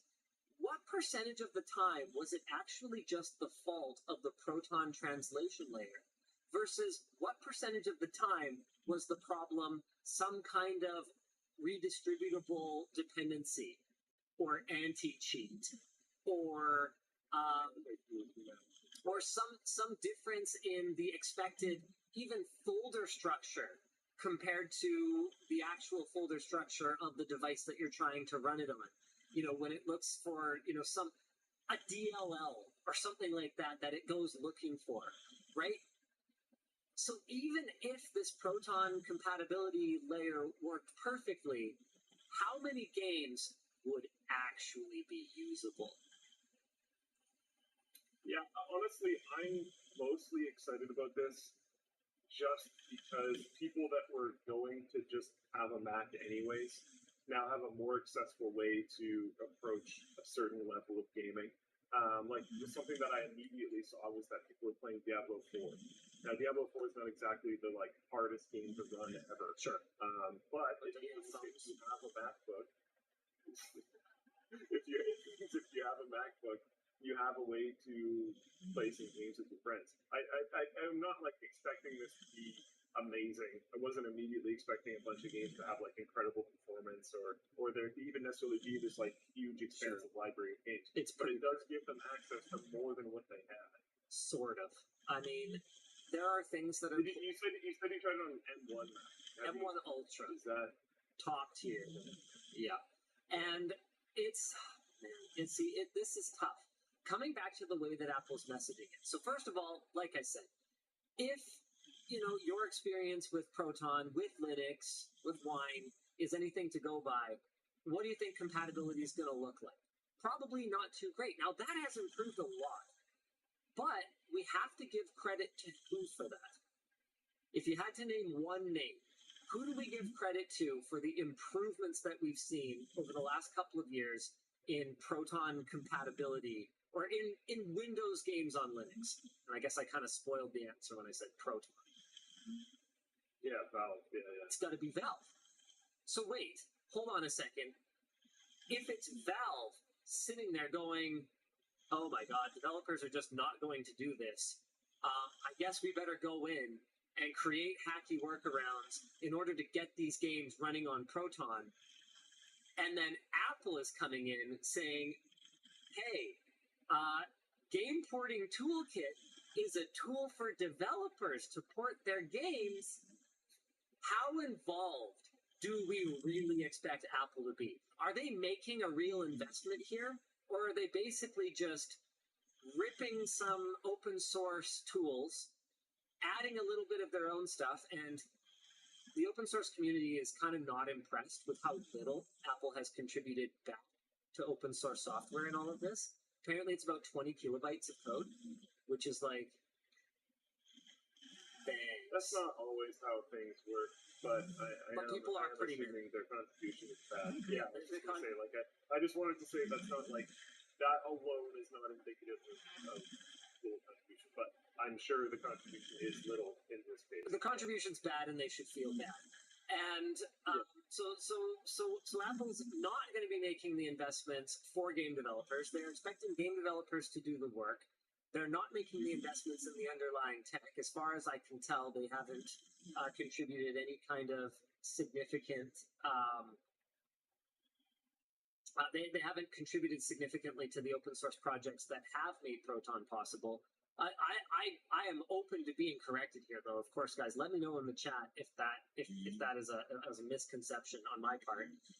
And the fact that they're sitting there going, okay, yeah, this is a toolkit. Okay, so what is this exactly? Basically, Apple is putting their shiny logo on open source tools that already existed. They have created the translation layer for DirectX 12 to Metal. That is an actual Apple thing. But DirectX 9 to DirectX 11 is pretty much piggybacking off of existing projects. And then they're basically going, okay, now go port your games. Now, obviously, between Rosetta and between the game porting toolkit, developers have more than they had before, But if they're basically going, yeah, game porting toolkit is a way to what? See your game running on a Mac and then what? Be inspired to create a native port of the like I'm skeptical. I actually was not aware that it was called Game Porting Toolkit, or that their approach was that they expected developers to use it as a way to make official ports of their game. All I knew was that you could run like those games on Mac, which I was all excited about. And I originally took this as a similar thing. What motivates Apple? Let's think about that. 30% cut on everything. That is a strong motivator for Apple. And if you think about that, all of a sudden, a lot of their decisions become really crystal clear, right? Why is it that they provide software support to the iPhone and iPad for 6, 7, 8 years sometimes? Well, because every time you buy something on it, they get 30%. And if you aren't using that thing anymore, then there's a chance that you will use something else where they don't get 30% anymore. And to be clear, that's a good thing. That has positive results for the world. People throwing their phones away less often is a good thing. And I have repeatedly applauded Apple's long-term software support for their products, especially compared to their competitors, right? But that doesn't mean that they did it out of the goodness of their hearts. And so if we look at Apple's actions through that lens, that what actually motivates Apple lens, all of a sudden, all of this makes sense. Why is this a half-hearted effort? And what's really interesting is if we look at Valve and we look at their actions through that, hey, what do we actually care about? Right, getting 30% of a revenue cut on all transactions. All of a sudden, their actions make sense too. So why is Apple heavily invested in mobile devices and mobile gaming in the App Store? Because they get 30%. Why is their motivation, or why is their motivation so much lower on the Mac? Because they don't get 30%. Simple. Why is Valve highly motivated when it comes to Steam? 30%.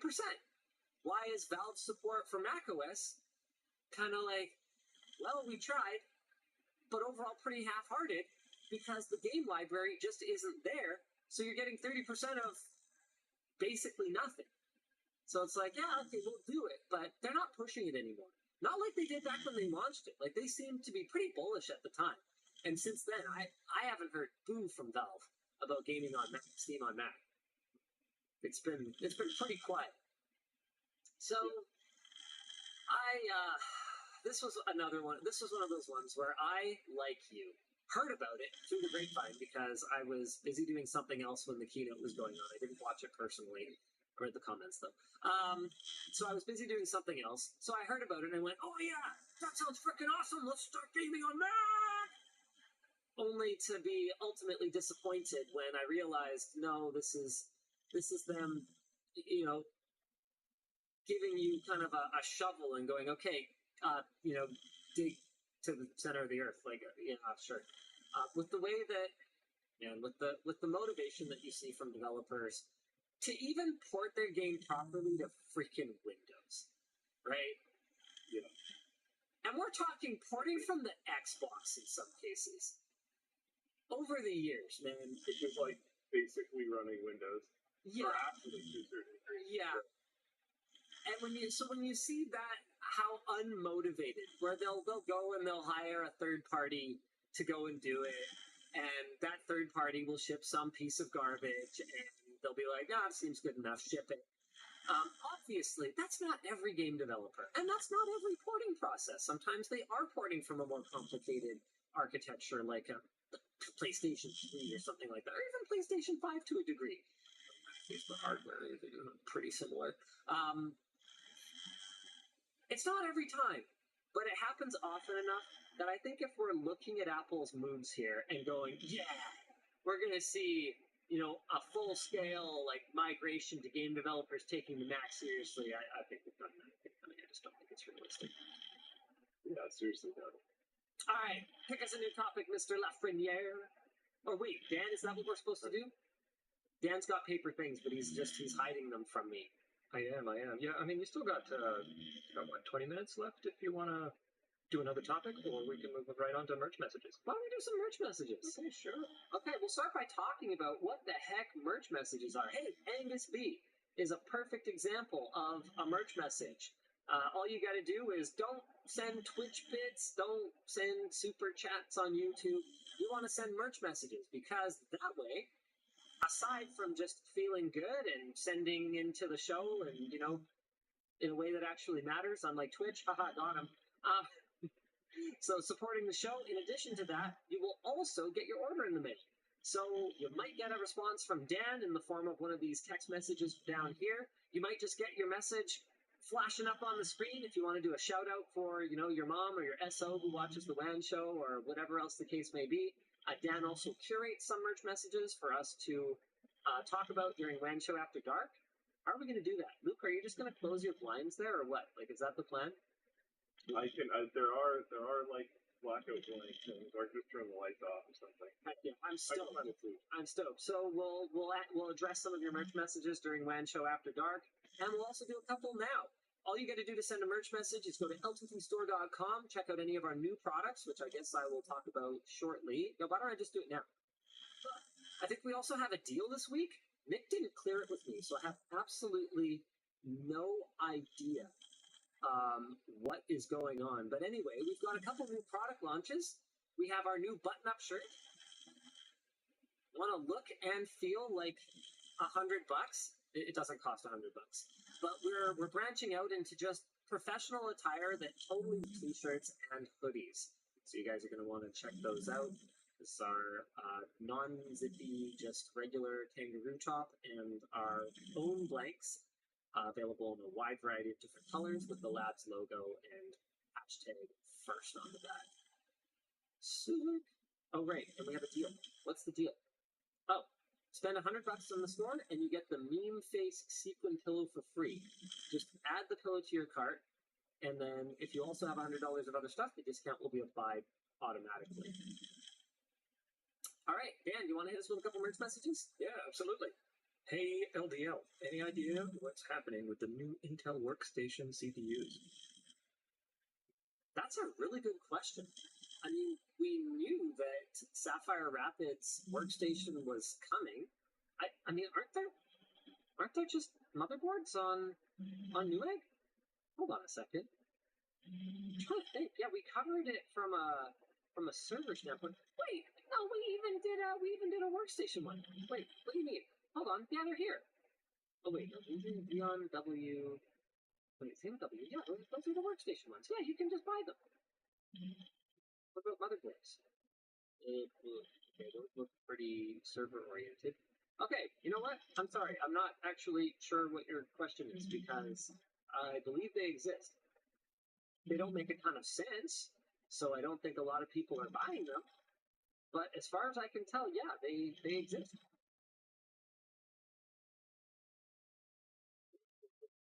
The Intel chips are out, not overly impressive, and Wendell has one, so you can pick up level 1 text. I'm sure he has some content. Okay, nice. Next up, after Computex, the TechTuber community has had some of the most interesting conversations I've heard in years. Do you have thoughts on Jim Keller's RISC-V project or OpenFlip? Thing Jim Keller's working on is probably going to be absolutely killer, but I have to confess, I haven't looked at what he's said about it publicly. I know that Jim Keller has given some just hilarious talks recently. He had that really good one where he basically outlined the progression of the Zen architecture, like way past what AMD had announced publicly, and it all looked pretty feasible. And given that it's Jim Keller who designed Zen in the first place, or well, was the chief architect for Zen, obviously it's a team effort. But given that it was Jim Keller, you know, it's pretty credible compared to the typical rumors or leaks that you'll hear about that kind of stuff. All I can say is that if Jim Keller is involved, I will be absolutely floored if it's not amazing. And I'm a lot more bullish on alternative architectures than I was in the past. And I have Apple to thank for that. The fact that they came in and made the transition again. Like, man, Apple does this, man. So they went from PowerPC to Intel, and then they went from Intel over to ARM, and it's like, yo, this is how we do. And Rosetta 2 is kind of amazing. The fact that you can run old x86 applications on these M1 and M2 Macs, it's mind-blowing. So if we see a RISC-V design that has that kind of, incredible translation capability in hardware, I don't know. Sky's the limit. I mean, I think for high-performance gaming, it's going to be a long time before you're going to be able to run on anything other than, native. But for almost anything else, given how much of what we do on a computer runs in a web browser these days. Uncle Linus farms all sorts, doesn't discriminate. Real potatoes, picture potatoes, hey, we love it. And massive shout out to the Floatplane team for turning that around so quickly. The fact that you guys managed to generate those potato images and figure out how to dole them out when people ordered them, and how long did you have? 36 hours total to create that entire system? Or until you happen on it? That was like, to be fair, it was just dolly. Yeah, but getting it integrated with the store. Yeah, that was cool. That's the part that made me happy. It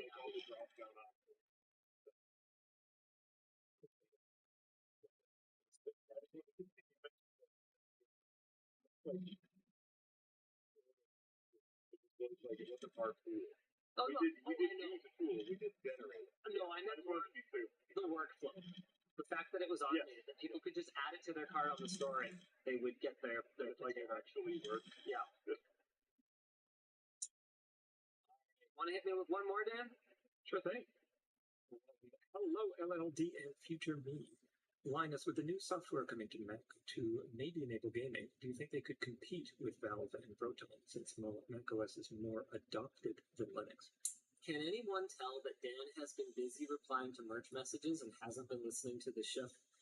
No, I think it's more like, as a platform for gaming, just through adoption, removing Linux, right? I think we've addressed it. Okay, moving on. Pretty well. Give me hi LLD. No, it's okay. I already removed one of those actually. Hi LLD. I recently got into a FANG company through my college, hoping to get an internship in the future. Any advice on securing an IT job in the long run? Currently in customer support. You know what? I mean, I'd say the biggest thing is I don't know. See, I was about to give you, some of the advice that's worked for me over the years. Make yourself indispensable. Talk about your accomplishments, but don't brag. Making sure people know what you do. Being cheerful. Setting boundaries, but also, going the extra mile when it's necessary to make sure that the team succeeds as a whole. All that stuff that should guarantee success in the workplace. But then you've got companies like Meta and Google and I was about to say Facebook because whatever. You've got companies like Meta and Google, Microsoft, just sort of slashing jobs. Twitter, just slashing jobs, seemingly with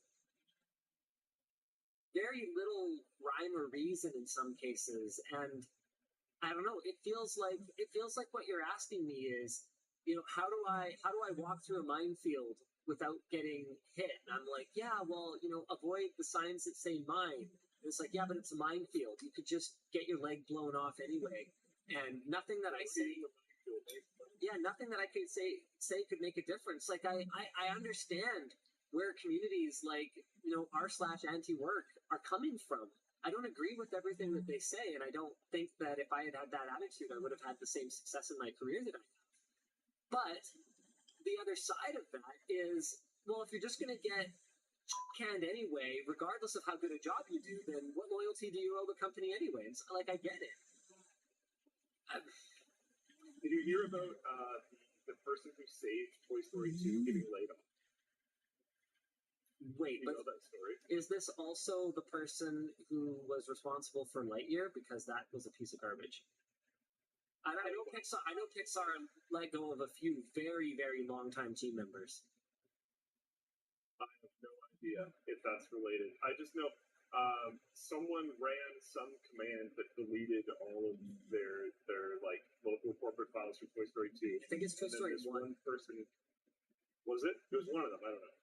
And then this person happened to have a backup at their like home, so they saved the entire project. You're right. It is 2. Okay, yeah. It's just amazing that like one of the biggest movies of all time was saved by a singular person, and then that person was like the fact that it was like possible to lay that person off is just kind of amazing. Well, yes and no. I mean, okay. Oh, I'm gonna be unpopular here, but that was 20 years ago. Yeah, it does help that they're probably paid in like some amount of their compensation is probably shares. So she produced. So they would have paid. She produced Lightyear, which was just going to go dark. We got basically no notice whatsoever. That meant that we had days to come up with some kind of strategy and communicate that strategy to our viewers on the Vessel platform to try to somehow migrate them, because Vessel wasn't going to be making life easier for us. That meant that we had to use what we had. And what we had was a kind of okay forum, and the ability to make a video and upload it to Vessel, right? And so Luke, before anyone else came on board, got us to a point where we could point people at the forum and say, okay, go sign up here. We're going to keep you your early access. You're going to be able to just like download the video, and you can send payment through our crappy, janky payment system on the forum that's very broken. And let's try to have some kind of continuity here. Now, Luke didn't do everything in the same way that Galen didn't do everything on Toy Story 2, but Luke was instrumental in us getting that audience migrated, and that audience being migrated was a big part of why we were able to put funding into the platform. The platform essentially funded itself, and if we hadn't had the opportunity to migrate that audience over, we may have never made the investment, and Floatplane never would have become what it is today. I think that's actually a fairly reasonable prediction of how things would have gone if we had not managed to move thousands of users off of Vessel onto pre-Floatplane. RIP Vessel was, I think it was just a sub-forum on the forum. Now, let's fast forward 20 years later, and you're not working on Floatplane anymore, because Floatplane is shipped or whatever. You work on, Butt Boat, and oh my god, I hope this ends up being true. Is buttboat.com taken? Because I'd love for this to be a anyway. The point is, you work on Failboat. I don't care. It doesn't. It's like it's a pool floaty. It's a pool floaty, and we call it butt boat. Butt Noodle Boat. Okay, so you're working on buttnoodleboat.com. And it sucks. Everyone hates it. It loses a bunch of money. I personally think it's pretty crap. And I basically go, hey, Luke, it's been 20 years since that pivotal moment when you did a great job. I really don't know if you've got what it takes anymore. I think it's time for you to hit the bricks and, and enjoy your silver parachute or golden parachute, whatever your parachute is made of. There's probably going to be some kind of parachute involved. Hopefully we can still be friends. Just because you did something 20 years ago, does that somehow entitle you to be employed there forever? I actually don't think so. I think in this case, part of the compensation package was probably stock.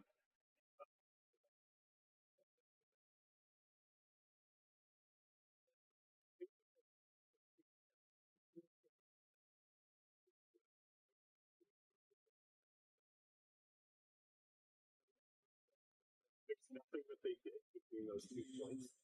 There's Toy Story 2, and then there's Lightyear, and it's just like I wouldn't like it.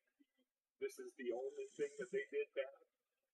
Yeah, sure. Like if they did Toy Story 2 and then they did good work for however many years. That's fair. But here's the challenge. What if they did good work for all those years, or at worst mediocre work for all those years, and then Lightyear sucked. Well, now what are my options? Because demoting someone from a producer role, that's tough. What am I supposed to do? Do I publicly humiliate you by demoting you? By putting you back, obviously not to this degree, but do I put you back on, fetching juice box duty, right? From a producer role? Or is it better at that point to go, okay, I guess you're Peter Principled. Maybe it's time for a fresh start somewhere else. Is it actually more humane to tell someone, hey, you actually are not as good as we thought you were. I guess you're going to do like a lower tier duty. No. I think this would come down to stuff that we wouldn't be able to have visibility on. And like maybe these things happened, I don't know. But like, I would like to assume at a good company that there would be a conversation about these types of things. And like, how bad was Lightyear? I never watched it. Dylan in Floatplane Chat says, Lightyear wasn't anything special, but I thought it was okay. Sucks seems a little harsh. But here's my rebuttal to that. Pixar is a studio that prides itself on shooting for the moon. And Lightyear was it's more that the errors in Lightyear were so preventable. And look, I'm not even talking about any of the culture war crap that took place over the same-sex kiss that was in the movie. In fact, I thought it was pretty inconsequential. I'm talking about the fact that it was just stupid. It opens, spoiler alert, and I actually participated in the They're Just Movies podcast episode on Lightyear, so I really watched it with a critical eye, and then I've already recorded a lot of my thoughts, so this will be repetitive to any of you who watched that episode, but there aren't frankly that many of you, which is why the podcast doesn't exist anymore. Anyway, the point is, the movie opens with when Andy went to the theater before the events of Toy Story 1. This is the movie he saw. And then I sat and watched an hour and a half of definitely not the movie that Andy watched. They set the stage completely wrong. Buzz is a little bitch. Emperor Zurg turns out to be himself. And it's like, fucking what? That makes absolutely no sense for that to be what he watched. Like they've got these weird kind of, comedic relief characters that are kind of okay, I guess, but just the actions that the characters take often make no sense whatsoever. Like it's fine for kids.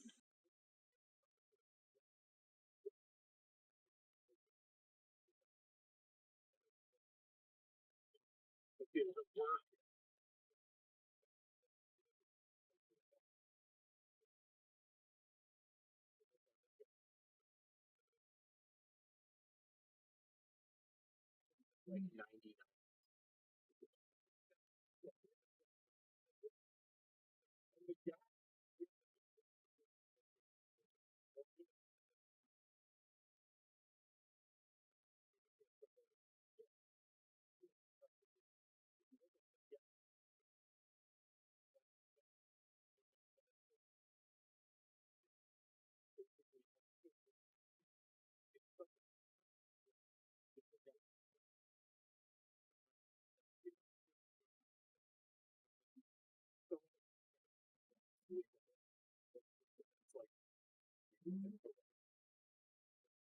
Hitting like 80 something. It's not really acceptable for a studio with that stuff. People are talking about a lot of stuff in the chat. I feel like I should address some of these.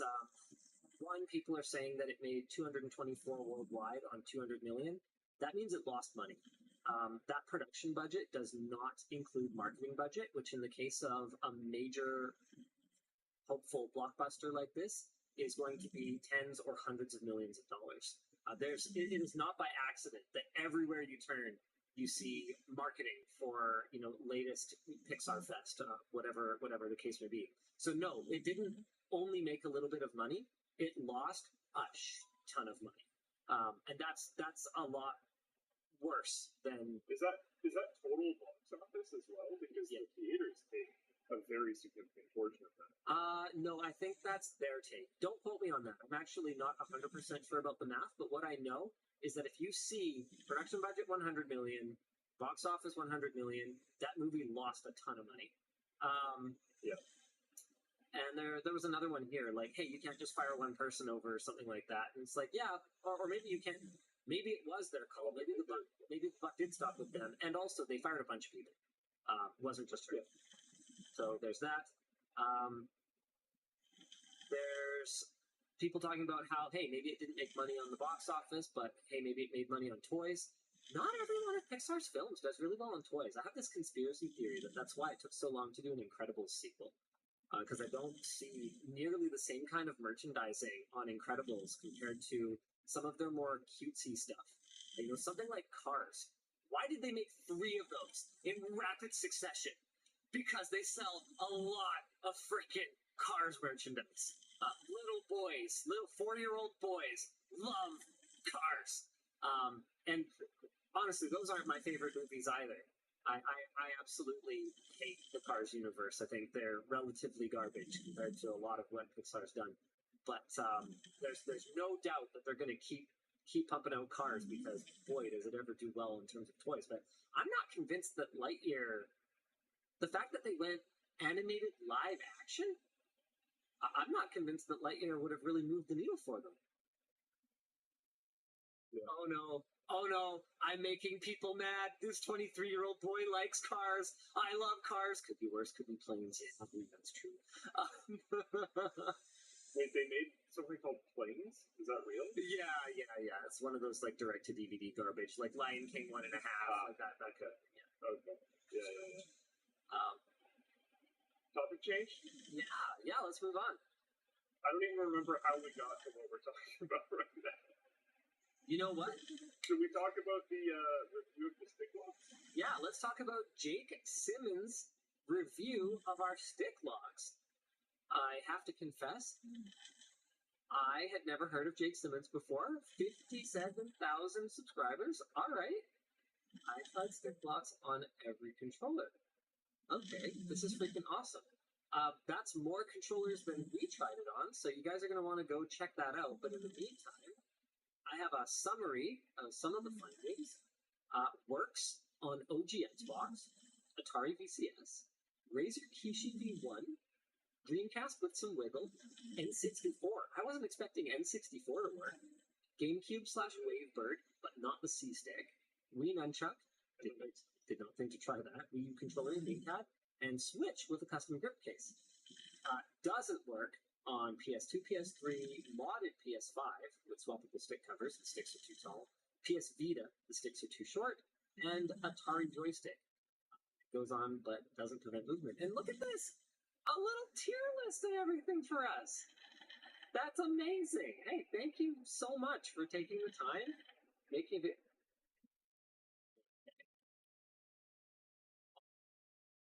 Now you're just memeing. Now you're just trolling. Love it. All right, Luke, do you want to pick us a topic?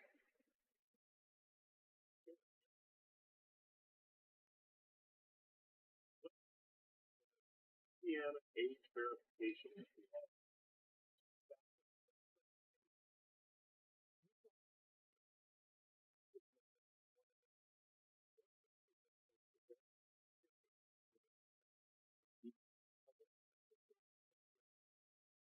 Sounds like a terrible idea. Okay, go ahead. Oh, yeah. I'm sorry. Let's keep going. Government ID age verification. Let's go. Pornhub complied with the Louisiana law, which uses a state-run system for digitized identity confirmation, but blocked the entire state of Utah because Utah has no such system. Virginia, Mississippi, and Arkansas are all considering similar laws. According to Pornhub, it was one of the few adult sites in Louisiana, well, on the internet, I guess, that complied with the law.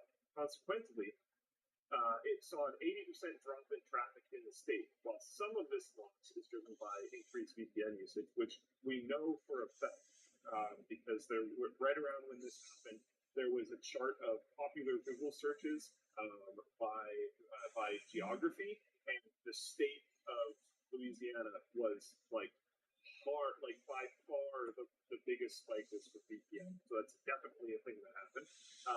It is also saying that it is likely that a large percentage of users simply switch to sites that haven't complied. And I also agree that that is true, because you're going to have a bunch of people that aren't really that into tech that probably have no idea what a VPN is, and that also don't want to hand over their government ID, which both of those things sound very likely and very true. Earlier this week, Louisiana passed additional penalties for websites out of compliance, including up to $5,000 every day in potential fines. In quotes, this makes the internet more unsafe, Pornhub argues, by shuffling users away from sites that safely measures its place with safety measures. Web. With safety measures. Cool. Pornhub reported that Louisiana users have already experienced identity theft as a result of the age verification law there. Also not surprised, because they're probably honeypot sites. Now, hold on. Before you say the last part, let's talk about what Pornhub is right about. And they are definitely right that submitting your government ID online to some random patchwork of verification systems, because, man, let me tell you, if U.S. tax code is anything to go by, this is going to be an absolute show. It's going to be a disaster. Also, hey, Luke, do you remember that time? I forget what state it was, but didn't they basically just have some kind of credentials available on the site or something like that, or the roster of all of their workers in the Inspect Element or something like that? It was the password to be able to access the user database for a government website was stored in HTML or something. It was something crazy like that. And then when a reporter talked about it, they brought him to court for hacking because he pressed F12 and read something. Yeah, that was amazing. There's also if I remember correctly, in Australia, their passport database or something leaked. This stuff, just because it's there's a government system that verifies the ID, that's not fair. It was social security numbers for teachers.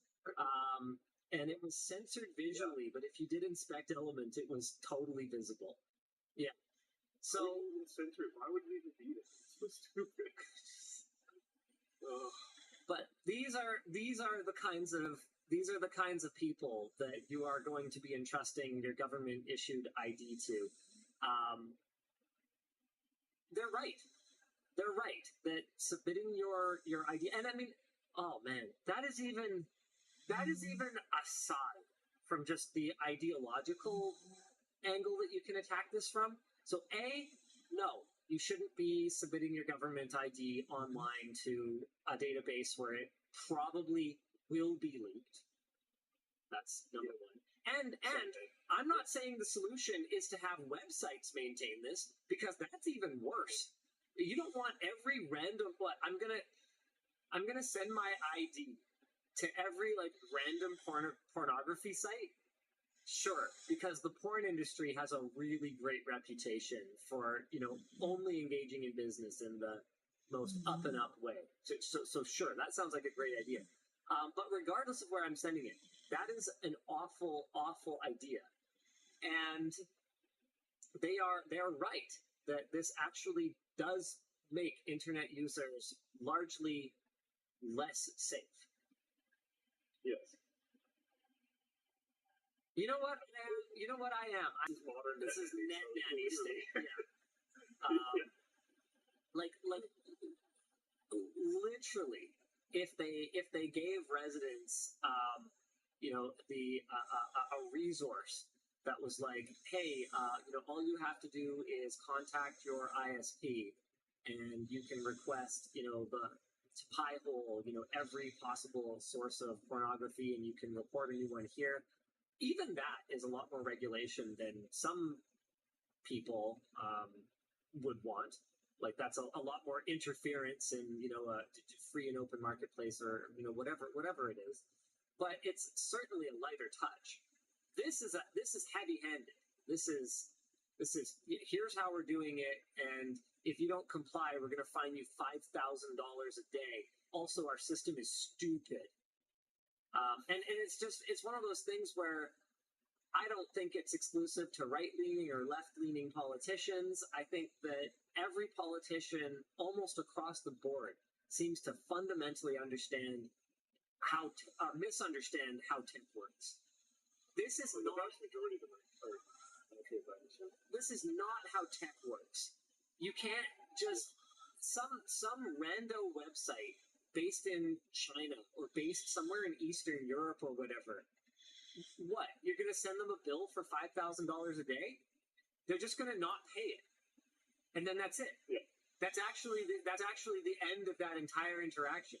So all you're doing, and this is a valid argument from Pornhub, all you're doing is you are penalizing, you're putting at a disadvantage the websites that are willing to work with you on regulation by enforcing regulation that is stupid and doesn't make any sense.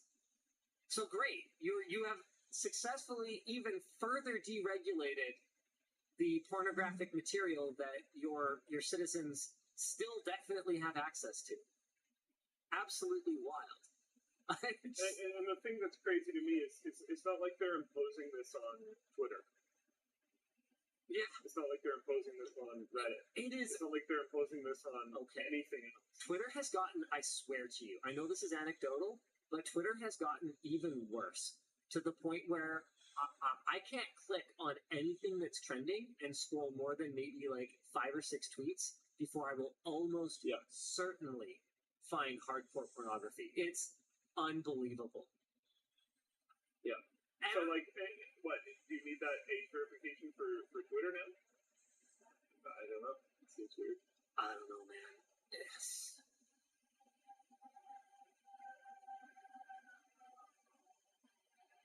Oh, man. Oh, there's some shockingly bad takes in the chat. Oh, man. Okay. Anyway. Yeah. However, I had cut you off before you finished going through the notes on this. And the reason for that was that I wanted to talk about what I agree with Pornhub about first, but it's also necessary for us to talk about the ways that I don't agree with Pornhub. Their solution is device-based age verification rather than requiring users to submit their ID when they access an adult site. That is stupid. And obviously not going to work. Device-based age verification would be, possible. It would be possible. But they would need major buy-in from, who? Apple, Google, Microsoft. We would have to move into a world where, I guess they probably need Firefox on board, Brave. While we're at it, there's no way Brave's going to support anything to do with any of this, I suspect. They would need so many entities on board because they're proposing device-based, which is obviously asinine because the second I hand my kids my phone to follow some origami tutorial, oh good, they're now verified for Pornhub. That was definitely that good system, right? But I could see if it was actually built into something like biometric verification. So you go to this website and you just tap your fingerprint sensor or something like that. I could see that working. That's not device-based, though. That's biometric authentication. And then all of a sudden, okay, who's responsible for storing those credentials and validating them in the first place? Okay, well, now we're back to the same bloody problem because it all has to be in a central database. So their device-based authentication is, what's the word for that? A red herring? I'm gonna have straw man. I can't. Or they just use a different website, and that is always going to be a thing. So like it's just a bad solution because it leaves the people that are using it in a very sketchy situation of having their government IDs leaked, and not to mention that, don't go that route. Remember, if this user list leaks, you're going to be verified as someone who visited a pornographic website. Which, you know what? I don't care. Your SO might. Maybe your employer is like, hardcore anti-pornography. Maybe they fire you. Should that be any of their business? Like, if we want to... It might be a conversation you want to have with your SO if that's something you're hiding from your SO. But your employer, yeah, I don't know. That's probably not a conversation you want to have with your boss. Look, there's no reason why they should ever need to know. I just mean in general. Like, I think, okay, Luke, I think you and I both are pretty open in terms of communication with our SOs. But even you and I don't think agree on everything. And I'm not gonna get into details, but there are lots of things that for some couples are totally normal and something that they talk about very openly, and for other couples are things that they simply don't talk about. Like for some people, the idea of spending any money or having a savings account that their SO doesn't know about is ridiculous. Like to the point where that would be essentially financial cheating. Whereas other couples literally have a relationship policy where they don't talk about finances with each other. There's a broad spectrum, and I'm not judging right now. That's not the point of any of this. The point of this is that a database of people who access porn leaking could have serious negative ramifications for people that are avoidable and unnecessary, and that are people's personal choice, sort of how they want to manage their communication arrangement. Okay, that's all I'm trying to say. Especially because the is quite general, but there's a lot of sites that aren't general. Sure. Right? Yeah. So what if something about certain preferences that you may have comes out that you aren't exactly ready to... Say you're in the closet and you're not ready to talk about that yet. We might as well just say it, Luke, right? I mean, I don't know if this episode even necessarily qualifies as appropriate for general audiences anymore with how much we're talking about this stuff. But I mean, I gotta be honest with you. I have pretty much just accepted that when and if my kids get curious about this stuff, there's nothing I can do to prevent them from accessing it. So we're just going to have frank conversations about it. Hey, that's not real. That's not how that actually works. These are this is no longer really a tech conversation, but I think that point right there is like the most important part of the whole thing. Like, please, God, do not go into any of this stuff in real life with an expectation that it should be anything even remotely like what you just viewed.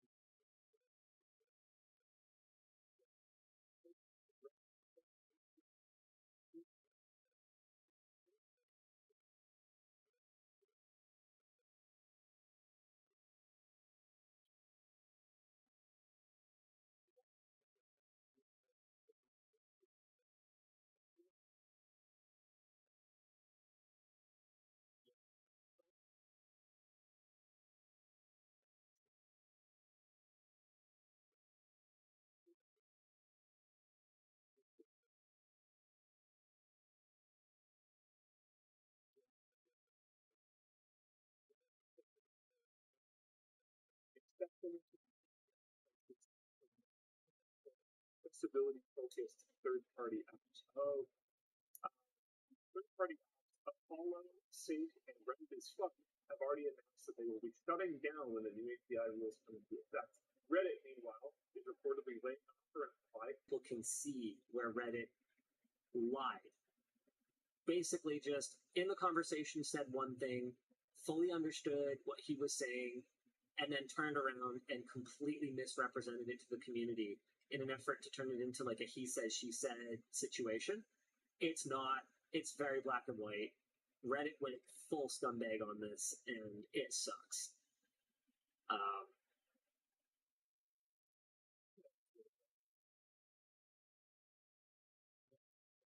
There's some other really good comments in the chat talking about how it's not just shutting down as a form of protest. It's also shutting down because the moderation tools that they use rely on the API, and they're not going to start paying Reddit to moderate Reddit. Now, my understanding is that this isn't in our notes either, so guys, you're going to have to correct me if I'm wrong here. But my understanding is that Reddit has said that they're not going to charge moderation tools. But don't quote me on that because I'm not necessarily sure that they would 100% be able to differentiate. I mean, they literally just got caught lying, right? So yeah, and they're also big liars. So yeah, what does their word mean at all? My understanding is that right, this was yesterday that I was reading that there was going to be an AMA, and so the AMA was today. Oh man, I haven't even. Oh wow, this is this is as bad as like it could be. So yeah, they did an AMA, and this is wild.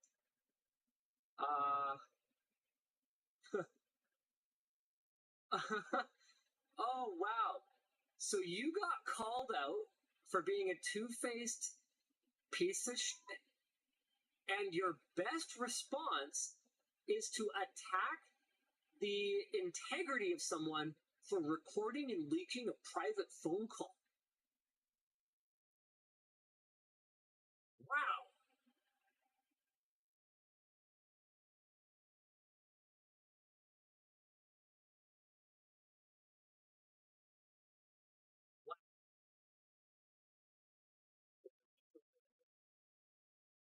Sorry.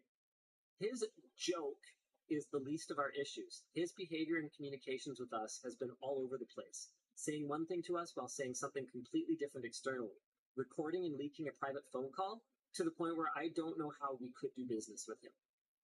And so this is talking about the developer of Apollo, Christian. Wow. This is unreal. Christian literally has tapes.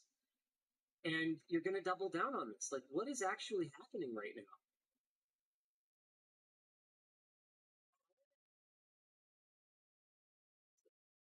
It's a serious company run by serious people. Now, you asked before, Luke, why they're making these changes. And it's supposed to be because they're aiming to go IPO. So they're looking to boost revenue, do all those things that look good for an initial public offering. Which sort of reinforces. I wish firing a bunch of people isn't something that looks good for a public offering. It is, apparently, but I just hate that that's true. That's really frustrating. Yeah. It's one of those things where I feel like we've experienced a period of shocking stability in internet services. Do you kind of get what I mean? Like for 20 years, basically everyone has used Gmail.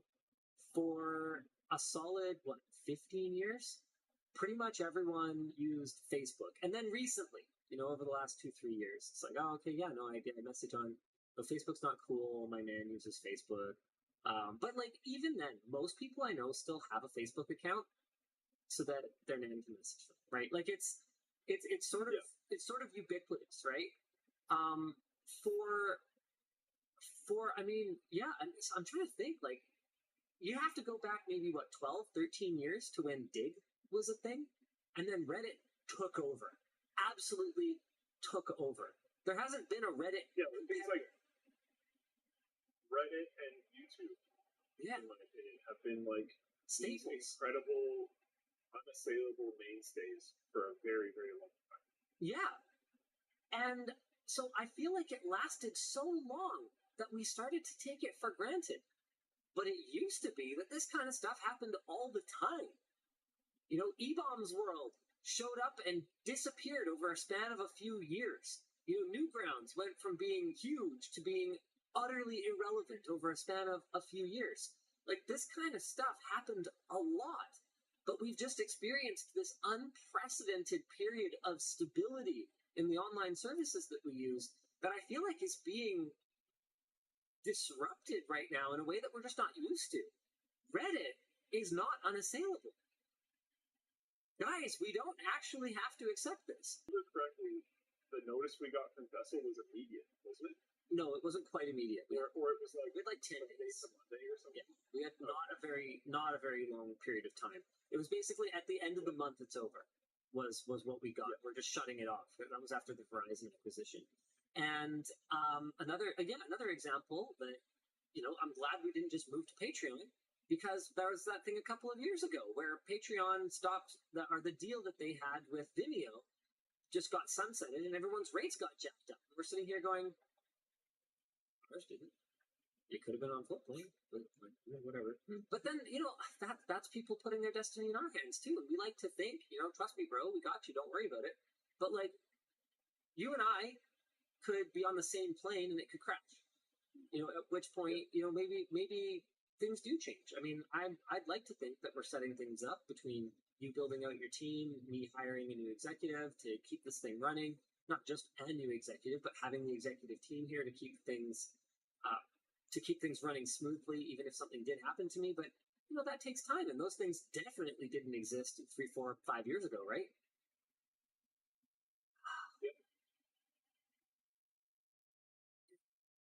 This is great. We can let you never be on the same flight. There was one point in time where the entire executive team, including one that at the time was not announced, but is now, which is Taryn, the entire executive team was all on a ferry together. Yeah. And I remember thinking when we were on there, like, you know, with how reliable BC ferries has been lately. Yeah. Really interesting. So everyone, just shows up on Monday. I mean, their key cards would still work, but like, yeah. Then what? Oh man. Yeah. So okay. Shares in the company. People could still get paid. Yeah, shares in the company would pass to our kids, but they'd be held in trust by the executor of our will. They would probably be subject to inheritance tax. So the kids would basically have to sell the company. And you just have to hope that whatever shark that smells blood in the water ends up being a friendly shark. Statistically unlikely. Yeah, well,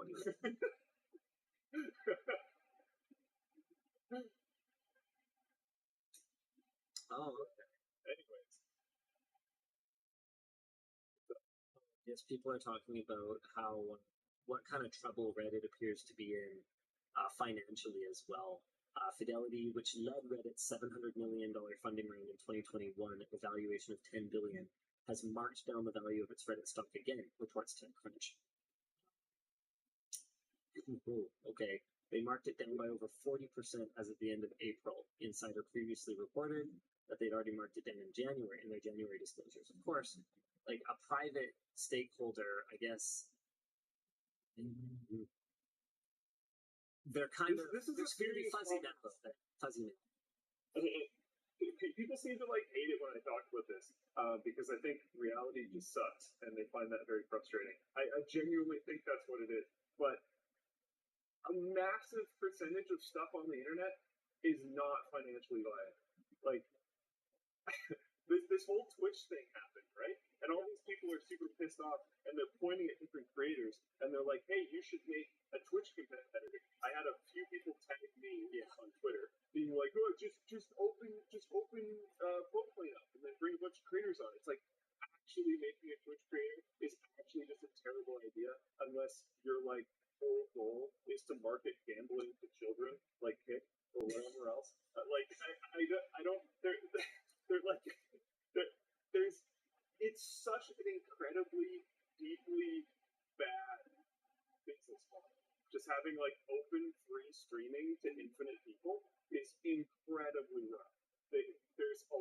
stuff that makes sense. As annoying as it is, it makes sense that Twitch has been trying to do. Like, I've looked at some of Twitch's actions where they're trying to, like, the most recent one is just stupid, in my opinion. But some of their other ones where they're, like, trying to get more percentages on things, and they're trying to charge more for things, and I'm like, yeah, that sucks in a lot of cases for creators. This is like, and the approach is bad, and all the different types of things. But I understand where it's coming from because they're just hemorrhaging money all the time. Yeah. And Amazon is sitting there being like, "What are you even for? Like, what is your value? We give all these people free Prime subscriptions, and that just pours money into creators' pockets. What is the point of this platform? It doesn't make any money. Like, why do we have this thing?" Maybe they should have thought of that before they spent $1 billion on it, like a bunch of idiots. But that's how a lot of these internet companies work. They just like they have no potential of ever making any money, and companies are just like, "Oh, that looks sweet. Let's buy it for $1 billion because that makes sense." Like, just such a massive loss leader for what? Okay, this is like, oh no, Luke is going after Twitch chat now. I thought that was my thing. there's so many different examples of this. It's not just Twitch, but there's so many other examples of this too. And I know a huge percentage of the internet for a very long time there was pounding this drum of watch time. Like, the only thing that matters at all on the internet for a huge portion of it is watch time. Even Microsoft was like, "Oh man, Mixer, let's go. We need to make Mixer." Oh jeez, like it was such a frenzy there. That seems to be over now. But like, what was the actual value of watching? The only actual value of watching was getting users to either normalize on that particular website to spend more money there, or to be able to sell those users more ads. And just having banner ads does not pay for a live streaming service. It's not enough. What? Are you sure? More money. Well, what would you know about that? There's also it's the whole thing. Itchy Halls at Twitch chat has another bad take. Amazon has plenty of money.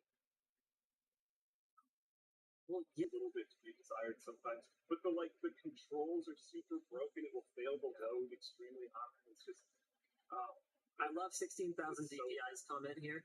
Twitch is making tons of money, millions upon millions, just not for Amazon. Yes. Yeah. That's fair. That's fair. Oh man. And the bad thing with the agreements there is it's this whole concept of like, once you give someone something, it's extremely hard to then take it back.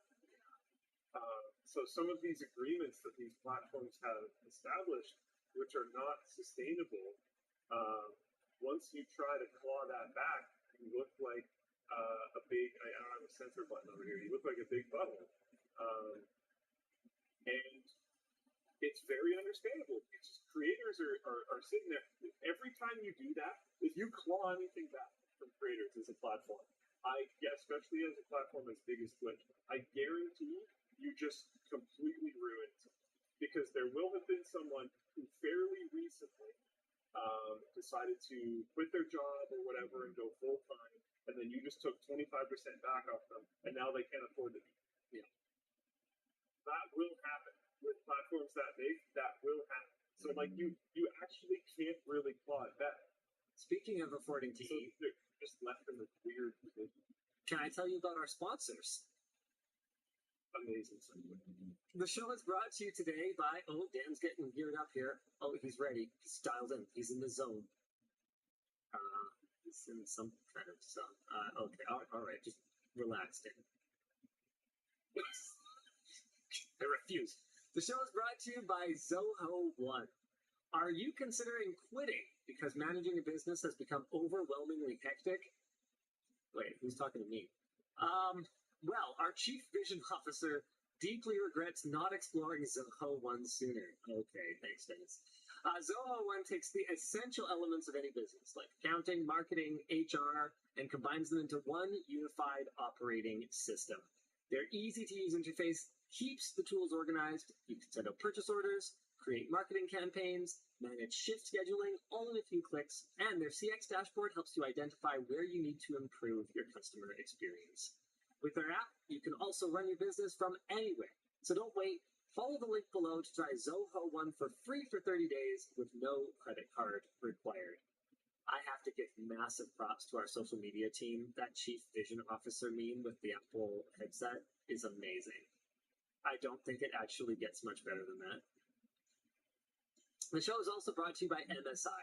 The MSI Z790 Edge Wi-Fi is the ultimate motherboard for gaming and professional needs. For your gaming and professional needs. Gosh darn it, someone's going to review this copy at some point. Anyway, it supports the latest Intel processors, DDR5 memory with speeds up to 7,200 megatransfers per second over clock. And that's not all. They have features like PCI Express Gen 5, their Lightning Gen 4 M.2 slots. And they have two USB 3.2 Gen 2 ports. 20 gigabit per second. You can also give your network connectivity a boost with their 2.5 gig LAN and Intel Wi-Fi 6E. And last but not least, their Audio Boost 5 guarantees you'll be able to enjoy exceptional sound quality. So upgrade to the Z790 Edge Wi-Fi and unlock the full potential of your system at the link in the video description. Finally, the show is brought to you by Corsair. Oh, okay, noodles. There's noodles. I get it. Everyone loves a fresh plate of Mama's homemade spaghetti. But it's not made of PC cables, is it? With Corsair's IQ Link, this is the only cable that I need. You can create a chain of devices using the same simple connector, all leading to a single IQ Link system hub that can be magnetically attached to your PC case. Each of the hub's 2 ports can handle up to 7 connected devices, reducing cable complexity. With a range of products in the ecosystem like fans, coolers, and power supplies, building a fully connected PC is a breeze. Oh, and of course, you can customize the RGB lighting of all your Corsair devices with their IQ software. So don't wait, make your life easier and leave cluttered and complicated builds in the past with the IQ Link smart ecosystem at the link down below. Alrighty. Thank you for that, Dennis. What do you want to talk about next, Luke? Let me check the doc out. Apple studies thousands of heads. Invents ray-traced audio. Amazing. All right, let's do it. There was the 6-minute version. I lied. No, I lied. We're supposed to do 3 merch messages. No, it's on me. Sorry. I'm a liar sometimes. But right now. You do that. Let's see. Hey, DLL, I am curious as to what is going on behind the scenes for a new labs website. Can you give us any spoilers on the tech behind it, or how many people are working on it? Oh, I mean, can we show anybody anything, Luke? He's thinking. I have to get permission because I don't know the URL. Oh, you should. It's sent to you in an email almost every week.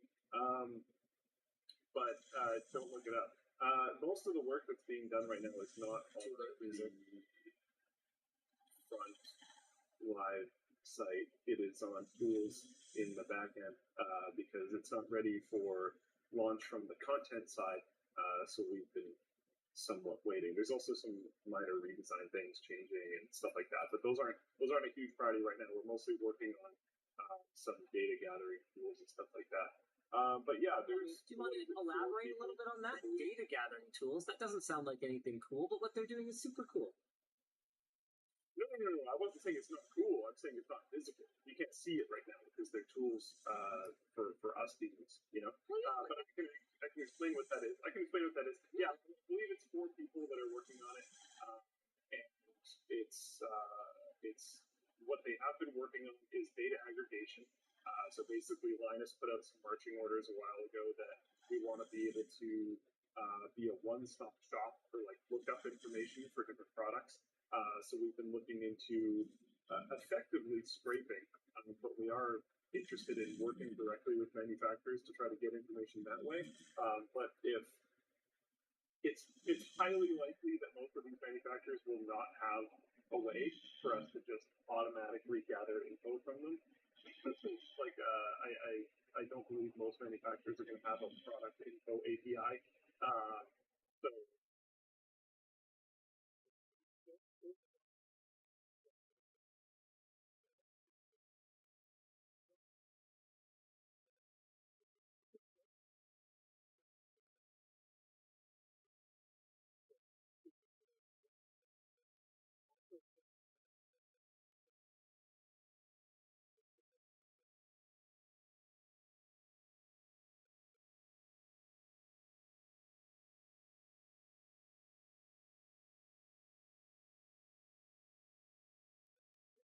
Oh, you have.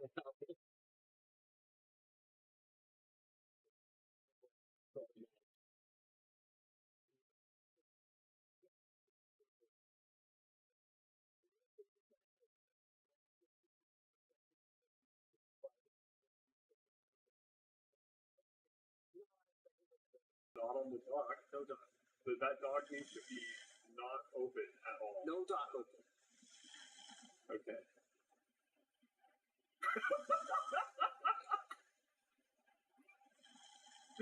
Amazing.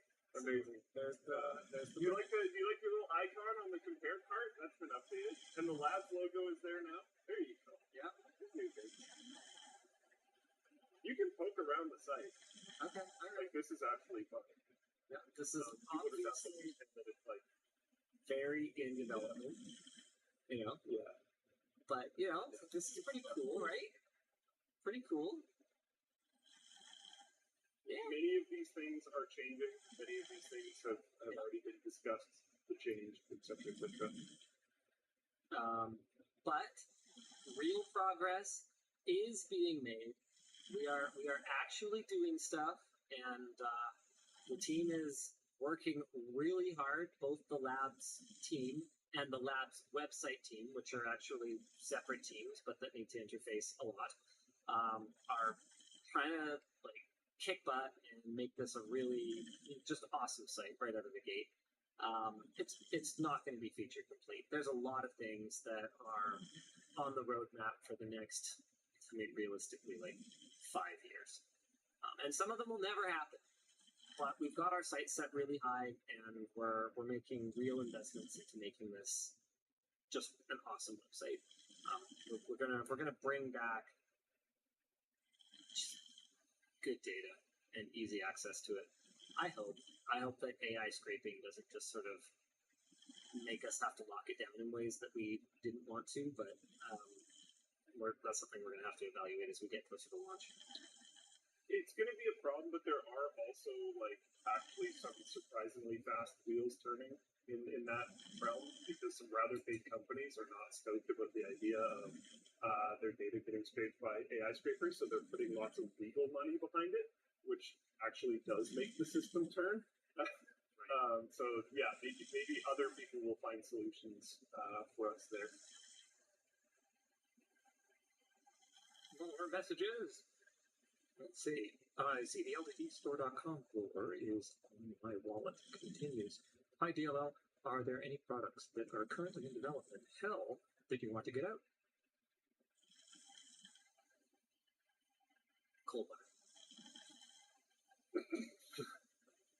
That was. I'm trying to think. Extreme right out of there.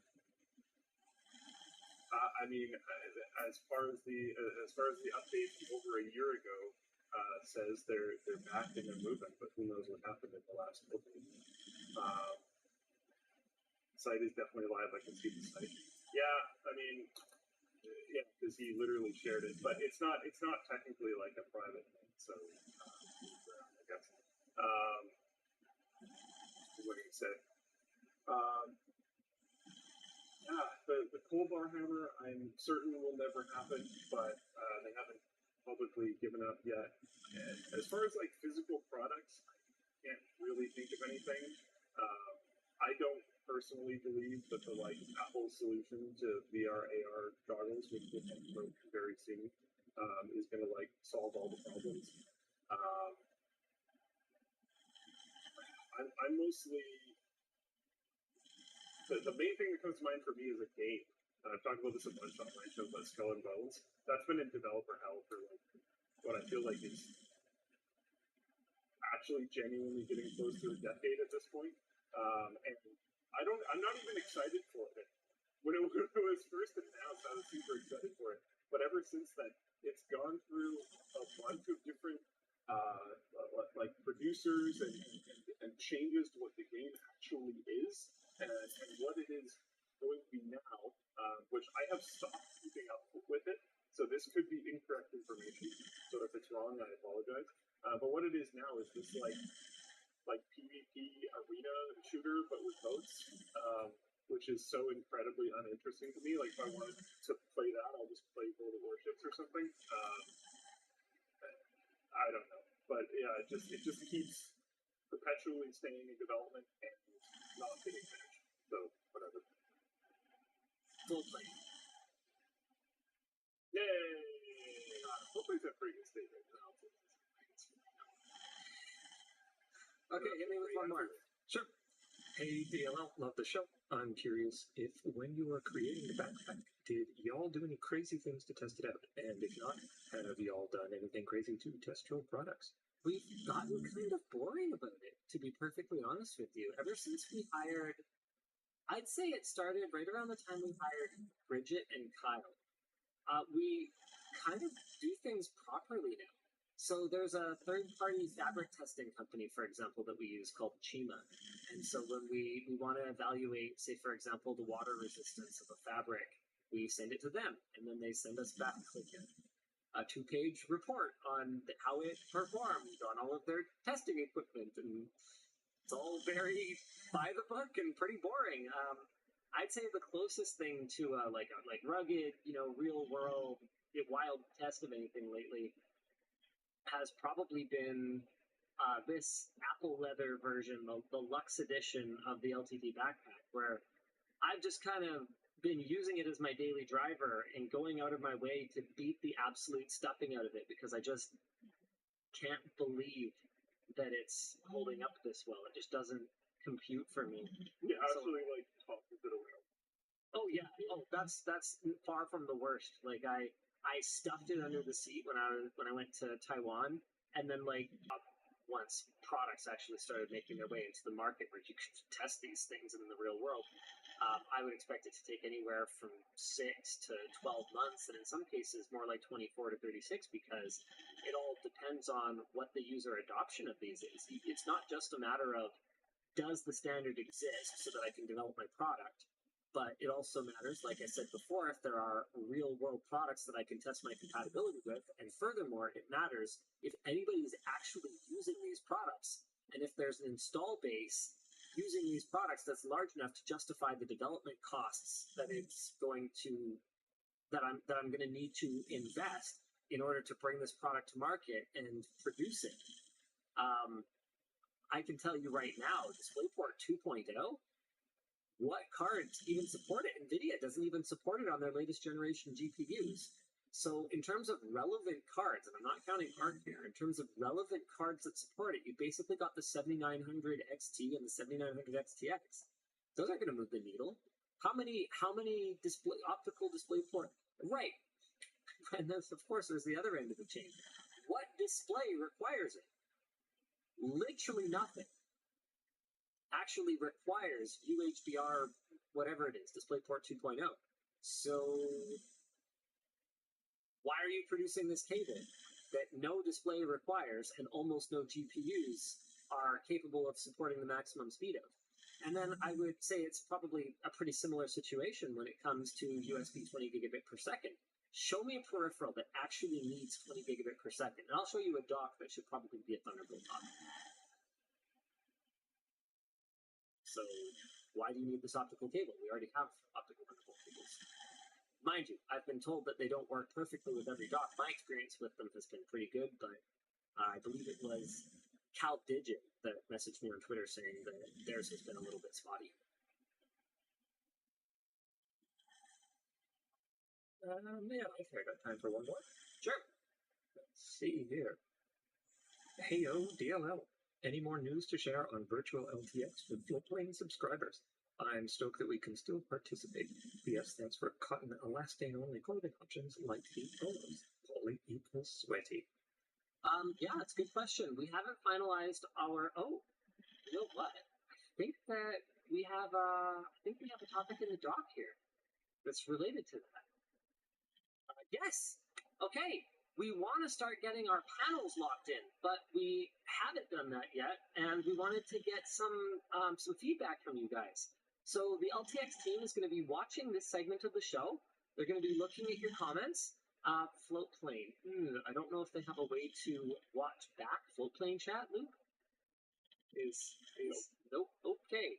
So cool. So what you might want to do is hold your thoughts and throw them in the comment section under the VOD. If there's any topics that jump out to you as being particularly bad, if there's topics that jump out to you being particularly good, YouTube chat, I mean, it moves at a million miles a minute, so I don't know how useful posting in there is going to be, but maybe same thing. In the comments under the VOD would be the best place to post something, but here are some of our ideas. One of them is price talks. So talking about price to performance, the best way to figure out bang for the buck, talking about the affordability of parts and inflation, talking about, where do you start buying if you're just starting now? How do you familiarize yourself with this stuff? Talking about, predictions of future trends. So just to be clear, these are panel ideas where we would get creators to come up on stage and just discuss these topics. Another good one that I kind of like is handheld gaming. Where's this trend going? Is there room to grow? What do we think a flagship handheld for 2025 might look like? Handheld versus home console. The line's already blurry thanks to the Nintendo Switch. Are we going to see this blur more? Another concept, I don't know about this one. Making products for real people. LTTstore.com learning experiences. What do we want to do in the future? Product release cycle. Products that will never see the light of day. I feel like I talk about this so much on the show, there won't be much to say, but hey, let us know if you disagree. This is one that I suggested. Sponsored reviews. Where are these coming from? Where are brands getting the idea that they can sponsor reviews? Where are viewers getting the idea that a sponsored video can be a review? Why is it that this line is blurry, and what has happened to the word review? What does sponsored content look like given the rise of vertical video and other formats and platforms? Why would a brand sponsor a review anyway, given that the value of a review is that it's an independent opinion, at least it's supposed to be? Some other ideas are phones peak boring now. This just says GPU specs. I don't know what that means. Discussions on benchmarking best practices. That could be kind of a fun one. Console versus PC gaming 2023 edition. If you guys have any other ideas, that sounds super cool. Luke is going to talk about Logitech killing the Blue brand while I run to the washroom. Okay. I'm jumping to where that is. I could use the Luke cam though, man. Oh my. I won't see it because I gotta look at the dock, but I trust it's amazing considering the bad quality of my webcam and the blown out lighting in the room. But anyways, Logitech is all merging into Logitech G.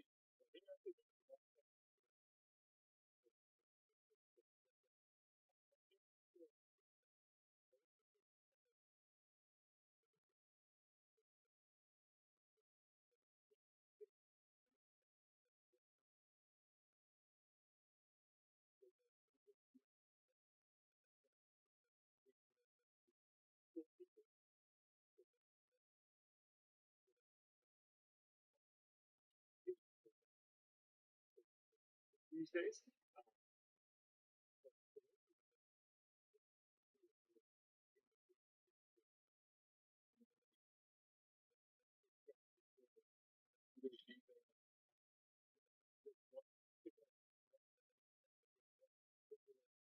And an XLR mic, or we're using like a snowballer again. There was almost no other options.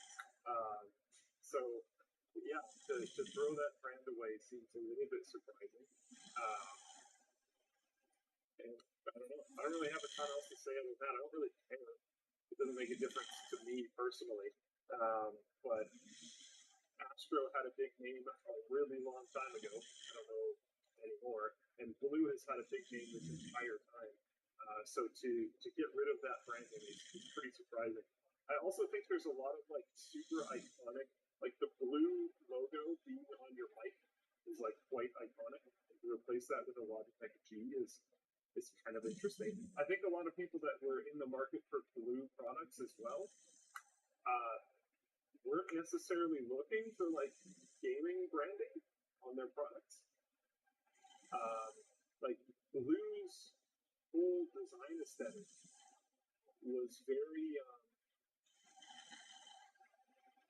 I don't know what it was. Yeah, I guess so. I'm not going to define it. Yeah, creator focused, I guess I would say. It really does raise the question. And like, Why do you acquire these companies? And if you just want the IP, why not acquire them, take the IP, and then just not keep releasing products under that brand at all? Like, I don't know. Maybe I just am dumb. well, that's the strategy now. So maybe they're adopting that now. Like maybe they'll do that moving forward. I can. The Astro Gaming one is confusing to me because like I actually don't. The products are so garbage. To be honest. But yeah, exactly. Like, what would you want? Like, if coming from what Logitech already had, what would you want? Other than just the market share, which you would have to keep the name for. For Blue, sure there was some amount of market share stuff as well. But I do suspect that was definitely mostly like the tech behind the microphones. Because Blue did have a very good name for like quality, especially on the USB side microphone. Do you know the background of Astro? No, I know they were like console gaming headphones. That's it. No, they were just an industrial design and like branding firm, and they were like, "Oh, why don't we just do this for other people? Let's just do industrial design and branding for like shitty gaming headphones." And then they killed it and got acquired. I was like, okay. They looked cool. They always looked really cool. The Astro headphones looked sick. I remember the first shirt that I got from PAX that was actually kind of cool. It wasn't just like plain t-shirt, brand name, and block font. That's it. The first one ever was an Astro. And it like actually looked really sick. I never owned Astro headphones, but I had a really cool Astro shirt. You know, my relationship with Astro was fraught at best. We reviewed one of their products once. I was shocked at how bad it was, and basically said, I can't understand why anybody is buying any of these ever, and then they never talked to me. Something along those lines. Yeah, like this is what I mean. I can't possibly imagine Logitech bought them for the. No, I really don't think so. Yeah. So I don't know. Yeah, this doesn't really matter to me personally, but it's interesting. It seems like a big move to just like noob a ton of the brand IP that you have and put it all under Logitech G. But how much of Blue is not really G? Not gaming. Yeah, the G part is weird to me. Astro, sure, whatever. That part doesn't really matter to me so much. And also, as I was talking before, you got your Logitech Creators. That's another brand that they're kind of merging under Logitech G. I just don't really get the point, I guess. But it doesn't matter. Like, I'm also not upset about it. I just actually don't care. I don't think it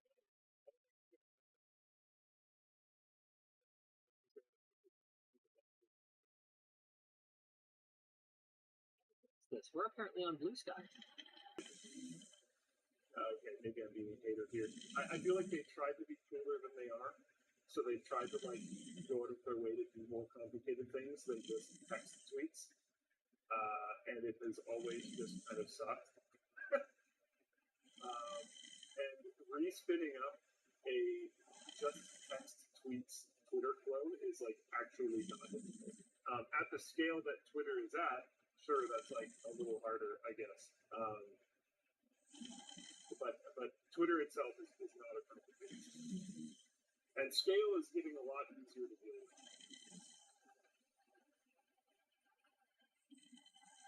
Are you ready to talk about the Apple Vision Pro? Should we talk about some of our announcements first? Are we done all the announcements? We do. I think we're done all. The Blue Sky thing was the last one. We're good. Yeah, let's talk about the Vision Pro. Is this the thousands of heads? Yeah. Okay. Sure. Apple studies thousands of heads. Invents audio ray tracing. EAX? Question mark. There's a 6-minute version of the Vision Pro announcement. Okay. There's also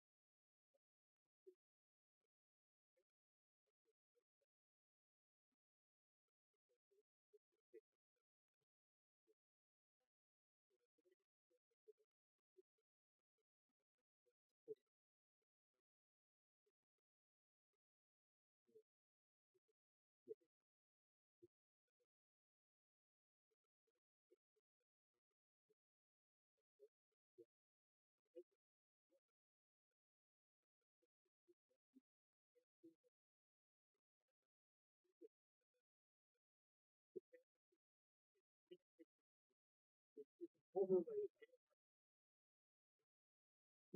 themselves up. Also uses that 3D map to create spatial audio, what Apple calls audio ray tracing. I will be very interested to see how completely you can actually isolate yourself. It doesn't look to be sealed particularly well. It kind of reminds me more of like the MetaQuest Pro, where it's VR. It's like gray gaps. But there's a ton of gaps where like you get in. Yeah, definitely. The Vision Pro can be controlled with eye motion, which from what I've heard, is actually surprisingly good. Voice commands and gestures. When interacting with people in the immediate environment, there is an external panel that shows the user's eyes. That part's pretty interesting to me. The device has an onboard M2 chip running Vision OS and handling computation tasks, while a dedicated R1 chip deals with input from the various sensors and cameras. Community response has been conflicted, viewing the device as impressive, but really only for enthusiasts with a lot of disposable income given the price. Snow goggle aesthetic and 2-hour battery life. Others felt that the Vision Pro needed a clearer business use case and the ability to replace the traditional laptop in order to justify its price. Mark Zuckerberg addressed Apple's new headset during a company-wide meeting yesterday, where he said that Apple didn't demonstrate any major technical breakthroughs that Meta hasn't already explored. In quotes, there's a real philosophical difference in terms of how we're approaching this. In quotes again, our vision for the metaverse is fundamentally social. It's about people interacting in new ways and feeling closer. Our device is also about being active and doing things. By contrast, every demo they showed was a person sitting on a couch by themselves, which I don't think is actually true. No, they did have the one demo where someone walks up to someone who's in a Vision Pro and they start talking. So we see the eyes feature. Yeah, the sentiment is fair. It didn't show like a huge range of scenarios. No, it didn't. It mostly showed sitting and enjoying personal entertainment. I have a lot of questions about Vision Pro. Are we ready to start the discussion portion of this? First of all, I gotta say, I love the tech. They've gone 90 hertz, which is fine. Probably good enough. But my God, the resolution of these displays. I'm so excited to put one of these on. Like, there's no way to slice it other than that 23 million pixels is a lot of friggin' pixels.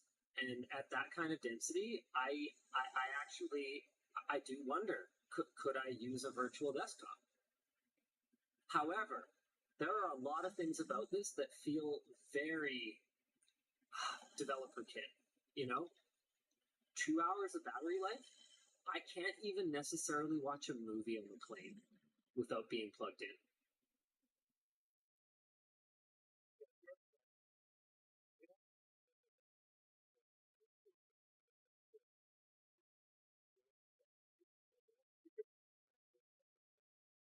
It's a good question. It's one I had that I haven't seen answered yet. So if there's like a super capacitor on board or something, honestly, I doubt it. Like, I really doubt it. What I think is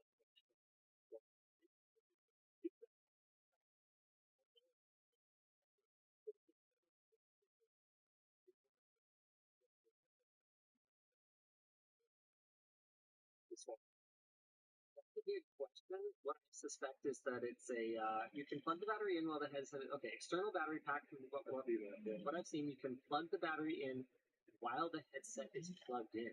There's USB-C on the battery pack. So yeah, it looks like swapping the battery pack is going to be pretty much a non-issue.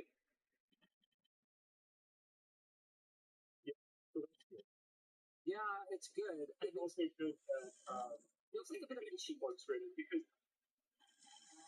but in your scenario that you just described, watching a movie on a plane, that does mean you could do it. For your entire flight, you could have this thing. It's magnetic to the headset. Why did they have to go proprietary for the connection? I mean, I love I love magnetic connections. I really do. But this is just another opportunity for Apple to collect licensing fees on third-party accessories, and I feel like for a product that's $3,500 already, that's pretty rough. What are your thoughts on the price point? I don't know. I expected them to kind of loss lead on it. I expected it to be affordable, like a consumer priced dev kit, and instead, I just don't really understand what I was looking at during the presentation. It's priced like a professional VR or AR product. Like, a lot of people don't realize this, but HoloLens, for example, is in use. It's a real product that is really deployed in real workplaces. Like I saw it. Yeah, like I saw it when I was at Intel's Fab. I could perform maintenance on chip fab machinery with a HoloLens, with someone just coaching me and with guides that will just show up in augmented reality, and like I can do it. It'll be like, yeah, go get this, pick up this screwdriver. It looks exactly like this. To pull out this tray, do this. Like it's kind of cool. And serious investments are being made in. I think they're pros, right?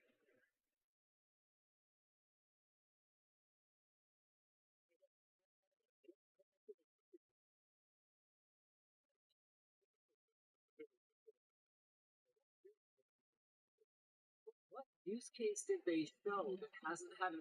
Okay, I know what your counterpoint is going to be. Apple doesn't invent anything, they refine, blah, blah, blah, blah, blah. But what use case did they show that we haven't had an opportunity for people to say, oh yeah, I'm interested in that? Like I was reminded watching it of this company, Vuzix.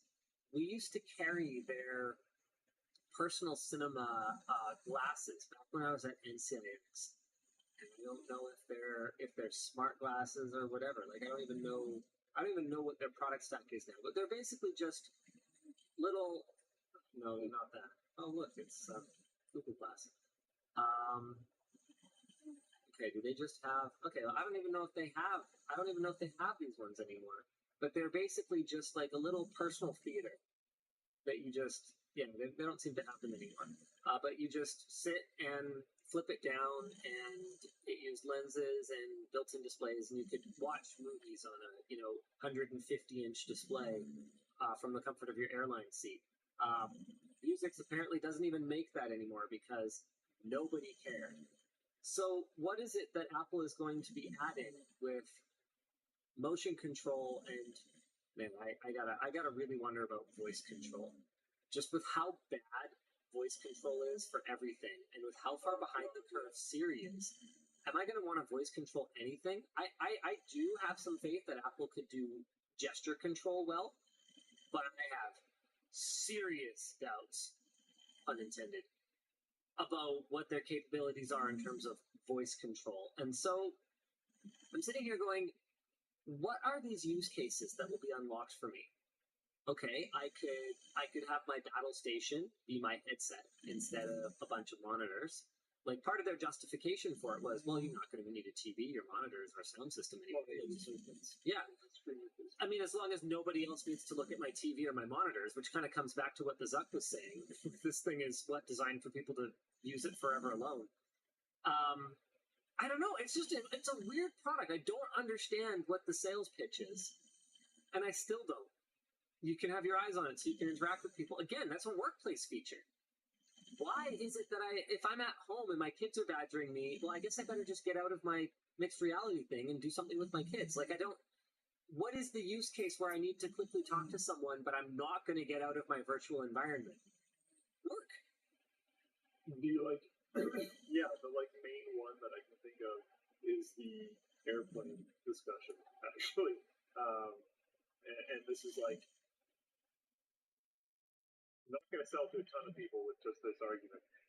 But it's like, oh, you're sitting on an airplane and the stewardess comes by, they give you a snack, and they address you. You can you have that weird graphic on the screen because you don't have pass through, and you look up at them and your eyes show up on the screen.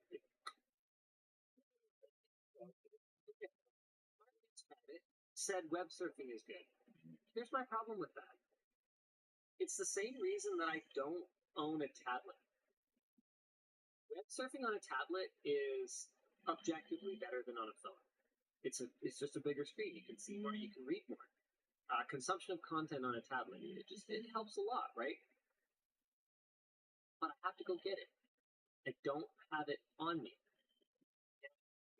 Maybe this is just a me thing, but the times that I surf the web, because web surfing has a really specific meaning to me. It's like, yeah, I wonder what leopards eat, right? Like it's this kind of just idle, doom scrolling, r/, watch people fail at things. I don't even know if that's a thing. It doesn't matter. The point is, it's like that sort of idle surfing. Yeah, that's totally something that you could probably do from within a headset. But for me to set aside time to do that, but I'm not at my computer. I'm not at my computer, which would probably be better. And I'm not on the Can, where realistically I don't have my AR headset. I'm probably just on my phone. It's this tweener. It's this in-between device. Maybe I take my AR headset to the Can. Okay. People will 100% do that. I will say that the web browsing comic is actually very interesting to me because web browsing, anything with text really, has been bad for a long time because the screens have honestly not been good at the price point that headsets have been being sold at. The screens have not been good enough, and there wasn't really a great trajectory for them to become good enough because the price points have been kind of low. We haven't seen an Index 2. If we had seen an Index 2, I feel like this would be a bit of a harder sell. Every other sort of category-defining product that I can think of from Apple takes off when it boasts all-day battery life. MacBook, all-day battery life. iPhone, all-day battery life. AirPods, as long as you put them in the case a couple times, all-day battery life. Apple Watch, all-day battery life. If it doesn't last all day, it doesn't exist. And that's another big problem for me, right? Is not only is it this tweener product that I have to go get when I want to use, but I have to manage charging it. Oh, I hate managing charging things. Anything that runs out of battery before I'm done with it for the day, this kind of automatically sucks. Am I off base here, though?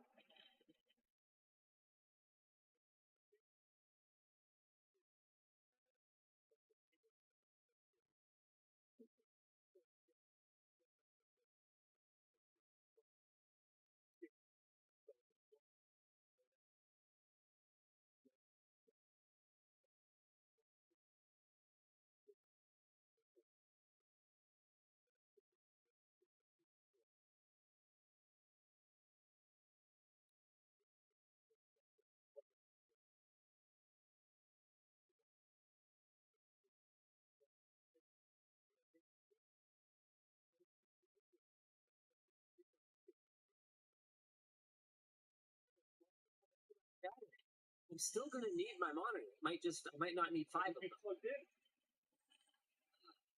Yeah, but then I'm tethered to my desk again. What year is it? You're tethered to your desk for a while. Doesn't mean permanently. Like you could literally, especially using pass-through, you could literally get up and go get a water, go to the washroom, and come back and not take it off because you just unplug. Have your battery bank with you, go do your things, come back, plug back in. I mean, by the way, it's like, why do I need Bluetooth headphones then? I'll just unplug my wired headphones, go get something. Different use case. What I'm saying is that this is being, it is completely different. What this is being marketed as is a screen replacement, a monitor replacement. You're not carrying your monitors around outside. The replacement is not the same thing. We did take, I'm wearing wired AirPod thing. You just destroyed everyone's ears touching the microphone, by the way. Oh, I apologize, sorry. I have to cut off on my laptop, but it's not. But these are things that we carried around all over the place. Yeah, we did.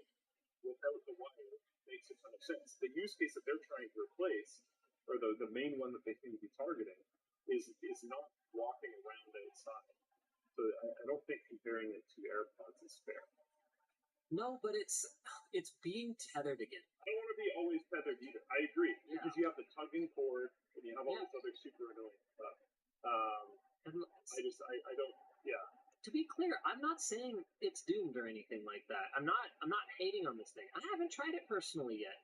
You know, and I told you guys, like, I can think of use cases for this that are consumer use cases. I feel like it's one of those products where the price is enterprise, the marketing is average consumer, the real use case is pro/enthusiast, somewhere in between, and everybody's going to have to kind of get aligned on this at some point, and it doesn't feel like we're there. And no, this is not the same as an electric car. Someone said this coming from the guy with the electric car. I don't take it on road trips. It's horses for courses, right? And I'm just trying to figure out what course this horse is for. And I don't think Apple seems to know. That's my main issue. Yes. And I think if they knew, yeah, I agree. They would have waited to just announce it and launch it and do it. They didn't have to announce this. And usually they don't. Usually they announce and launch. I think they're trying to figure out what the fuck this thing is. Honestly. I feel like the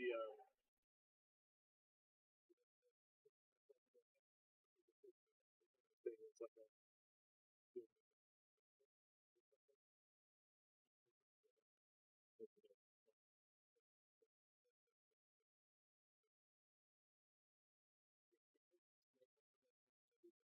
ever again, and if they, et cetera, et cetera, et cetera. But they'll reuse a lot of this, I suspect. Yeah.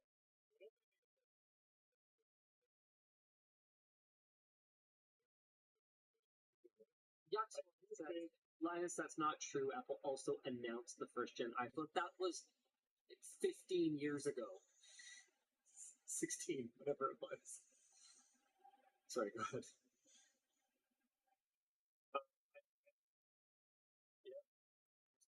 Poop it out. It was referenced. You mentioned in, I believe it was last Wayne show, the Apple Watch Zero, maybe 2 billion. Yeah, I don't know. Seriously, whatever their investment was, it was super. The Apple Watch Zero or whatever it was called, the first version, they like retcon. Yeah, it feels very much like that. Like they got to a point where, they got to a point where you can use it technically. Yeah, it does stuff, but it probably looks.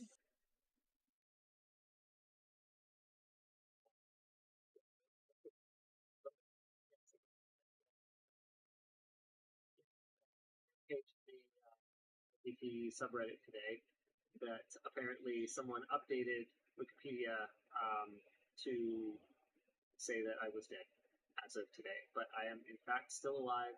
I can prove to you that this was not pre-recorded.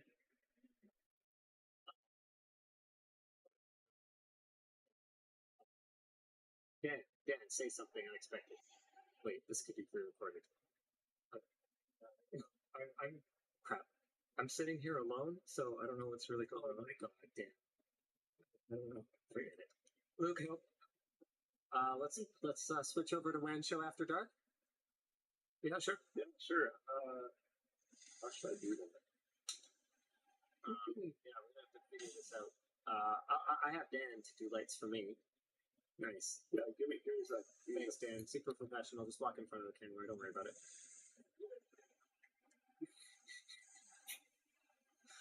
Let's see what Luke comes up with. I'm legitimately very curious. I could make him look ridiculous as well. No. I want to see what he comes up with. Yeah. Let's let Luke. We'll let him do that first. He's a big boy. He's close to water. Ooh. Oh, we can see him. Change anything? I mean, there's less blinds. Yeah, there's fewer blinds open. Is it darker? I mean, I don't know. It's weird. You're darker, but the room is brighter. I think I'm gonna get involved here. No, Dan, you're not allowed to fix it for him. Let Luke do it. Okay. I'm gonna turn off my correction. He's a big boy. Oh well, no. I think you can leave your existing. Oh my god, it's green. This is awful. Everything about this is awful. The people deserve better. Hold on. Who are these? What's he even doing? I mean, okay, yeah, that might help. Oh, whoops. That kind of works, actually. I mean, I guess. What the heck is that? Is that too dark? Unfortunately, I mean, he can't even hear me, so that's cool. Oh yeah, of course. Yeah, sure. I mean, it's darkish. Your webcam is. I literally can't make it darker. It's every light boosting the ISO. Yeah. Is it too dark? It seems fine. I say go for it. All right, Dan, hit me. There you go. Now you're a little bit darker. Let's see here. Hey DLL, I love your content. You mentioned that you mainly produce things you personally are interested or invested in. Will this change with the new CEO? Kudos to all the screen, off the screen, making this work. Cheers. I mean, no, that's kind of the idea, right, behind the whole chief vision officer thing, is that I'm still supposed to be heavily involved in the content, but just only the content. Like, I don't know. Let me just look at my email today and just find stupid stuff that I shouldn't have to deal with. I didn't realize how bad it was until I came back and started doing more Linus Media Group things. But the amount of things that Linus does, and Avon for that matter, to be honest, that they just like definitely should not be spending their time on, is wild. Okay, we're apparently changing our standardized editing rigs because one of our editors. Time now. Do we have a roadmap to having this resolved?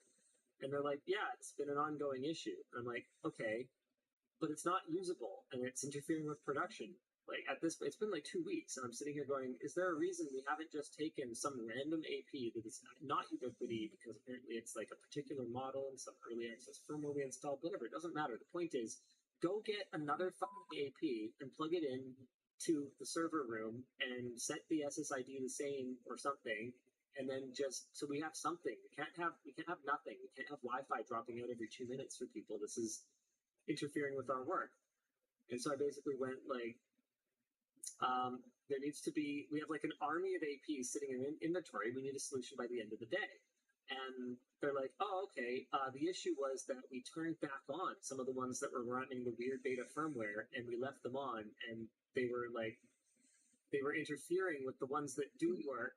And I'm sitting here going, okay, well then the bigger problem is that we need a process for people to report issues, because if I'm the first person bringing this up, and these have been broken for 7 hours today, then that means that either people don't know how to report these things, or they don't know that they're supposed to, or they didn't notice there was a problem, which I find difficult to believe, or nobody is acting on these reports because maybe they're going to the wrong place. Why am I dealing with this? I shouldn't be dealing with this. This is ridiculous, and someone else should deal with this. So anyway, the next Monday morning meeting, there is already, to the credit of the new team member, there's already a process in place where we're going to inform people of how to report issues with the infrastructure or Wi-Fi, and they'll be ticketed and actioned on. And a temporary process. Sure, that's fine, but we need something. We can't just have broken Wi-Fi for 2 weeks. Yeah, that's not acceptable. So yeah, fine, something temporary that works is better than something permanent that doesn't work. Sometimes, and sort of. Like, this is, so one interesting thing that I've been dealing with some of my new roles that I have to jump into at LMG, is that tons of things are bad, and everything is expected to be not bad immediately. I know. And one of the problems with that is a lot of the solutions that come up are also bad, like this solution that we're putting in place. We have to have some way. We have to have some way for people to report an infrastructure issue. We had a plan that we were literally currently rolling out, but now we don't have enough time to do it. So now we have to divert off of doing the actually good thing and do a bad thing so that we can temporarily have a solution for an angry CBO guy, which is fine. And sometimes that's going to be worth it. Sometimes you have to do it. I'm not wrong. Wait for the perfect solutions all the time.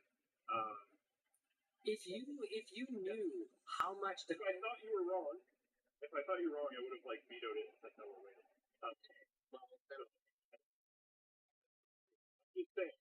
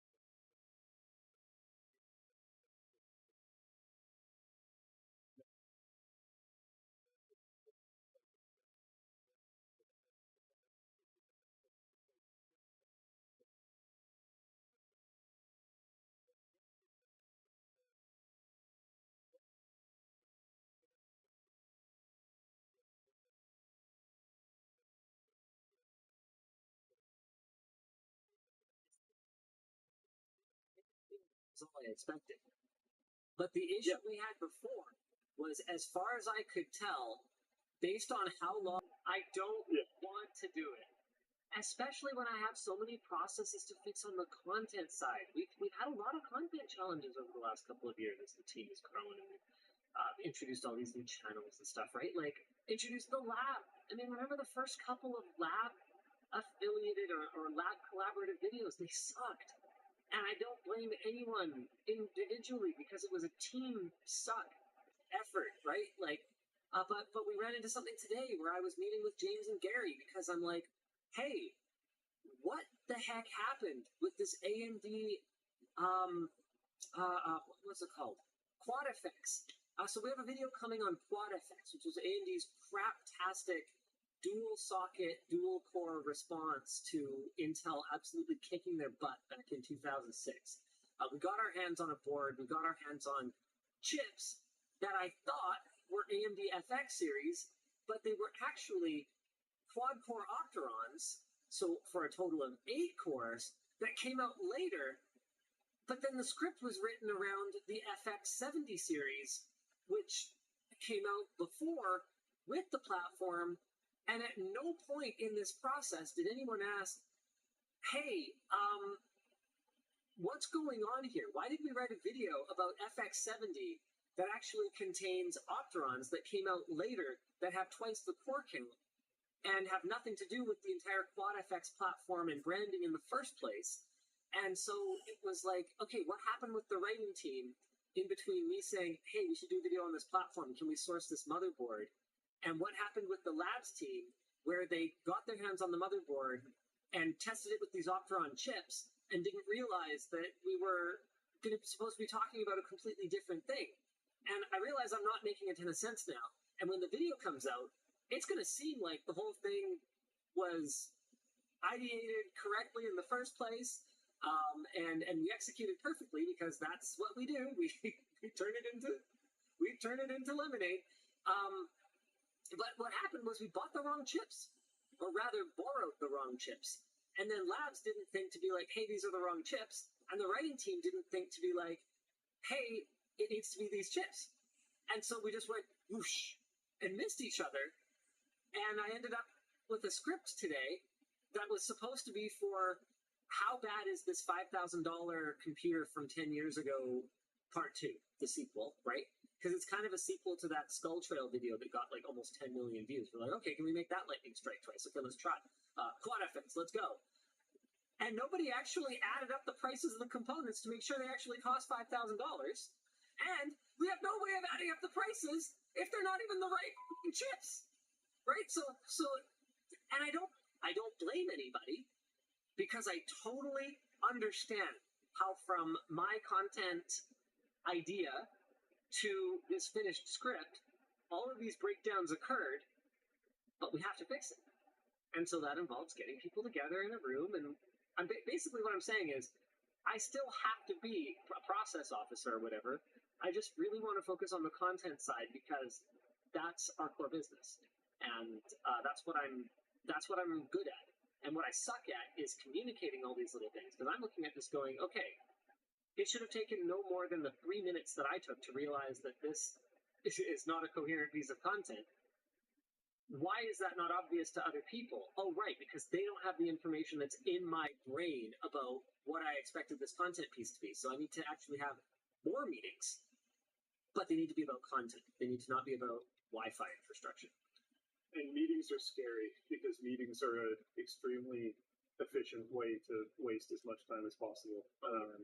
So you have to be careful because some meetings can be quite necessary, but you end up putting yourself in like meeting hell where all you end up doing is discussing things instead of doing things, which is like not great either. One of the things that came out of the meeting today is that we're going to completely reconfigure the writers' meeting. So instead of having 20 people sit in there while we come up with ideas for videos, we're going to have people submit their video ideas ahead of time. Jake, James, and I are going to go through and say no, yes, no, yes, no, yes, no. We'll probably bring Gary in as well so that he has the context for why we're saying yes, no, no, yes, no, yes, no. And then when we do the writers' meeting, we're actually going to treat it more like the skeleton scrum, which is what we call it's ridiculous. And I know the answer. I understand the answer. but I hate it.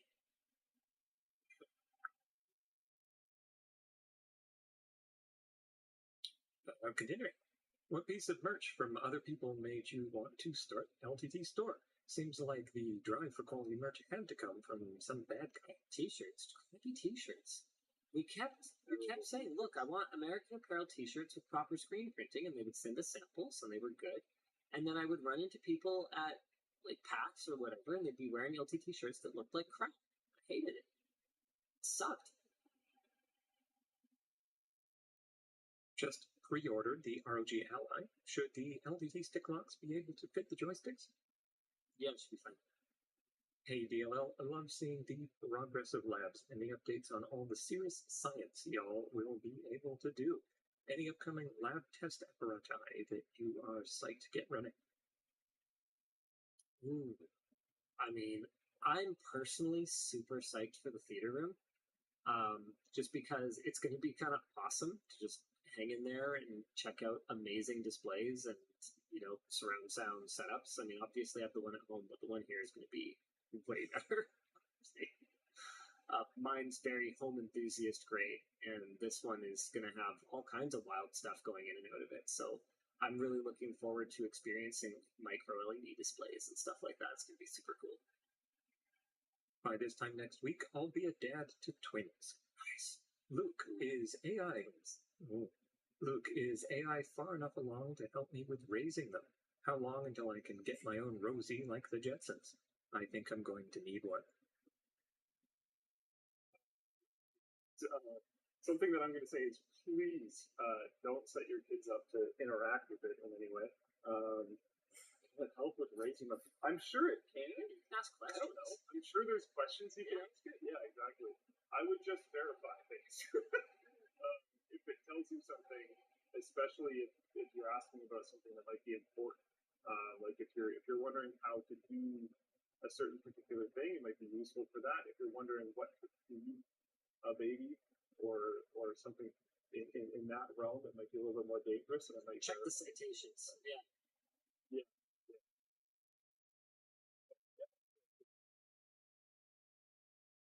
Has there been another time in graphics cards when a completely new entrant to the market had great tech at a great deal, but the drivers left a lot to be desired? For example, the Intel A750 and 770. I'm going to cheat and totally give you an answer that you weren't looking for, and I'm going to bring up that Chinese GPU company. What are they called? Moore Threads. They've got hardware that shows some potential, but the drivers are atrocious. Moore Threads. I'm actually surprised our video on them didn't get a little bit more traction. I thought people were going to be all over, oh, what? This weird, homegrown Chinese GPU? What is this thing? I mean, it does run games, which is more than I expected. My LLND. My day job is, hey, we don't know what blank is, and we want you to find out and replace it. I am constantly a newbie in complex systems and programs. Is info gatekeeping a problem at your scale too? I actually don't think so. Oh my gosh, yes. It is for us. We work on different things, so that's not too surprising.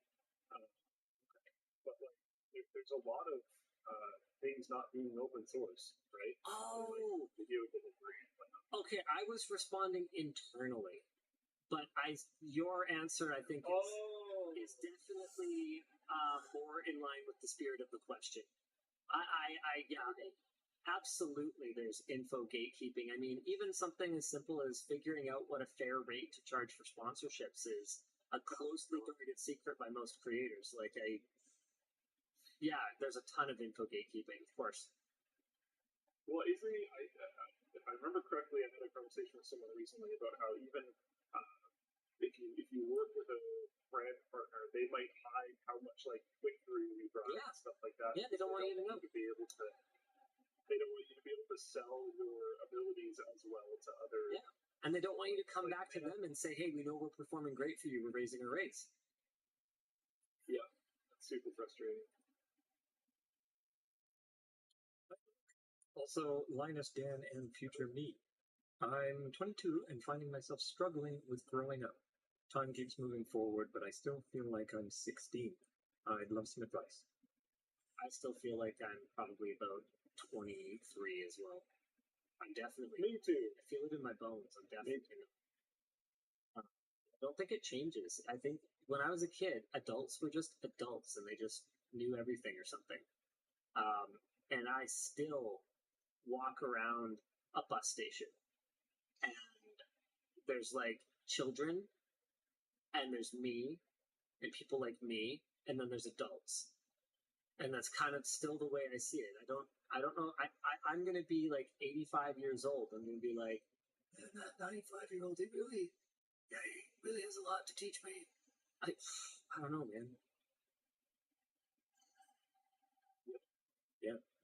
What was your first experience hacking? Editing configs, pulling pranks, or etc.? Yeah, do tell me. I'm trying to think what the first one was.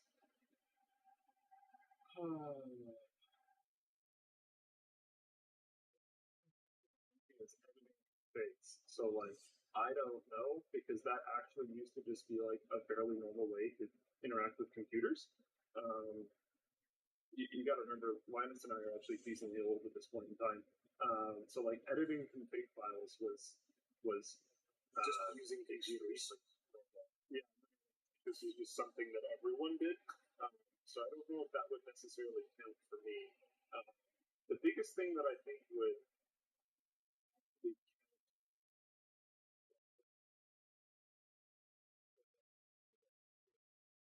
around in high school. I used to be friends with this guy. I don't know if he would want his name to be public, so I won't name him. But I was friends with him from elementary school all the way through high school. And we used to mess around and like he figured out how to send messages, like pop-up screen messages, from one computer to another computer in the school. I used to distribute this screen melter program, which you can see if you check out Channel Superfund. If you look up Channel Superfund screen melter, you can find it. That was something I did around that era. There was a lot of like prank shenanigans that happened around that time. I would consider probably that to be the main trip. Anything for you, Linus? Practicing. I want it to be like very organic and everyone having no idea what's going on because it's a lot more fun that way. I don't even know what it is, and that's like awesome. Yeah, it's going to be great. I think we're going to have 3 lanes for case toss this time. So we are dramatically scaling up the case toss competition.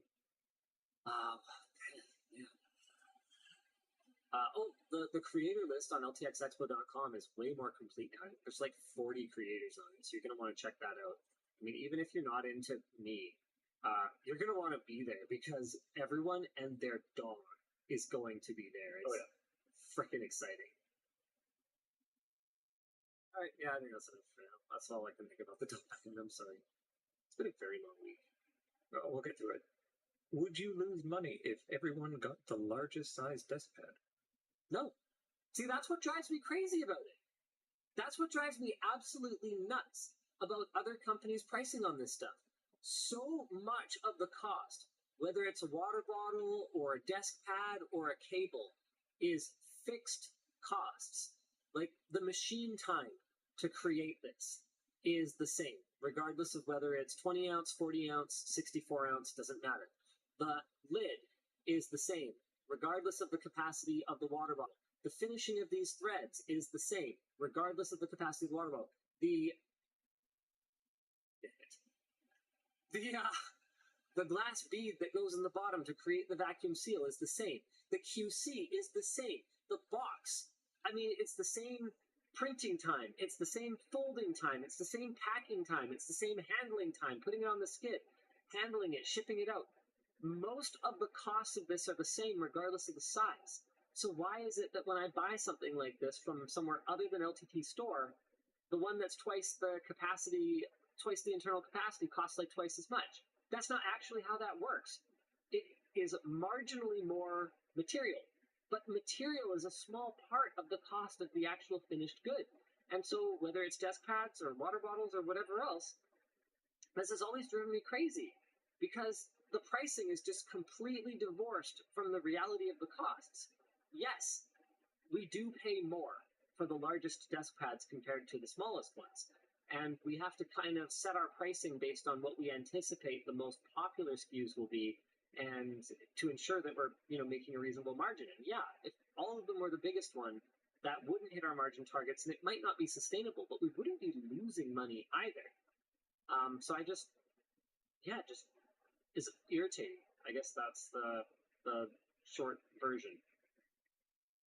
No, and when other companies price things like that, they are just charging you a lot more because they can, which is not a crime. It's not wrong. It just doesn't make sense to me. Hey, Luke and Linus, I was very excited to see the anechoic chamber in use. Which upcoming labs test are you guys most excited to see? Maybe we kind of answered this one. Okay. Good evening, DLL. Luke, as a fellow bearded individual, I would like to know what, if any, beard facial care you do. Condition. None. I'm going to be cutting it off when I get home. So you should. See it looks awful. Yeah. It looks like it's too far. It looks like ball hair on your chin. I think that. I mean, technically, it's pubes, right? Like I think that's literally somewhat. I'm going home to shave immediately.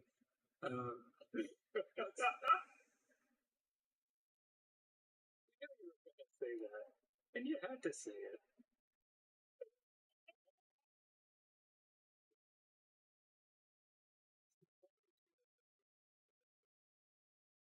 Communities have ceased growing, and YouTube is pushing them to buy ads in order to grow. How does this reconcile with your prediction that niche channels are unable to grow?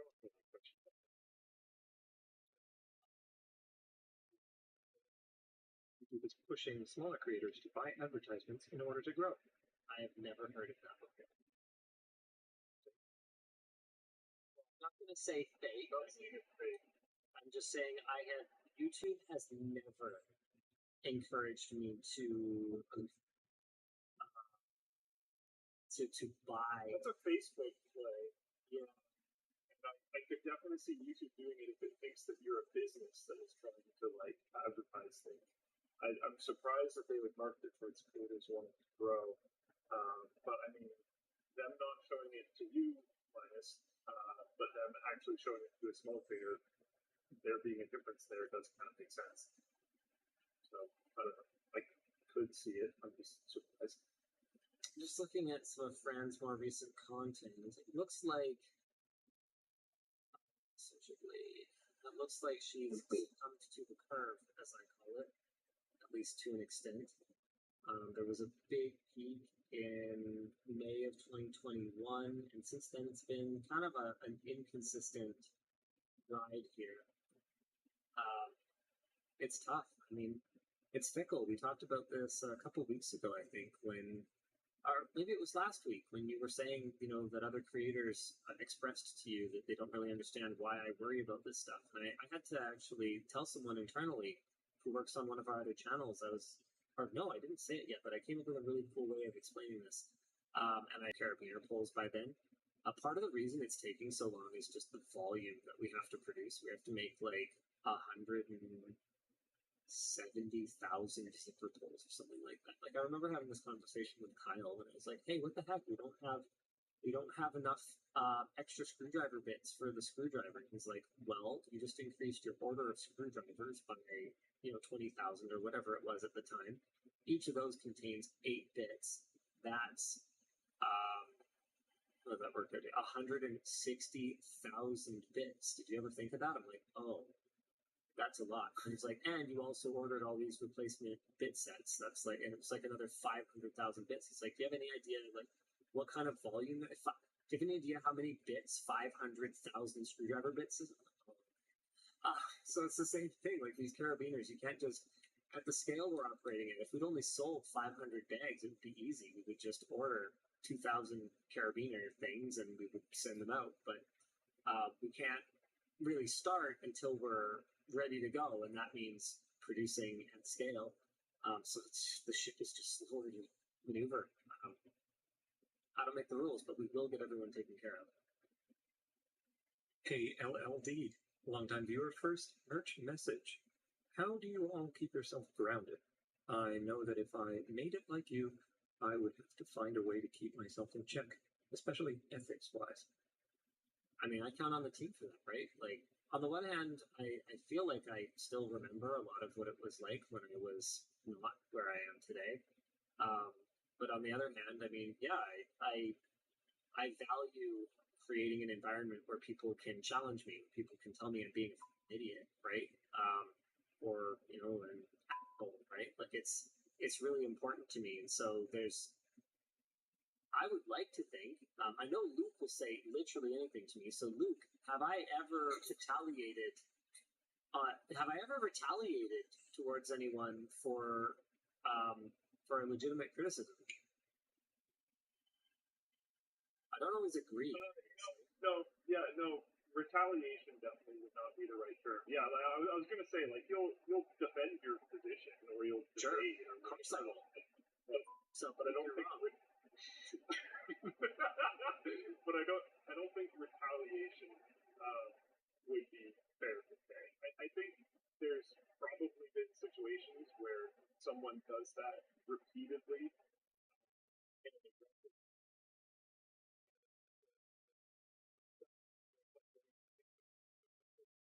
I think you framed this with it being.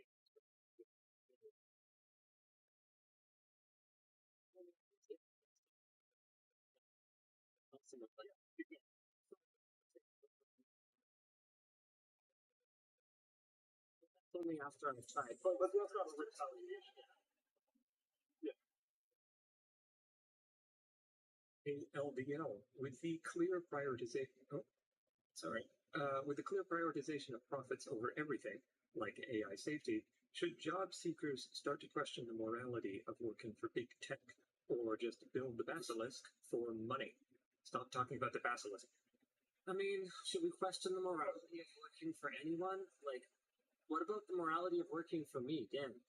I mean, are we putting small content creators out of business? Are you wasting people's lives? Yeah. I mean, the number of hours that are spent consuming LTT content is that should they be out, digging things instead, harvesting? Should they be doing something more productive for society? Like, I don't know. I kind of think you can attack the morality of just about anything. And I know this is kind of a straw man argument that I'm creating here, but I think it's also not completely invalid.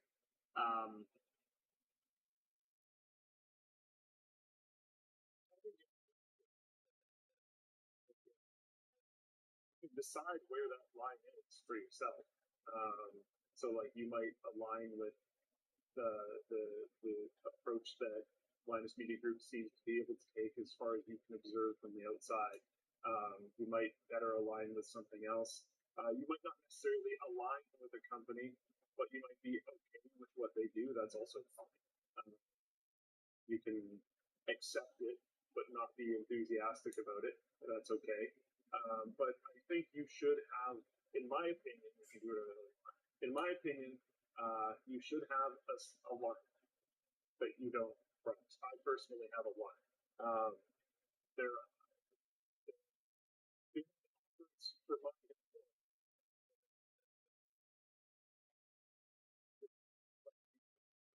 that I have publicly condemned.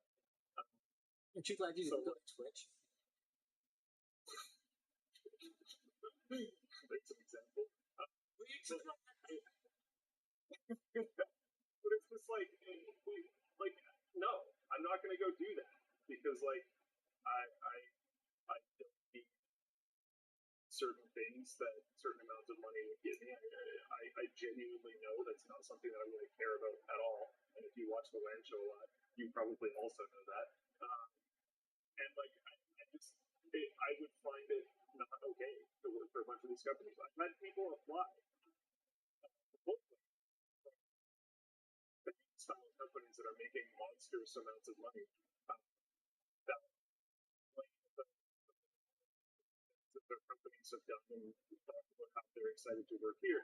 Not necessarily that we're this shining beacon of perfect actions all the time, but I guess in their minds they align better with our approaches to things. And then they figured out that they figured out that they wouldn't necessarily make as much, and they were like, well, that's a deal breaker. And I'm like, yeah, well, why do you think some of these companies make a bunch of money? Like,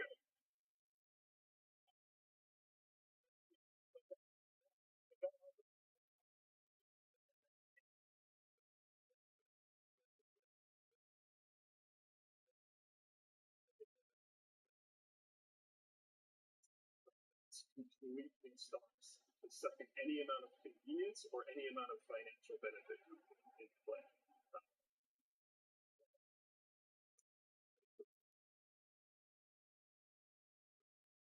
Linus, have you thought about having a conversation with Framework to put the Thror Systems AirJet in the laptop?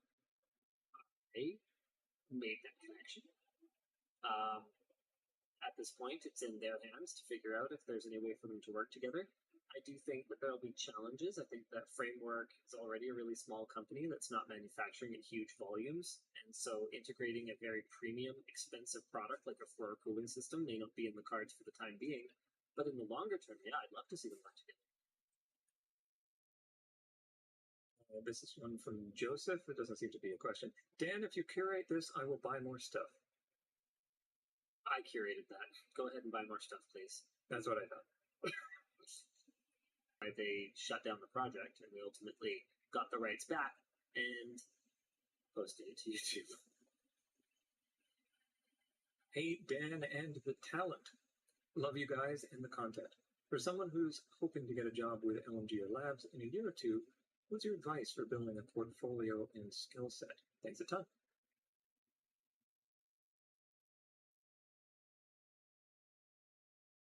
Focus more on doing something that you're going to be very driven to do, and doing something that you think is going to particularly look great in a portfolio specifically for us. Yeah, there's lots of other companies. Theo mentioned recently about how you should, when you're doing something for your portfolio, you should solve your own problem. So, like, find something in your life that you think you could do better and make a tool for that in order to do it better. That's a really good way to do it, because if you're going to actually like deploy this thing and then continue to use it, you will probably maintain it, which will result in it being pretty good for your portfolio. You would be very surprised the amount of people who apply and then have like a personal website linked as, like, they'll be like, here's my portfolio, and it's their personal website, and they're like, oh, I have other projects on that website that link out to you, and you click on their personal website and it doesn't even load at all. It's like, ooh, you should use the thing so that you know that it's going to work. That would be very helpful. Sort of Flipman Chat said, I have no portfolio but 10 plus years experience. Yeah, but this is not the scenario of the person that's asking the question. So for the person who's asking the question, I would look to yourself for inspiration. Try to find things that you can improve in your own world. Just like this. It's good. Dear DLL, are there any news on a yearly payment option for the grandfather tier on Floatplane? Without discount, of course. I really would like to pay yearly. Thanks for all you do. Not this second, but there have been a lot of improvements to the payment system recently, so maybe that will come at some point. Not getting winged on transaction fees every time would be great. Sorry. No, that's okay. Delay. In aerospace, we use V/AR for human design studies to check install and repair methods of equipment. Once the head of the lab flexed on me by pulling out a 4090. What's the best tech flex you've ever had? It's tech flex. Okay, you know what? No, I do know the answer to this. Way back in the day, once upon a time, when I was working with Ivan, who you guys might remember from the fastest gaming PC ever video from Secret Shopper. He worked here for a while, but we worked together back when we were at NCIX. And when NVIDIA launched the GTX 590, Okay, so dual GPU architecture, that was Fermi, I guess. Yeah, Fermi card. They shipped it in this NVIDIA stenciled ammo box that had, like, it was a green ammo box that had an NVIDIA logo stenciled on the side in yellow. And inside they had like packing peanuts and stuff, but they also had the card, and then they had these dog tags with like the name of your media outlet on it. Super cool. So when I unboxed it, I sent him a note. I said, "Hey, you got to come down to the studio right now." And when he came down, I told him, "This is my favorite Cannot has." And I would call Cannot, I would basically tease him because he's such a collector. Whereas, like, for me, like, I've never really been as sentimental as him. So I would always just kind of like bug him about anything that I got that was highly collectible. It meant far more to me how much he coveted it than the actual item itself, even though usually I would just end up forgetting about things and he would just take them. But I was like, this is my favorite Cannot has. I just wanted you to see it, but you cannot has. And I showed him the ammo box. It wasn't even the card itself. Like, that's because that's not what's valuable to him. Like, he would obviously, you know, love to have a fast GPU. Who wouldn't? But it was the ammo box and the dog tags that were like Cannot has unique items. And guys, if it sounds like I'm a complete, I mean, sure, maybe a little bit, but also you got to understand. Just look at any of our interactions on camera. He dished it too. He had it coming. So yes, did I take every opportunity to rub a Cannot has in his face? 100%. Did he deserve it? 100%. So I think that was my favorite tech flex, was that GTX 590 ammo box and dog tags. And the ammo box I actually do still have, and the only reason I cared about it was because of how much Ivan wanted it. Love that guy. Actually, I haven't heard from him in like a couple months. I should probably get him. But there you go. That's my favorite Canal has. Oh, the gold Swift Tech water block. Okay, I do like my gold Swift Tech water block. I know about that. But that wasn't really a Canal has. That was there's like 200 of them. Ammo box though. Is there anyone on the staff that completely changed your attitude or mindset about your job after interacting with us? What was the change?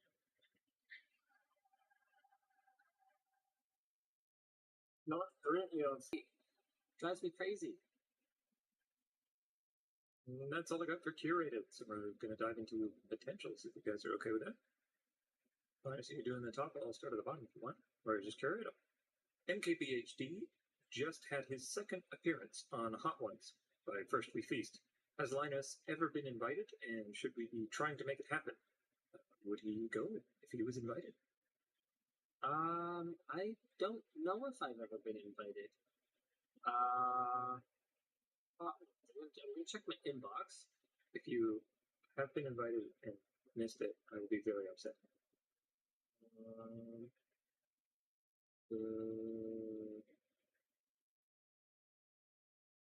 Okay, we have the internal Hot Ones challenge we did on Workation. That was fun. I don't think so. I'm gonna be. It's gonna be pretty embarrassing if they did invite me at some point and I didn't do it. It really depends. Like, if the location is really far and it's time-consuming production, the opportunity cost of having me out of office is really, really, really high. So I can't promise that if they invited me that I would be able to, because it depends on scheduling, right? But I'm not opposed to it. Seems fine. I like spice. DLL, with the price of Apple's new VR AR headset, who do you think Apple is targeting, or is the price just for the first gen headset? I think we've talked about this a fair bit on the show today.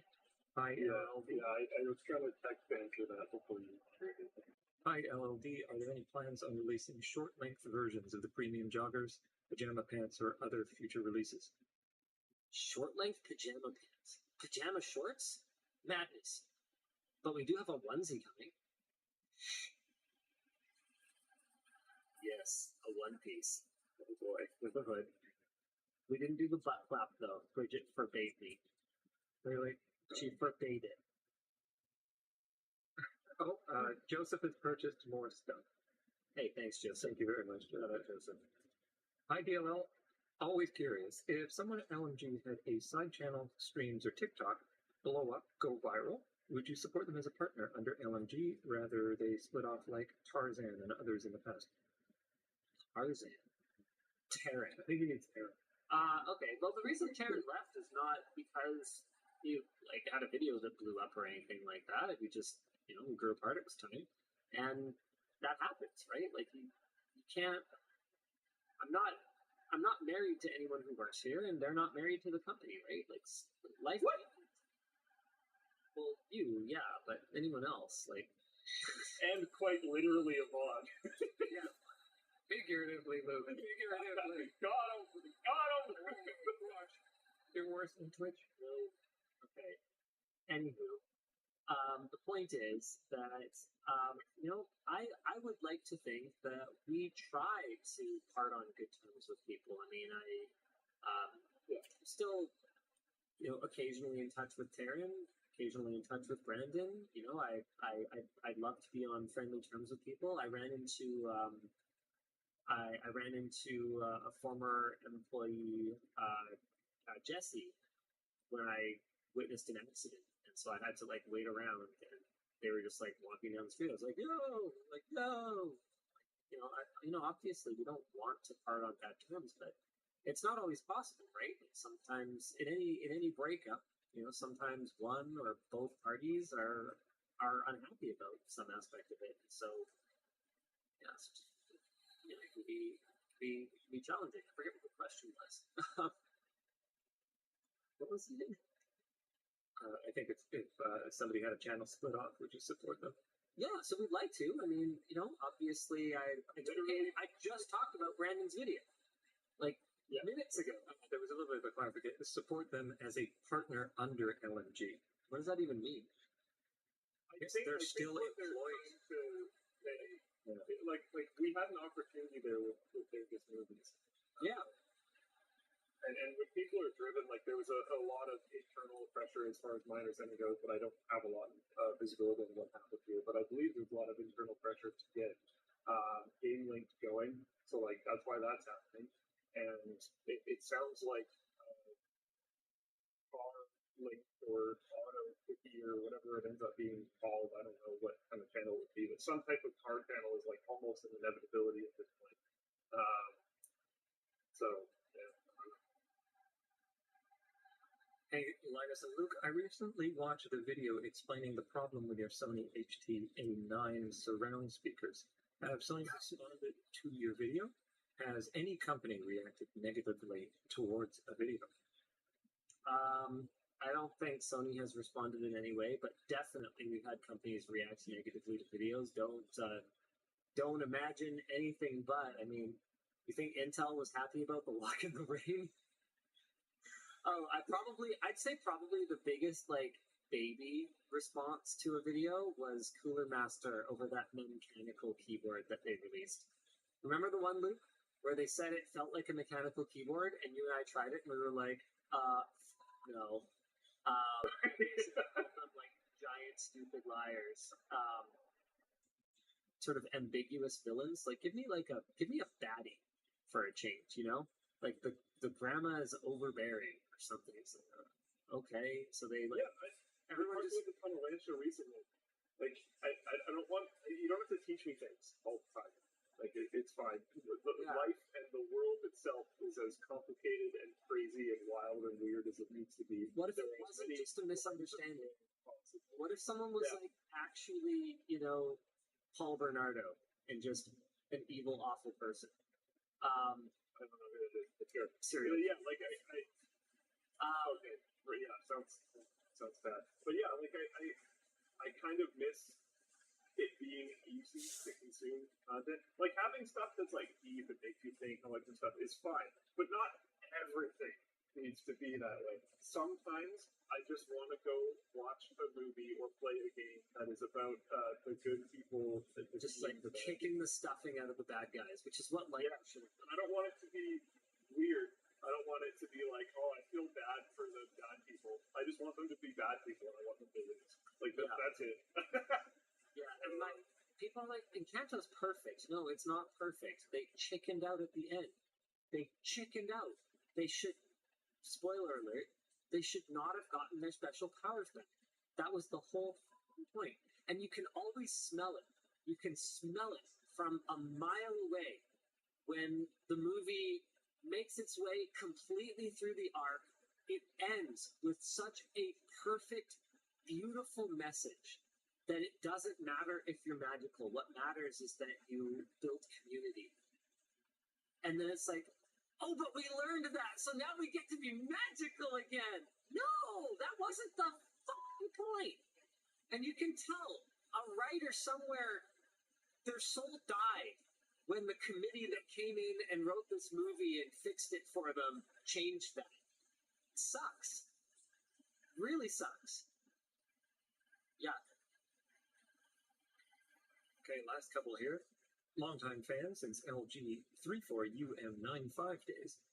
Linus, do you plan on doing a short circuit on the ROG Ally showing SSD upgrade paths, M.2 extender for full-size SSD, and a re-release with updated firmware? I'd love to do an Ultimate Ally.